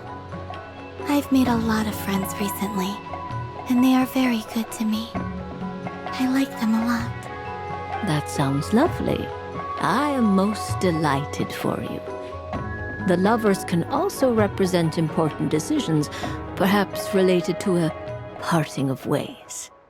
Now, if I were to guess... Yes. My return to the moon. I understand. Parting with friends is never easy, Columbina. But rest assured, this is not the end of your journey. There is always another story waiting to be told. The future always lies ahead. The future. Well now, it's finally time to flip this most mysterious of cards. Why did it appear? And what does it wish to tell you? I'm ready. Very well. Flip this card and see what lies on the other side. Oh. Miss Barbaloth? What is it? This card is death. That doesn't sound very good. It depends on how we interpret it. It is true that it can represent an agonizing death, a complete and utter end, but at the same time, it can also represent rebirth. Do not forget that your destiny card is the moon. That lends your future many different potential meanings. If death spells the end, is it unavoidable? As I have said, divination can only display general trends. It is a rough guide, but it does not show predetermined outcomes. Allow me to summarize it for you. In the past, you may have lost your way, but now you have gained new connections and new strength. You now face an important decision, one that may bring about a great change in what is yet to be. This change might, in turn, be the end of all things, or their beginning. But remember, everything is subject to change because of the moon present in your destiny. You must see the truth clearly and face your innermost thoughts. The truth. My innermost thoughts. Thank you, Miss Barbaloth. Don't mention it. Some people dislike divinations, for fear of glimpsing an ending to their story that they wish was not so. But I can see that you're different. The result of this divination will not sway your decision. This is a rare quality, and one that diviners always hope to see in the seeker. We are here merely to guide, not to exert undue influence. I understand. Go then and illuminate your future, Miss Columbina. The moonlight that shines from you now is most captivating.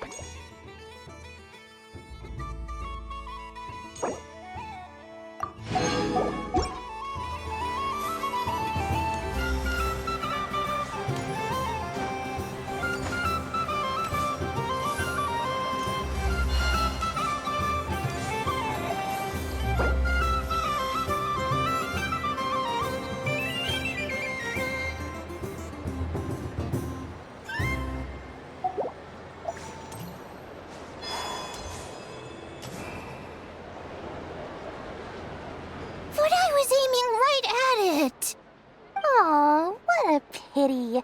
I saw it with my own eyes. You were so close. So very close. That's not true. It dodged out of the way right as I was about to snag it. I'm sorry? You heard me. This paper frog can move. I swear. Dear, oh dear, what are you saying? How could a paper frog move? Unless you believe there really is magic in this world. But even if I, the mere humble merchant that I am, knew such magic, surely I would not use it on a paper frog. I'd sooner give Mora legs. so it could walk right into my purse.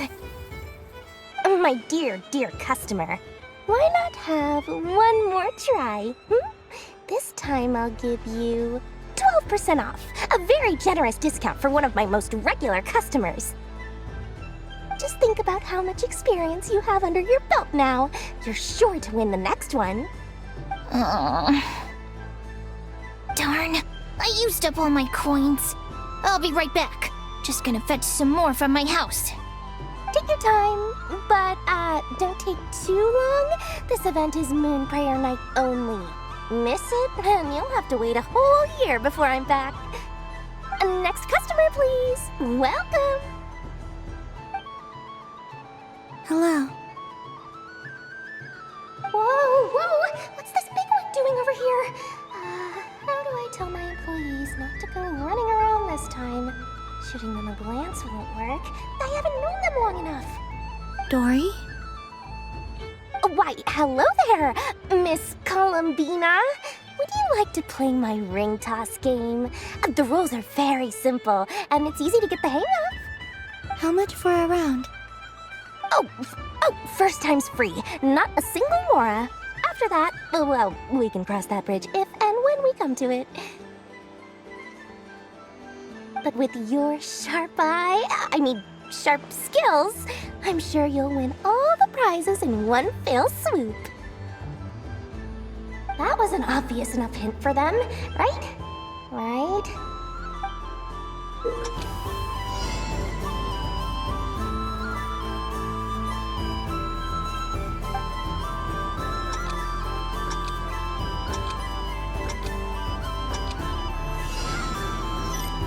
Here comes the ring!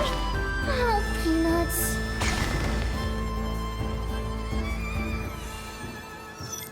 Change tracks. Roselle, should we move or not? Just a tiny bit. All right, then I'll... Oh, sugar plums, not the clock hands. How do I move the legs again?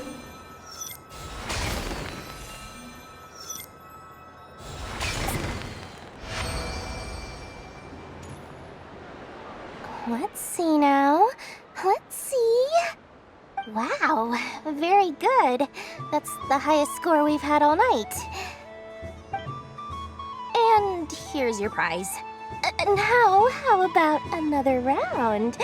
As for the cost... Happy Moon Prayer Night, Miss Columbina. Happy Moon Prayer Night, Durin and Hat Guy. Are you here to play the game? Yes.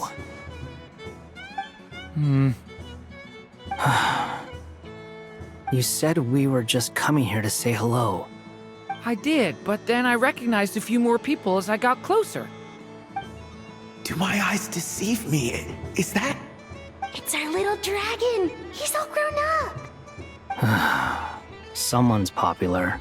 Well now, since you came all this way, why don't you try out this lovely game we have going? First try is free! He'll have a go. I'll pass. It's only one free try per customer. You can't give your try to him. I'm aware. How has Elder Almond been lately? He's in great shape. He goes for a run in the forest every morning to stay fit and healthy. He tried to go boat racing with Firecracker a while back, but he couldn't even make it onto the Lotus Leaf. Firecracker was in fits of laughter. How about you, little dragon? Can you still fly? Yes, I can. But you've become less chatty. Has growing up been tough on you? We call that maturity. You know, the thing people sing about. The knight wields a sword of stone to defend those hearts that are made of gold. Stone is very heavy. That's what keeps him from talking too much. That's awesome! I want to be a knight when I grow up, too. Ring, here I come!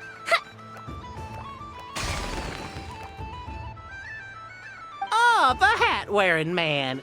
I never thought I'd see you again. You seem more determined than when I saw you last on the train. If you say so. Oh, I do say so. The people you once helped see it clearly. It's because you are once again on the right track. May the engine in our hearts propel us to the station of our dreams. I can move! I can move now, Roselle! What are you doing, running into the rings like that? You got them all so quickly! I have never seen anything like this in all my travels. Is this guy actually an old friend of theirs? But how? They're origami animals and clockwork people from a fairy tale. Getting to know them would be quite an arduous task, unless they share a hometown? I have to get to the bottom of this. Next time I see the Great Mage Alice, I shall demand answers. Thank you, Dory. I had a lot of fun. Now for your prize. Where did I put it? Give me a moment to dig it out. Oh, sweet grand prize. How I wish I didn't have to let you go. Good thing I've already turned a profit from the customers earlier in the night. Otherwise, I'd have wasted all my hard work. Okay, I'm back. What? I leave for 2 seconds and someone's already claimed the grand prize? Oh, well, these things happen, you know? Perhaps you'd be interested in one of the other prizes instead. We've got all kinds of wonderful goodies here. Is this the thing you wanted? Here, you can have it. Huh? But... Don't worry about it. It will be happier with you. Oh, thanks so much, miss. Moon Goddess. Oh, goodness gracious, Columbina. Give me strength. How am I supposed to make any more money from this child at this rate? Daddy, look! That's the game I was telling you about! Forget it. She is the Moon Goddess after all. I'll think of some other way to swing this. Maybe I can try to hook this new kid. Huh? Oh, someone already won the grand prize. You can take mine if you want. What? Why? Why are all these bleeding hearts coming here to ruin my business? Happy Moon Prayer Night, everyone. Happy Moon Prayer Night.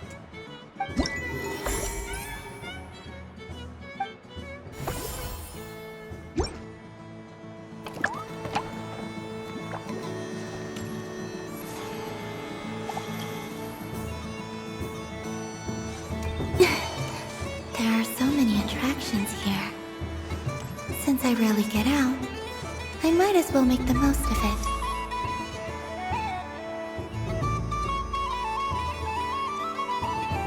Well, look who it is. I heard someone went and disappeared on us the moment we let her out of our sight. They looked all over for you. Frankly, I didn't think you'd be back for Moon Prayer Night. Were you worried about me, Sandrone? You would like that, wouldn't you? Do you even hear what you're saying? It seems to me like you disguised yourself with festive headgear, just so that you could come see me on Moon Prayer Night and make sure I'm okay. You didn't even bring Polonia with you. You? Ugh, I thought you couldn't see. I cannot. But I sense the confusion of those around us rippling through the Kuvaki currents. Based on what I know about you, let me guess what you're wearing. Is it cat ears?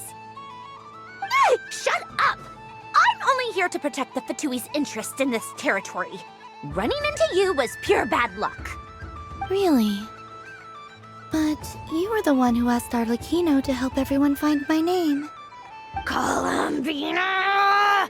Ugh! Just one more word, and I'll unscrew your vocal cords. It's Columbina Hyposelenia now. Tell someone who cares. I've missed you, Sandrone. The whole time I was gone, I was thinking. I I hope I get a chance to say some ugly words to you. Is that supposed to be a joke? Anyway, let's go play that game. What? You mean that frostfin whale? Yes. It's some kind of game where you get bitten if you step on the wrong tooth. Seems like fun. Who in their right mind would wanna? Because you're not a scaredy cat. Gah! Fine! You wanna play? Let's play. Don't complain when I kick your sorry butt. Lovely. You old geezer! I'm gonna beat the pants off you! Just you watch! I almost forgot. Sandrone? What is it now? You'd better not lose, or I'm going to beat your head in. What? Allow me to demonstrate since I'm feeling so nice. You just step on the teeth, like this.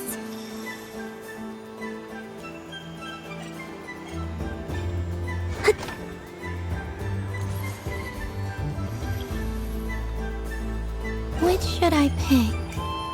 Your turn, Sandrone.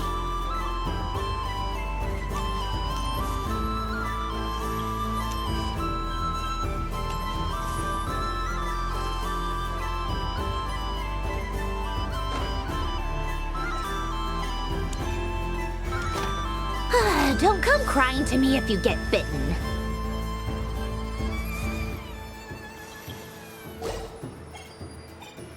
There are less and less teeth remaining.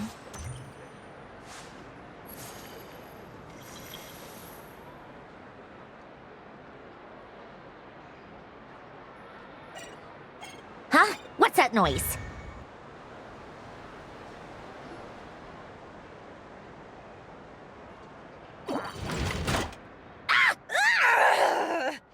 I think you might have picked a bad tooth, Sandrone.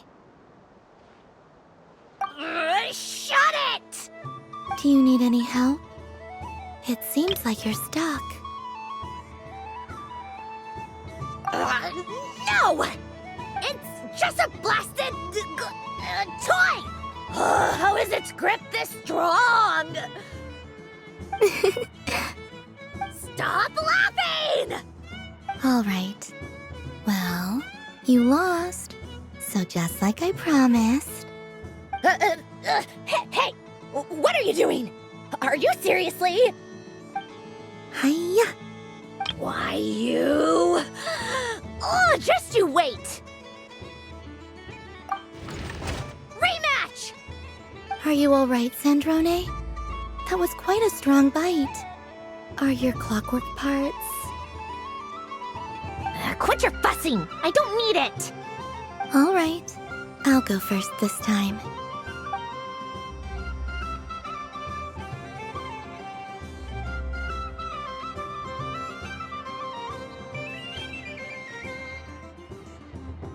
I see it now. She can sense which teeth are rigged. So I just need to avoid the same ones that she does.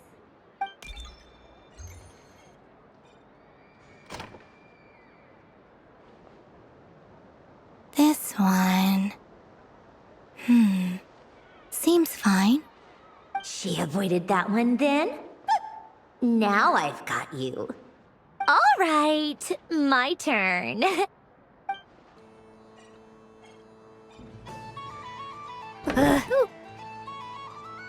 What? Looks like you lost again, Sandrone. Wait! There's more than one bad tooth! Bonk.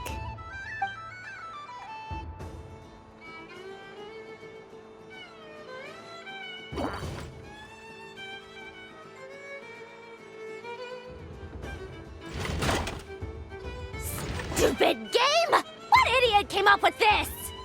Are you all right, Sandrone? You said some nasty things just now. Oh, I'm peachy.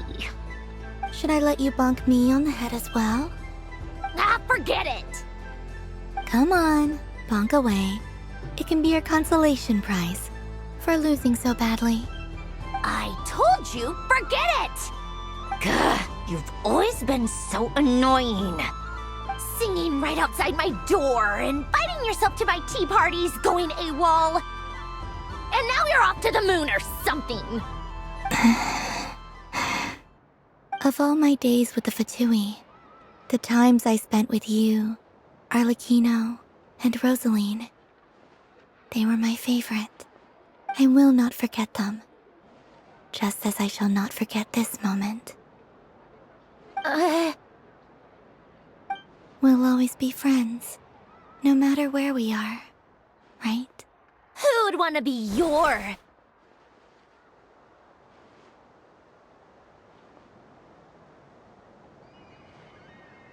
I'll miss you, Sandrone.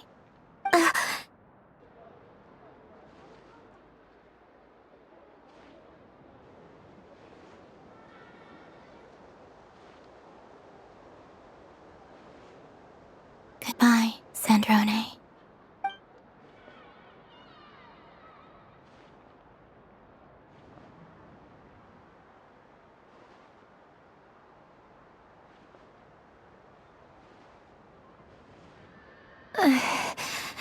I'll miss you too, Columbina. Sorry, what was that? Ah! Ah! Yeesh! No need to freak out. What's wrong? We've been looking everywhere for you. What do you want? Oh, nice ears.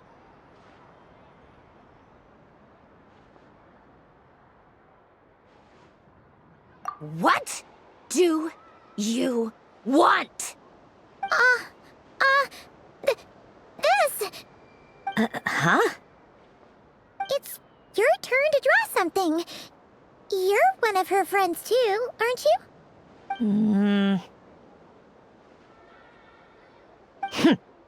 Doesn't know how lucky she is.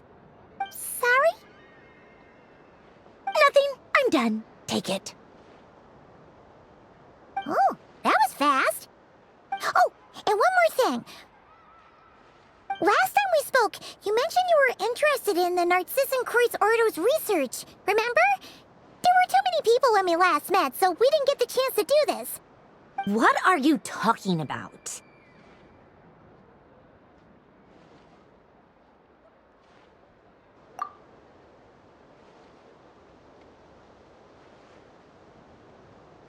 This is...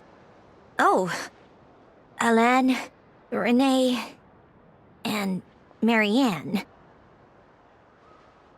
Huh. The Holy Blade. A savior's plaything. It's not about whether I approve or not. These people, they would sacrifice themselves for the sake of the world. Especially Alain Guillotin and Renee. That is something I would never choose to do. Still, I didn't know they had any pictures left from that time.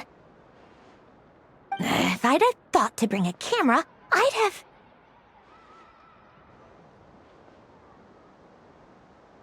What? Yeah, of you being bitten by the frostfin whale and Columbina bonking you on the head. Tear it up! Now!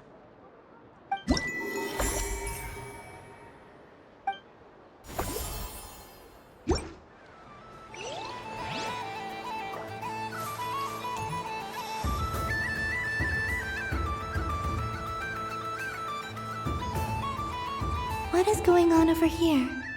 It looks like fun. Hold it right there! You can't run away from me, Moon Goddess. Are you talking to me? Of course. Do you see anyone else here dressed up as the Moon Goddess besides me and you? Hey, come on. Call me by my title. Happy Moon Prayer Night, Moon Goddess. And the same to you. Anyway, there's no time to waste. Get ready for the duel of a lifetime. Duel? Meet my partner, Stacco. Come on out, Stacco. We'll don't just stand there. Let's see your partner. Partner?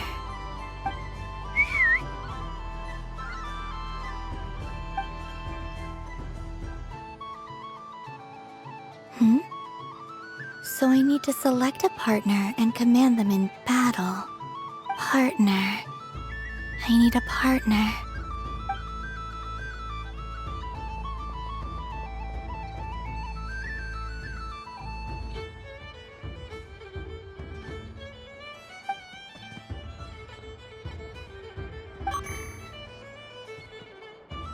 Whoa! Am I seeing things? Where'd you get a Kuhenki? They're super rare. That's great. But you can only bring one partner to battle against me and Stacko. No ganging up allowed. They all look so eager to be picked. Which one should I choose?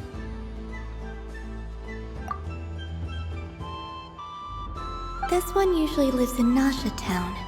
She likes falling asleep to the sound of striking hammers. And I bet she's quite familiar with robots' weak spots.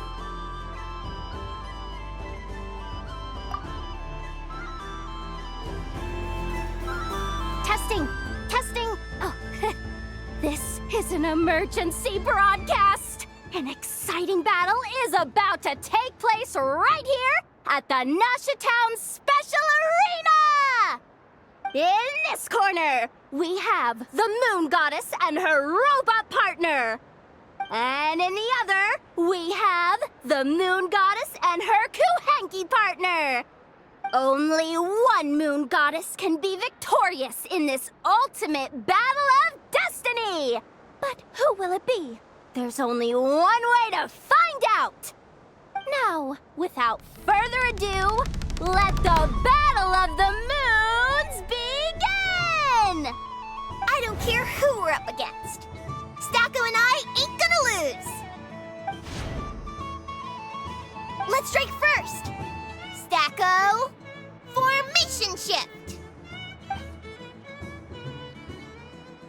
Ho ho ho! The robot has kicked things off with a change of formation. But how will this affect the battle? Nobody knows. The other team throws out a Lockaberry! Maybe a way of building rapport between teammates? Or something? This is supposed to be a duel, guys! Okay then. Stacko, maintain formation and enter your empowered state. Empowered state! There we go! Now we're talking! Absorbing the immense Kuvaki present on Moon Prayer Night! This lean, good choice! Buffs count for nothing if you beat them before they can use it!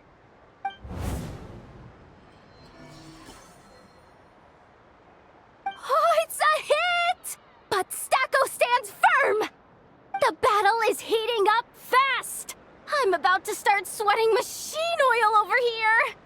Go for it, Stacko! Set Kuvaki to maximum! Can their opponents withstand this blow? And what will this Moon Goddess do? Don't be afraid. Fight however you wish. It's a moon lane!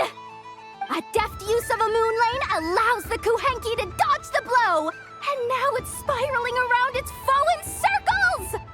One loop, two loops! The robot's screen is bugging out! It's getting dizzy! Stacko! Oh, Stacko is down for the count!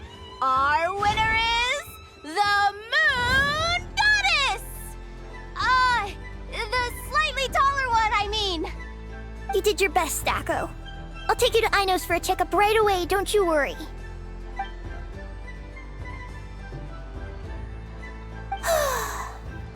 Well, you beat me fair and square, I guess. Honestly, I underestimated you. Won't make that mistake again.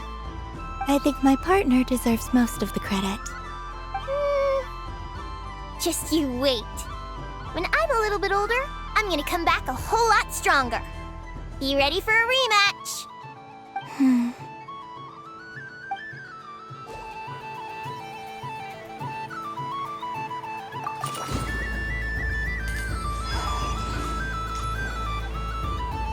Moon Prayer Candy! Beautiful, tasty Moon Prayer Candy! Buy a whole box, share it with your friends and family! Candy? To share? I wonder what flavors everyone would like. Welcome home, Moon Goddess. Fancy a box of Moon Prayer Candy?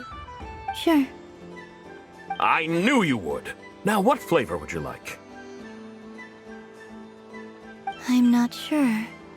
What flavors do you have? Is this for yourself or as a gift? A gift for my friends. Ah, I see. In that case, I'd recommend apple, lockaberry, or midsummerberry. Those are the most popular. Do you have nocturnal blossom flavor? Huh. I've seen couples give those as gifts before, but I did not know they were edible. No? Okay then. Moonfall silver? You did say this was for friends, right?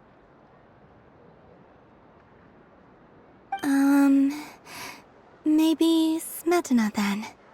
Hey, now that's a creative idea! I've never tried it before, but if you're happy to wait, I can see about whipping up a batch on the spot. While we're at it, you got any other ideas?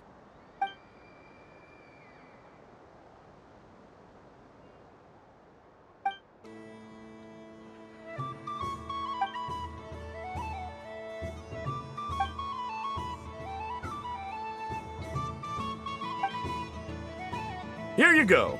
Every flavor you asked for is in there. Thank you. Haha, I should be the one thanking you! You brought me a whole bunch of new business. It's like a genuine blessing from the Moon Goddess. I hope you and your friends have a lovely night.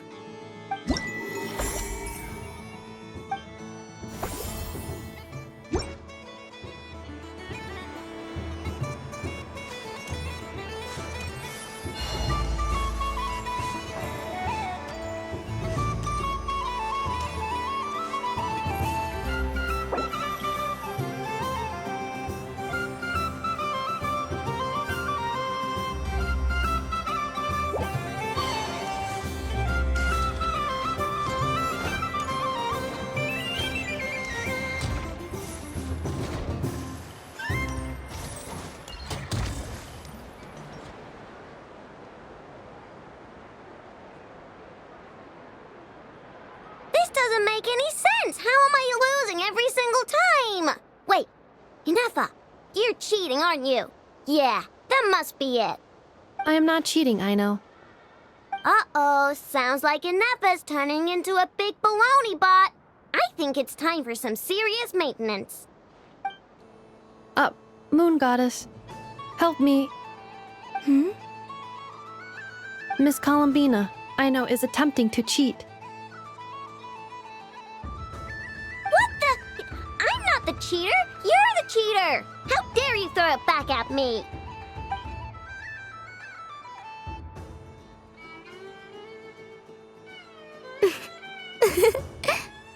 All right, fine. Let's all laugh at Aino. Just you wait till I get home, because I'm gonna make a game bot that can win 100% of the time. Let's see you laugh when I come back and beat your butts. You'll all have your heads covered in stickers when I'm through with you. We came to check everything was okay after all that yelling, but,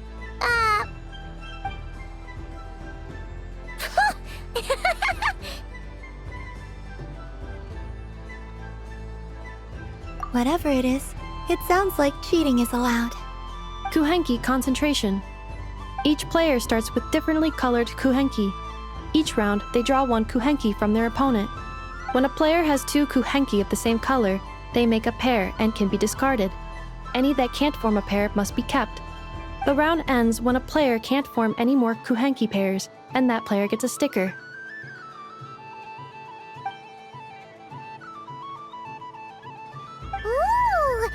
4 people play as well? That is fine, so long as the turn order is fixed beforehand. Alrighty then. In that case, the 2 of us will join as one team. Okay, but if you lose, you're both getting stickered. I don't want to hear any excuses. Sure. And if we win? If you win, only one of you gets to sticker someone else. I have taken to calling this. I know logic. Hey, lay off me, alright? Okay, so we're starting the game from scratch again, which means all my stickers so far don't count. Looks like Luonatar is the Kuhenki of honor for this game. Anyway, let's go clockwise, starting from Inafa.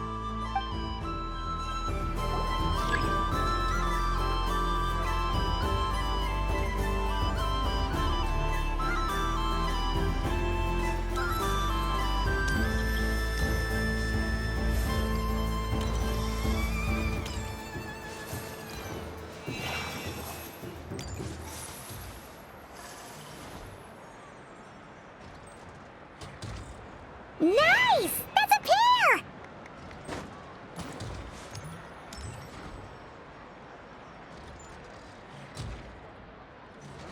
Go, go, fly!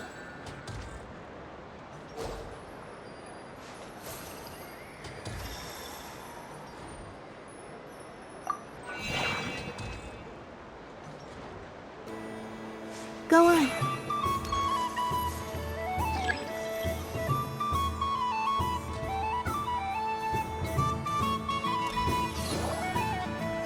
I have a pair.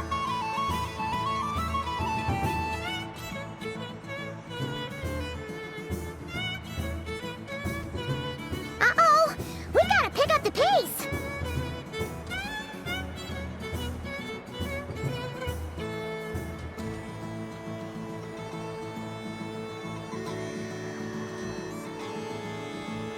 Phew, that was too close.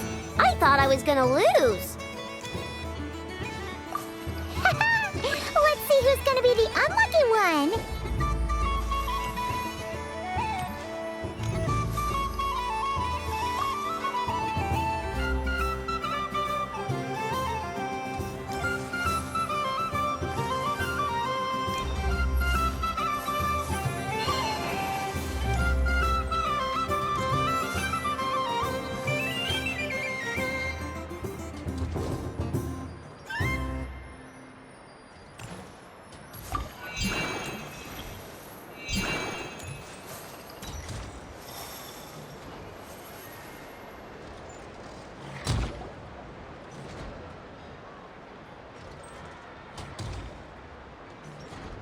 Let me pick a good one.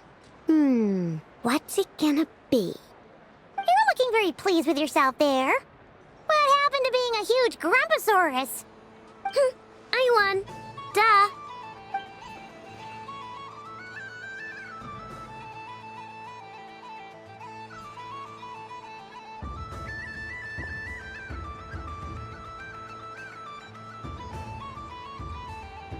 Oh, me again?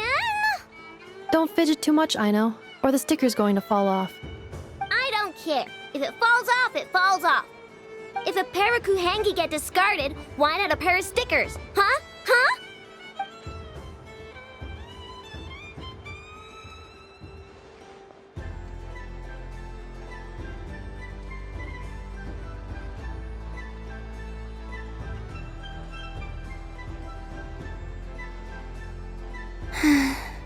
I've lost.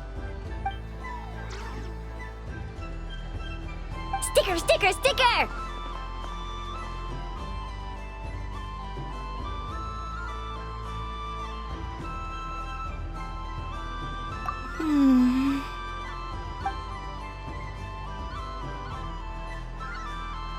Cute!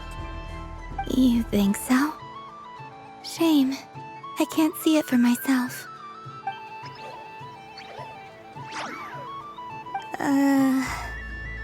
What did Luonatar say?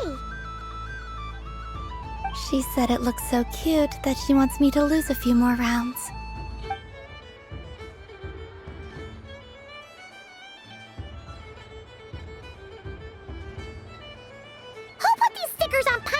eyebrows. Ugh, she can barely see.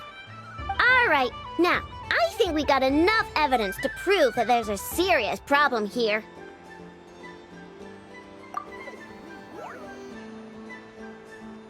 Yes, I agree as well. The culprit is... Ineffa! Culprit? What did I do? Quit acting dumb, Ineffa! You're not wriggling your way out of this one. I've been watching you. Not only did you remember whose side Luanatar started at, but every time someone drew a Kuhenki, you were logging it and calculating every last possibility. Which Kuhenki pairs were gone, who had what color Kuhenki in their hand, even our facial expressions. You were keeping track of it the entire time. Exactly! What I know said. Putting aside the fact that running calculations is not against the game rules, do you have any evidence to support your allegations? But that's not against the rules either. So she admits it. She certainly does. All right, everyone grab a sticker. It's time to get Ineffa back. But... Take that!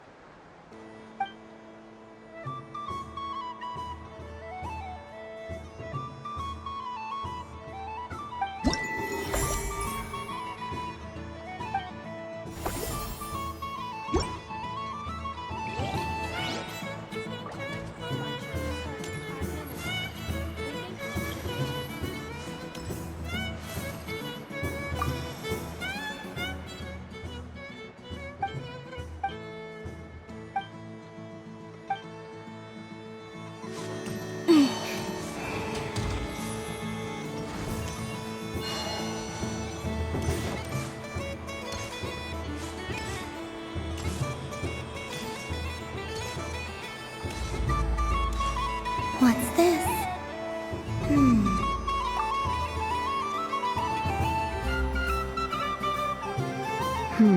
I don't have enough data. Need more samples. But who should I ask for help? Is this one of the amusements? Or is it a research project? Bit of column A, bit of column B. I'm currently running some synchronization tests on these bots. Basically, you need to press the button to help them successfully obtain the treasure. But you've got to time it right. I'll record your data, which will be used to improve the robot's accuracy. But, ma'am, I mean, Moon Goddess, don't you think you should take your eye mask off first? There's no need. I will be all right. Okay then. Whatever you're comfortable with. Great. Then let's begin.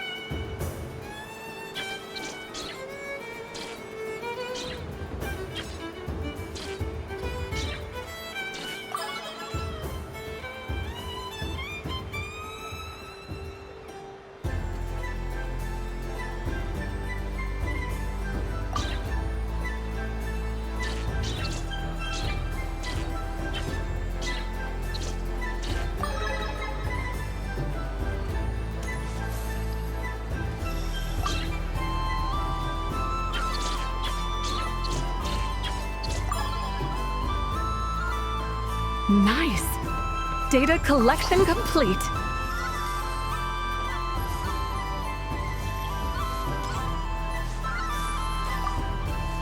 Cool!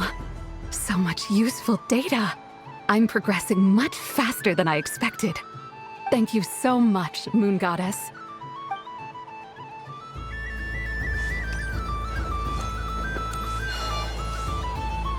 So this is the Frost Moon Scions area. It feels very familiar. But everyone looks much happier than usual.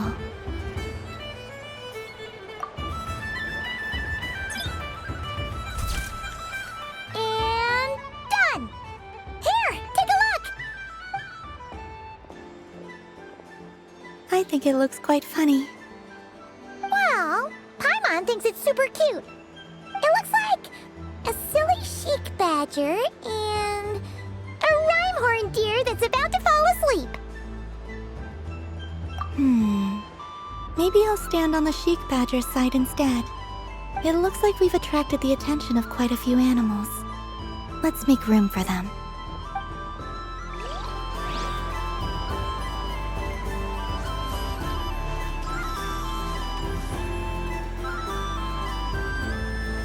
Wow, the Frost Moon Scion stall looks kind of plain, but it's pretty cool once you get into it. I don't go to Hisi Island much, but it's got that, like, old world cultural feel. And if culture means we get more festivals, I'm all for it! Hello, Yehoda. Columbine... hello, Moon Goddess. That was too close. I almost gave the game away in front of the staff. Oh, wait, what's the deal with her shoes? They don't make a sound when she walks. I could do with a pair of those. Do you like balloons too? Balloons? Oh, you mean those? What's so fun about balloons? I'm not a kid anymore. They're probably more up Aino's alley. Yes. The animals seem very curious about these strange flying objects. I was drawn here by their voices. I recently learned a fun new game you can play with balloons, so I decided to come and give it a try. A new game?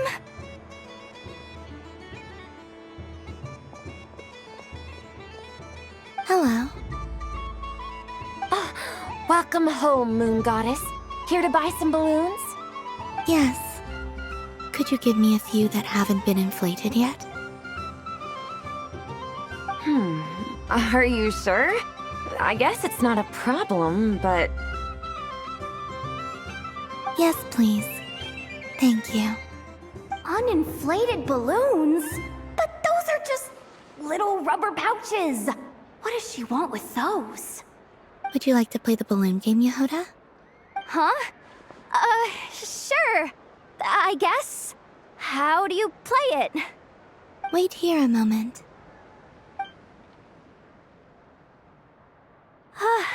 Oh. This is so weird. What have I got myself into now? I thought I saw Columbina nearby. Uh-oh! That's the fourth Harbinger! Although she's helped us out quite a bit, she's good people, right? Is she looking for Columbina? Oh, guess that's my ticket out of here. I'm not sure my heart can take being sandwiched between two Harbingers.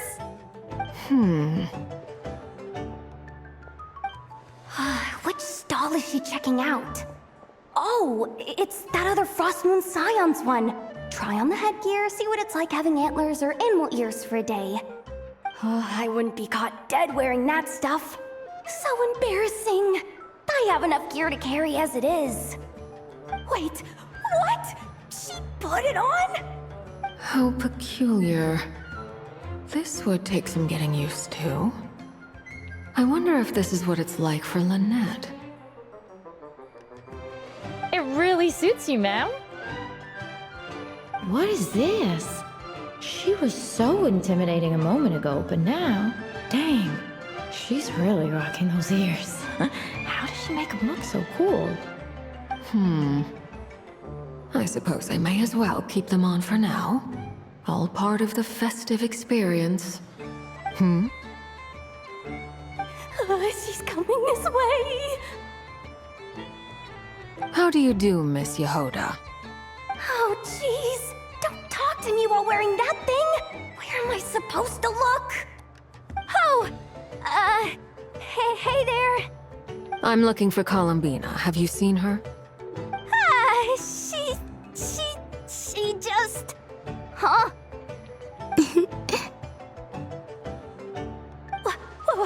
Wait, is that what she meant by balloon game? Yeah.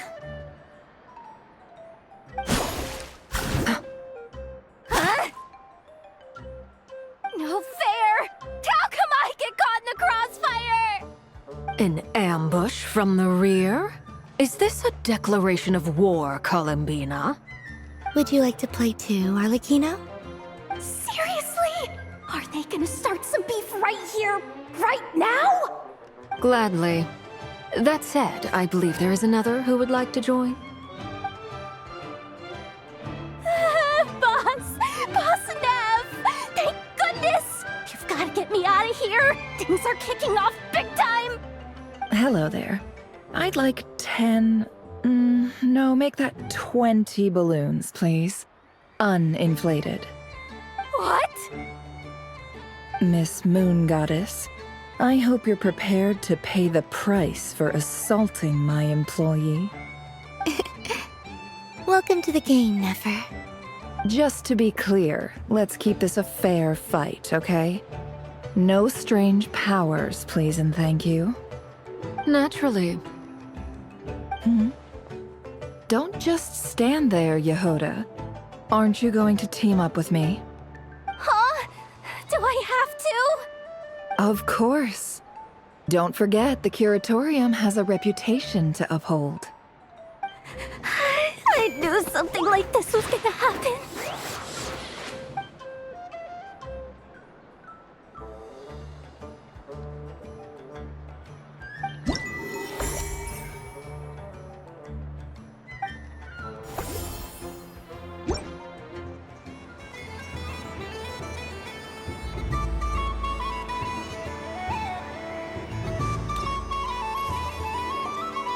Sunny days! I prefer sunny days.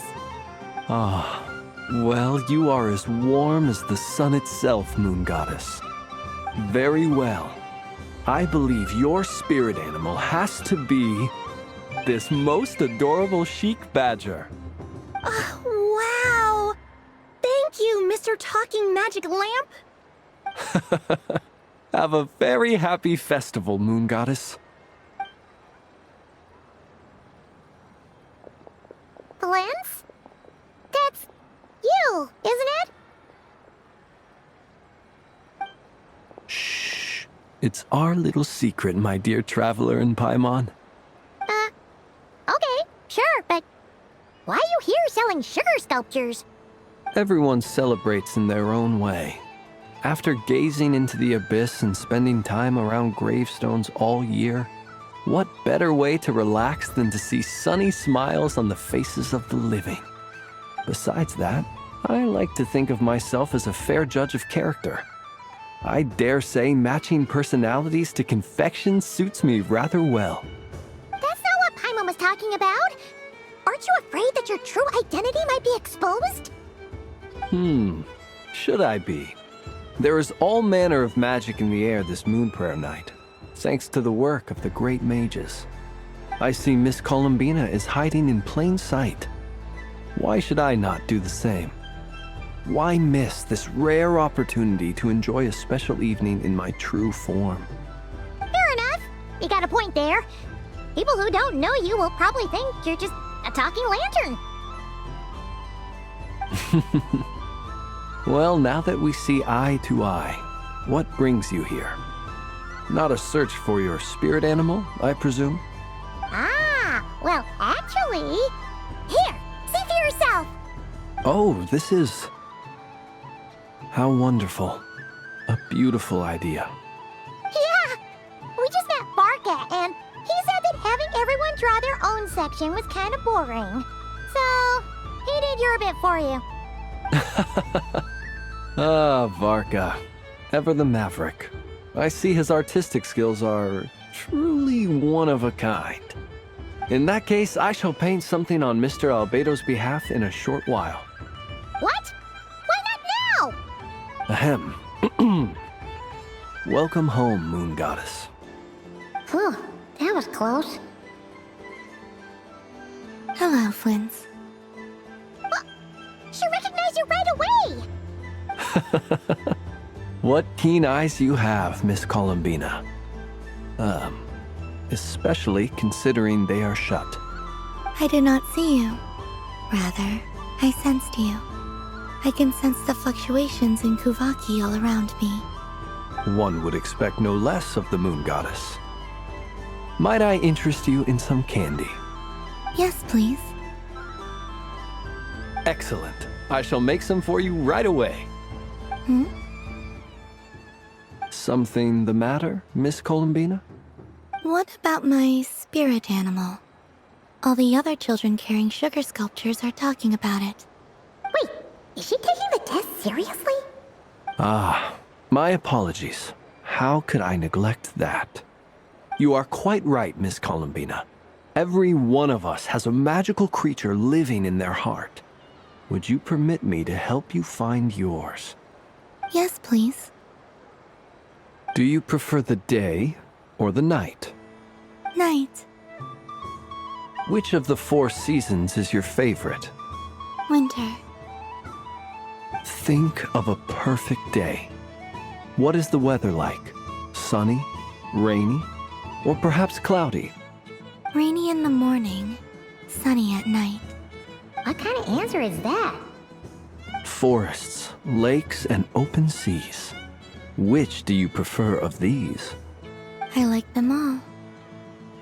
Imagine you opened your very own shop. What would you sell there? Moonlight, I think. Wow! Paimon would totally shop there. It wouldn't cost anything. You'd just need to visit. Aha! I believe I know what your spirit animal is. Here, for you. Oh, it's a Kohenki! Indeed. A free-spirited being with a deep love for all things here in Nodcry, who selflessly lends her aid to as many people as she can reach. It is the perfect fit for you, Miss Columbina. Thank you.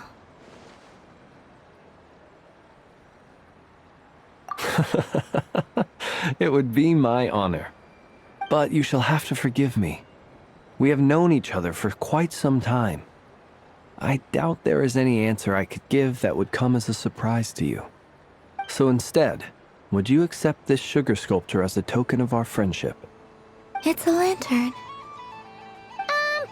Hey, why don't you two go enjoy your candy over there?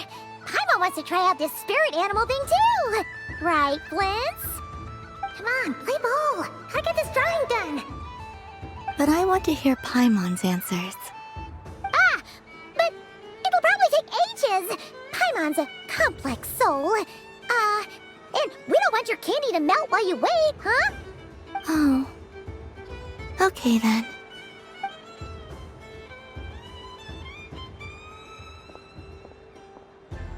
Phew. Nice excuse, Lady Paimon. That was some quick thinking. Yeah, no thanks to you. Although, help next time.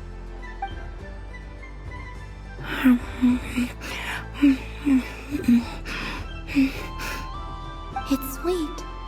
Is that Lockaberry? I wonder what flavor the traveler got. This way, this way! It's the candy-selling lantern! I'm coming! Of course. Traveler, maybe we can share? Yes. I found out recently that people share their food sometimes, so I'd like to try it. Or is that a no? Thank you.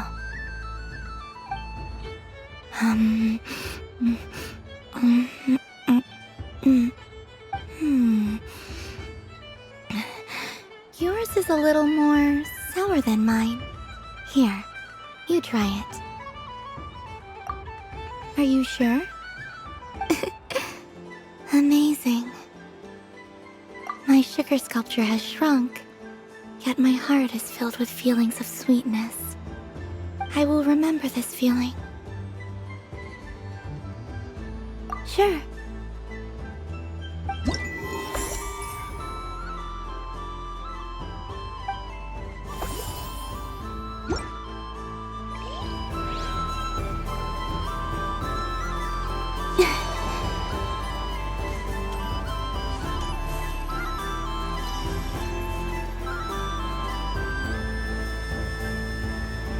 I wish for a never-ending supply of laka berries. What a humble wish. Probably written by a child.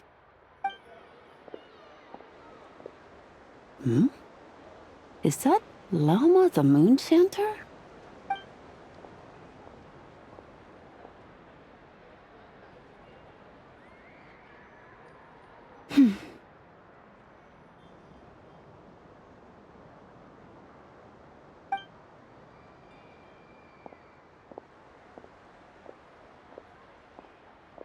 I wish that the long plume ibises would stop biting me.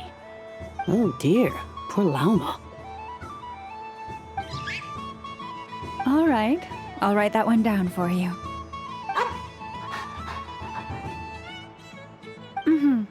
I got it. While everyone else is celebrating Moon Prayer Night, you're as busy as ever. I don't mind. It's rewarding work. A good kind of busy. My antlers are at their heaviest tonight, and the Kuvaki waves are especially strong. But as I help these dear friends hang their wishes up, I feel a great peace within myself that is hard to describe. You see, they are all such beautiful wishes, and they are ones that we can fulfill by our own strength. Do you blame me, Llama? I want to hear your honest answer. It is by the help of so many people that I can return to the moon. But I feel as though I've hardly done anything in return. You've done plenty, Columbina. I say this in earnest, both as someone who knows your history, and also as a friend who has seen what you've been through. What about as a moon chanter? I feel proud to honor our moon goddess's wish.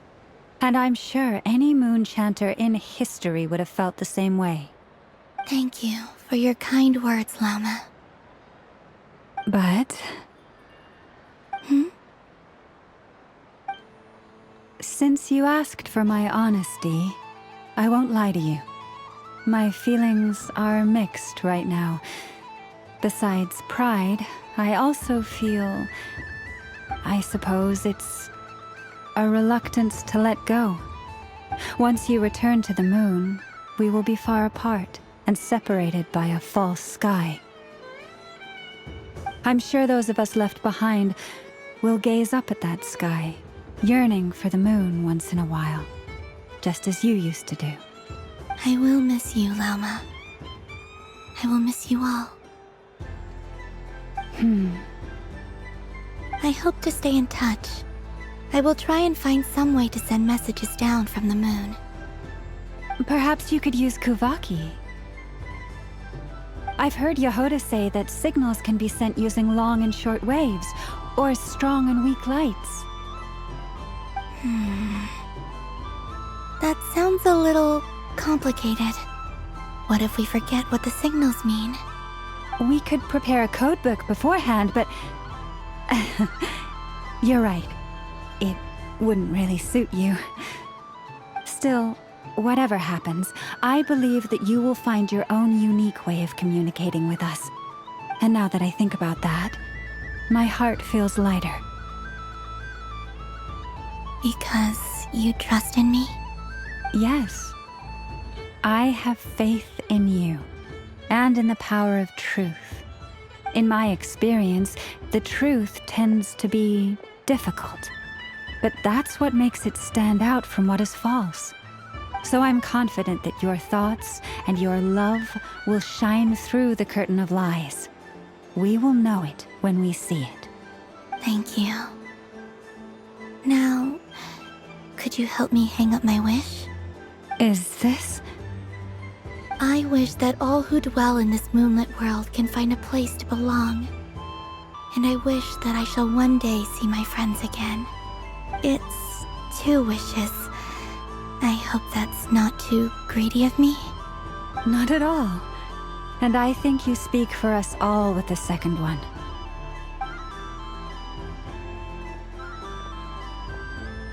I shall continue to pray until the day that all of these wishes come true.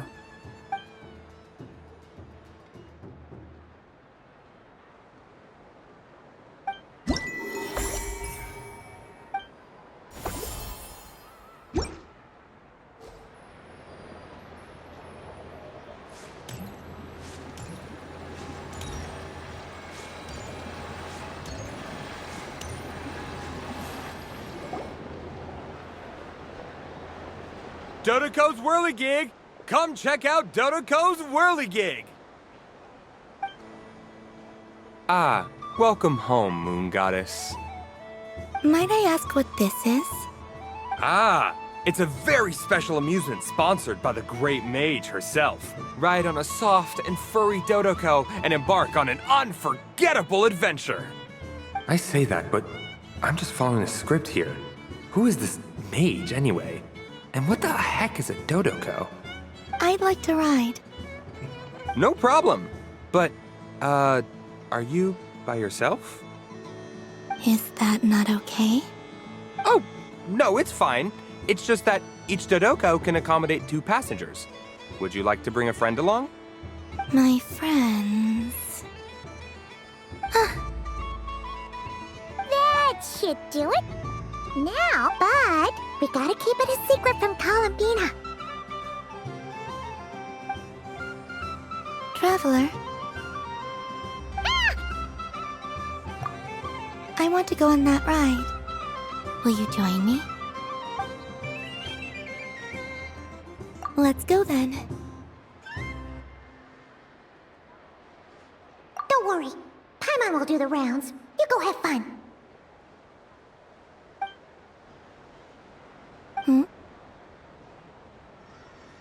All right. I think we have to wait in line over there. Please take your seats. For safety reasons, you mustn't try to leave the ride before it comes to a complete stop. All right, you're all set. I wish you both a wonderful journey.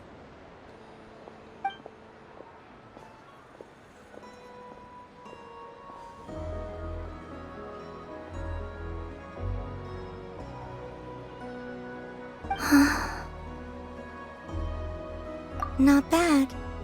It reminds me of riding a moon lane. Sometimes, the Kuhenki circle around me like this, playing their beautiful melodies. Yeah, I'm going to miss them.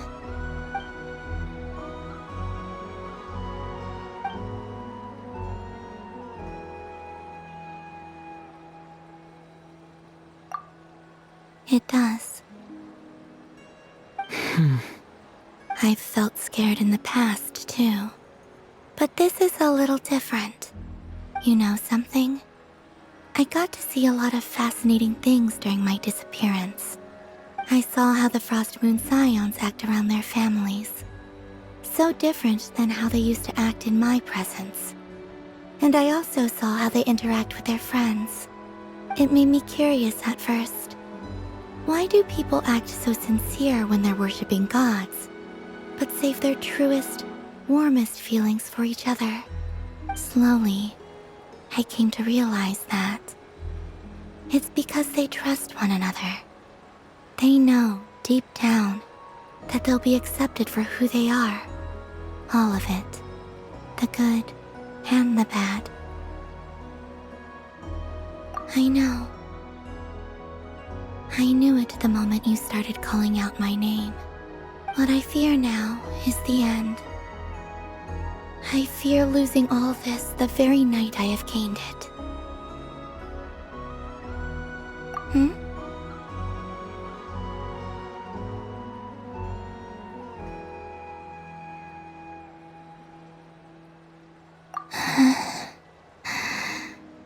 Thank you for this conversation.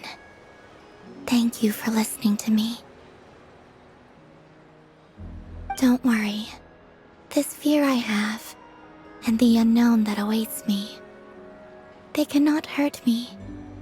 Not when I possess a treasure far greater. I just want you to remember this version of me, the real me, on this final night together. Dear passengers, Dodoko's awesome adventure has come to a close. Please leave in an orderly fashion, and we look forward to seeing you again in the future. Don't want the journey to end, huh? Don't worry, you two. There's always another adventure waiting just around the corner.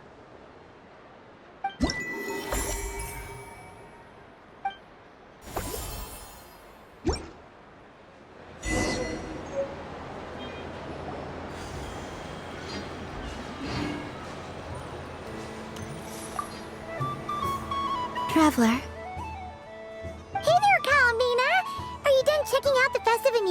already? Are you sure you don't want to look around some more? You might not get another opportunity like this for a while. Right now, what I'd like to do is...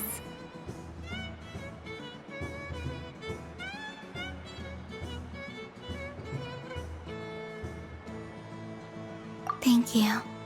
But I think I've had enough fun for one night. I've made plenty of precious memories. Really? You're sure you don't want to have a little more fun out there? Final answer! Yes, I am sure.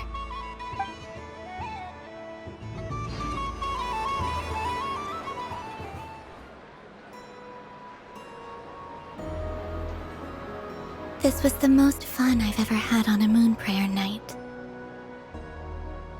Everywhere I went, people were saying, "Welcome home," and there were friends at every turn. I only wish it could last longer than one night. Oh.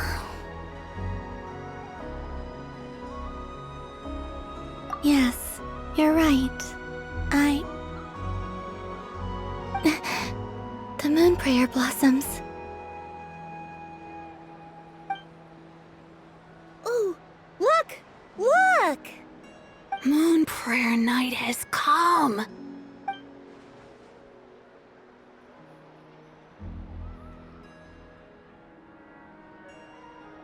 The moon. It's so beautiful. Happy Moon Prayer Night, dear. Happy Moon Prayer Night! Happy Moon Prayer Night.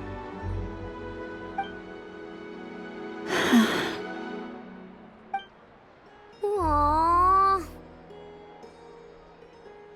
Huh.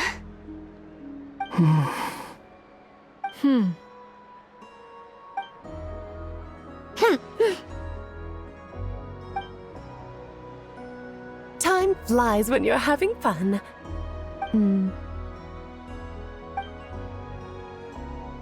Oh. Looks like the time has come. Columbina. You're heading off then? Yes, to the ruins you mentioned. And from there, back home to the moon. Wait! I know? At least... Take one of our craft shop's crumb cookies up to the moon with you. You know, for a snack. Sure. Why not? The Curatorium of Secrets believes in proper farewells. No story should be left without a satisfactory endnote. Never. Farewells are an important affair for the Ratniki, too. We never know when we might meet again. Haha! And here I thought grand farewells wouldn't suit tonight's mood.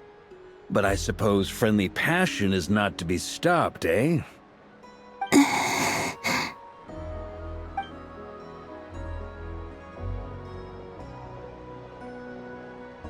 We made a little something for you, Columbina. Ta-da! What is it?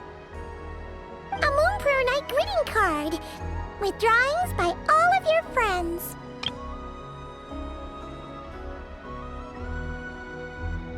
You did mention that you'd like a portrait done, so I took the liberty of creating one for you. I, meanwhile, did the portrait of Mr. Albedo, and Mr. Varka did the same for me. I mean, I think my work was pretty true to life, don't you think? The picture of Ashru was my doing. The two of you seem to get along rather well. Wait, was I the only one who did a full-body picture? That's so embarrassing. I did pictures of me and Anefa. I did my own portrait and one for Hat Guy. Plus, there's the two mages, Arlecchino and Sandrone. So, if you ever miss us, just flip the card open and we'll all be right there with you. I don't know what to say. Thank you so much, everyone. This whole moon prayer night was more than I could have ever asked for. It is the greatest gift I have ever received. Lama, I figured it out. Figured what out? Remember how the Frost Moon Scions used to use milk as invisible ink to write hidden messages? That was a very long time ago. Oh, are you saying? Yes. When I miss you all, I shall use moonlight in the same way to write words that only you can see upon the moon itself. Wow, that sounds lovely. Quite. But how will we see them? Simply open your windows on nights when the moon shines bright, and the moonlight will naturally flow towards the words I have written. That sounds most fitting indeed. Very true to form. I'll try to write them in places that won't disturb your sleep. I, for one, would sleep all the better for having read one of your messages before settling down for the night. Exactly! So don't worry about disturbing anyone's sleep. Just promise you'll write to let us know you're okay, alright? All right. I promise.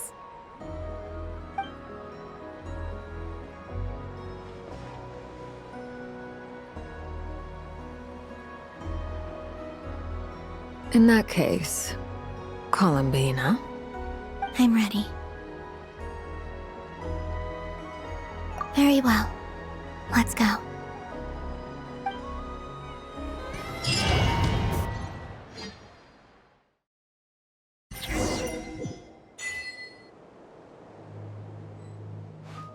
In just a few moments, I will be gone. I still don't know what to expect on the moon. Will I really be able to send messages to my friends? The Kuhenki, the animals of Not Cry. I'll never get to see them again. I wonder where I'll be when the next moon prayer night is.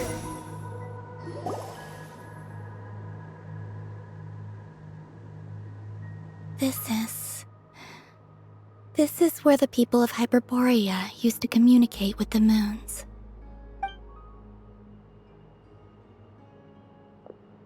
Eternal moon, frost moon, iridescent moon. When the power of all three converge, the gate to the moons shall open. Moon marrow preparations are complete. Only the final step remains. I'm sure Nasha Town is livelier than ever at this moment. Yeah, it's a shame you couldn't be there for it, but it's now or never, right? It's fine. I'm more than happy with this. My last piece of luggage. My only piece of luggage.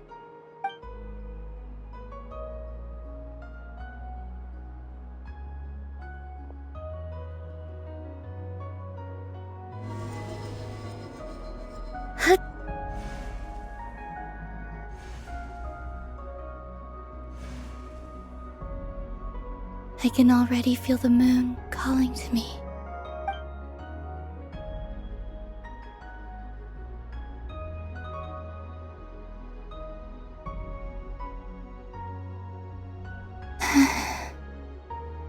Your home lies on the far side of this light, Columbina.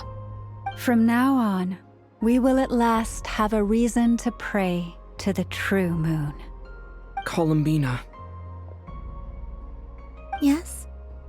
I'm listening. Be sure to come back and see us when you get the chance.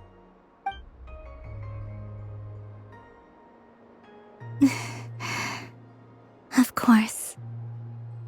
But if that chance doesn't come, then remember that you have friends on this planet. People who will miss Columbina. Yes, I will. Thank you for everything you've done for me. And remember, come night or day, the moonlight shall always connect us.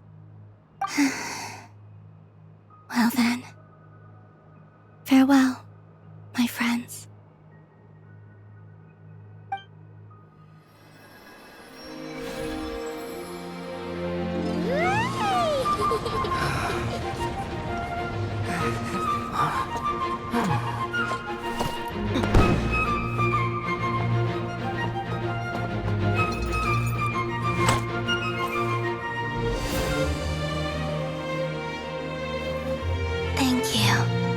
This was my happiest night in Tevat.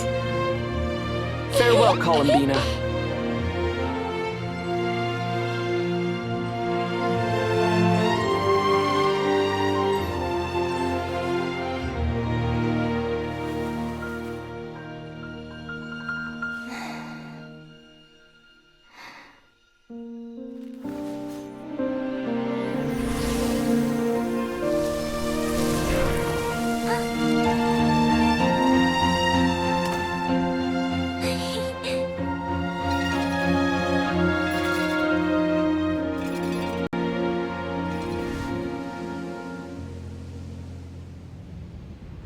The moon really is closer than ever tonight.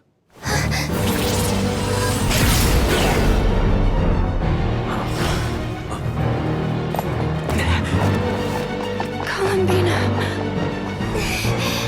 All 3 moons in one place. Time for one final experiment. Reason, life, death, time, and space. They all believed I would fail.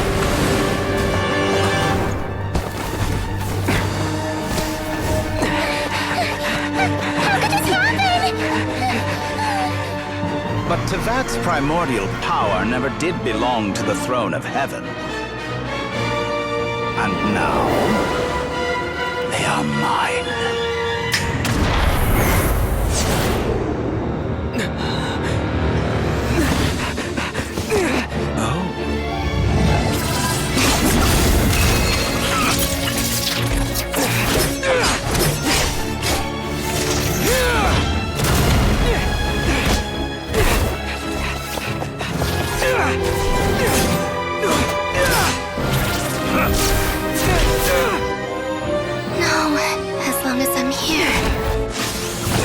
Is free to wield the 3 moons' power.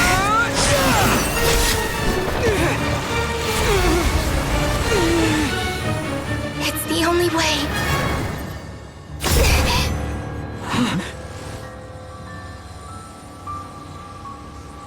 I guess I won't be going home today.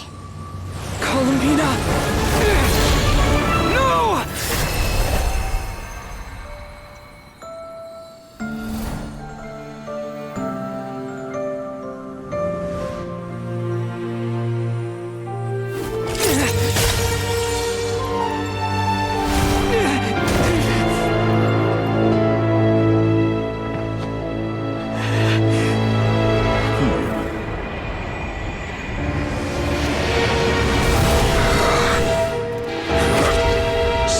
World, do not try to control me!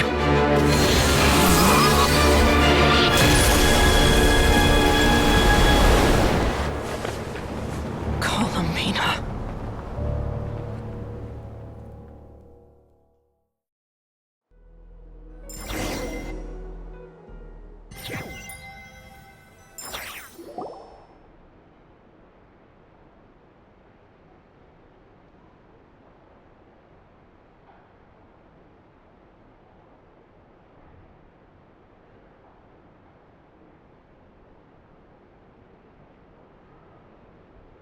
Are you all right?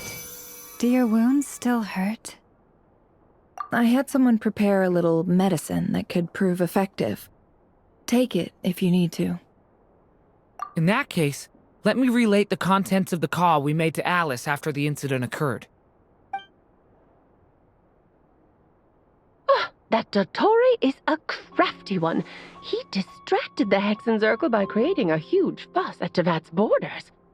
I'd assumed that the cause was an abyssal intrusion from the outside world, which in fairness is a rather common occurrence. But after learning that you managed to influence the phantoms in Nodcry, I realized that perhaps this interference could have come from within Tevat instead. But we weren't able to change their fates. True, you couldn't change how their stories ended, but you did build some variables around yourself. Variables? Yes. Things you heard that you could not otherwise have learned. Ideas that would otherwise have never crossed your mind. All these things are variables. Of course, most variables usually pale into insignificance with the myriad of possibilities floating around. But the moment you start treating them as building blocks and intentionally stacking them, that changes things. That's what Dottore did, and it's how he created the necessary conditions so that when you activated the portal tonight, it played right into his plan. However, we have no way of knowing exactly what he did. Yeah, we also need to ascertain Columbina's status. And that about sums it up. As I suspected, Dottore has disappeared completely. If it's any consolation, he wasn't able to control Columbina as he might have wished to. Oh no!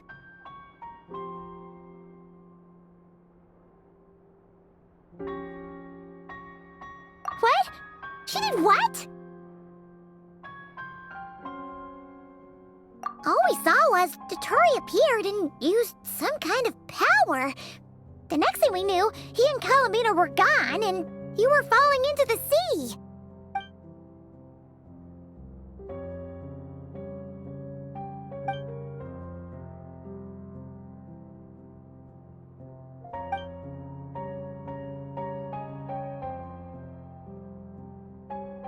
So, Columbina intentionally opened the moon gate and escaped into the same mysterious world as Rerir and Thalindis.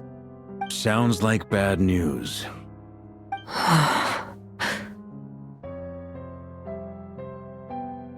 Seen in that way, the trilunar syzygy and Rerir's emergence, Dottore might have been pulling the strings in both cases.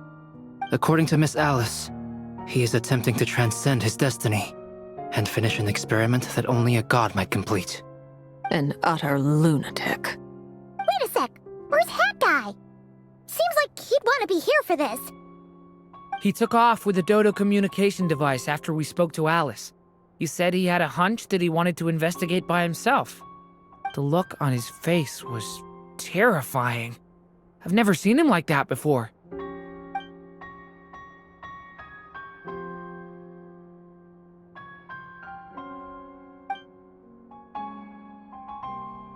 I'm back.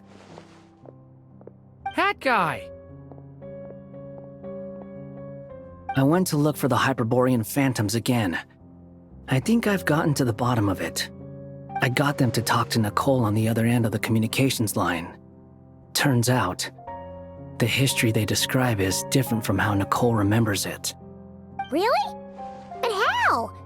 Surely Nicole can't have been wrong. Because the phantoms are the ones who are deceived. They speak of a savior who appeared in their history. One who never should have existed. This savior promised to create a new moon within the false sky, and even bring back their moon goddesses. Foolishly, they believed in him, and told him everything he wanted to know about the moons. It's obvious that this was Dottore's doing. Now you mention it, the first time we entered the Hyperborean ruins, we heard the phantoms discussing their history, and I remember Nicole commenting that something sounded a little strange. But Dottore shouldn't have been able to get in there in the first place! He didn't. Nicole said that this was an anomalous state triggered by disruptions in the causal connections between phantoms from the same era. The variables that Dottore put in place were substantial enough that they even affected phantoms that he never met. So it's not that their memories were unclear. They'd been tampered with. That's exactly the possibility Dottore was trying to manufacture. He turned these variables into knowledge and engineered the situation so all that knowledge would fall into his hands. Then, he harnessed that knowledge on Moon Prayer Night to truly create a false moon. How is that even possible? To be precise, he exploited a weakness in the way the spell works. The spell senses Kuvaki to detect the moon's location. So, as long as the false moon more strongly resembled the moon than the frost moon beyond the skies, the gate would teleport Columbina to the false moon's location. In other words, to Dottore's side. Once he had her under control, the teleportation spell remained active, and he manipulated her power to seize both moon marrows. At that moment, the moon marrows disappeared right before our eyes. It was already too late, even as we were leaving the ruins. By then, Dottore had already amassed the power of all 3 moons. So, where does that leave us? What do we do now? I'd certainly like to know what Her Majesty thinks, now that the concerns I expressed to her have come to pass. But we cannot simply sit and wait for her to decide the matter. And in any case, it is not the Fatui Harbinger Damselette who sees us as her friends, but rather Columbina Hyposelenia. If, even in such extreme circumstances, Her Majesty will not lift the prohibition on Harbingers drawing steel against one another, then I will do as my heart demands. I will fight as Peruware instead. Oh, Arlecchino! Time is short, so I'll make the first move.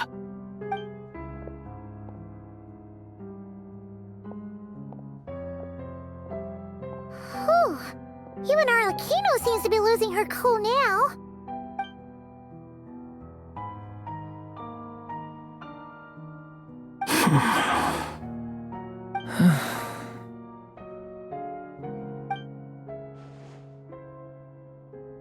All right. Lose those dejected looks for a moment and let me get a word in. It looks bad, I won't lie. Very bad, in fact. So Dottore's pulled some real dirty tricks to gain the upper hand. For now. And yeah, it's to the point where even the mages say that his variables have affected destiny. I'm not so sure, though. Many have told me that Tevat's destiny is fixed, and that does appear to be the case. Well, what makes Dottore so sure he'll be the exception? And since he was able to stack these variables up, who's to say we can't do the same?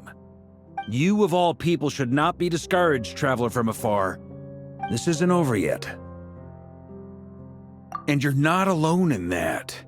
Everyone here does, whether they've spoken thus far or not. But none of us are the type to sit back and wait for the sun to shine again. That's exactly how a knight should roll. If they knock you down, you get back up and get back in it.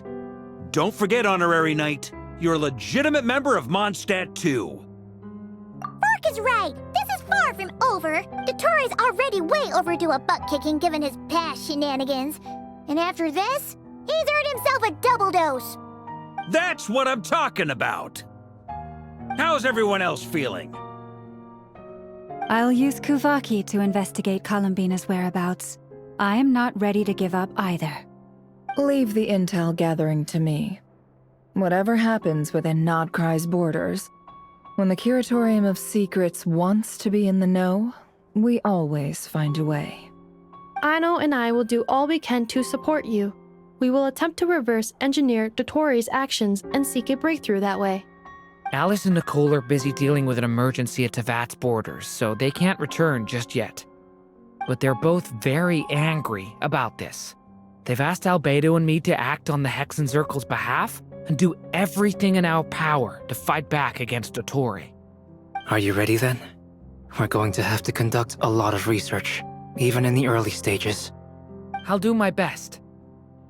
As for me, I'm pretty familiar with Dottore's way of doing things, so I can try to predict his next move. I'll help with your investigation. Nice! Looks like we have our basic division of labor. I'll get in touch with Flint's and Itlua, get them to have a chat with their Starshiner. It couldn't hurt to bring the Lightkeepers on board as well.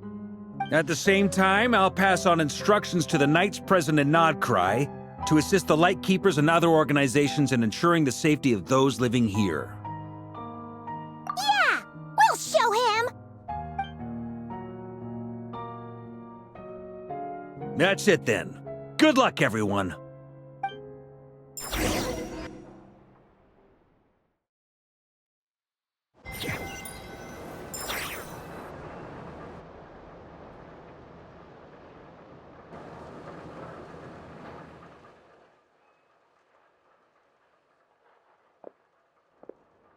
I never thought that Columbina would become my real name.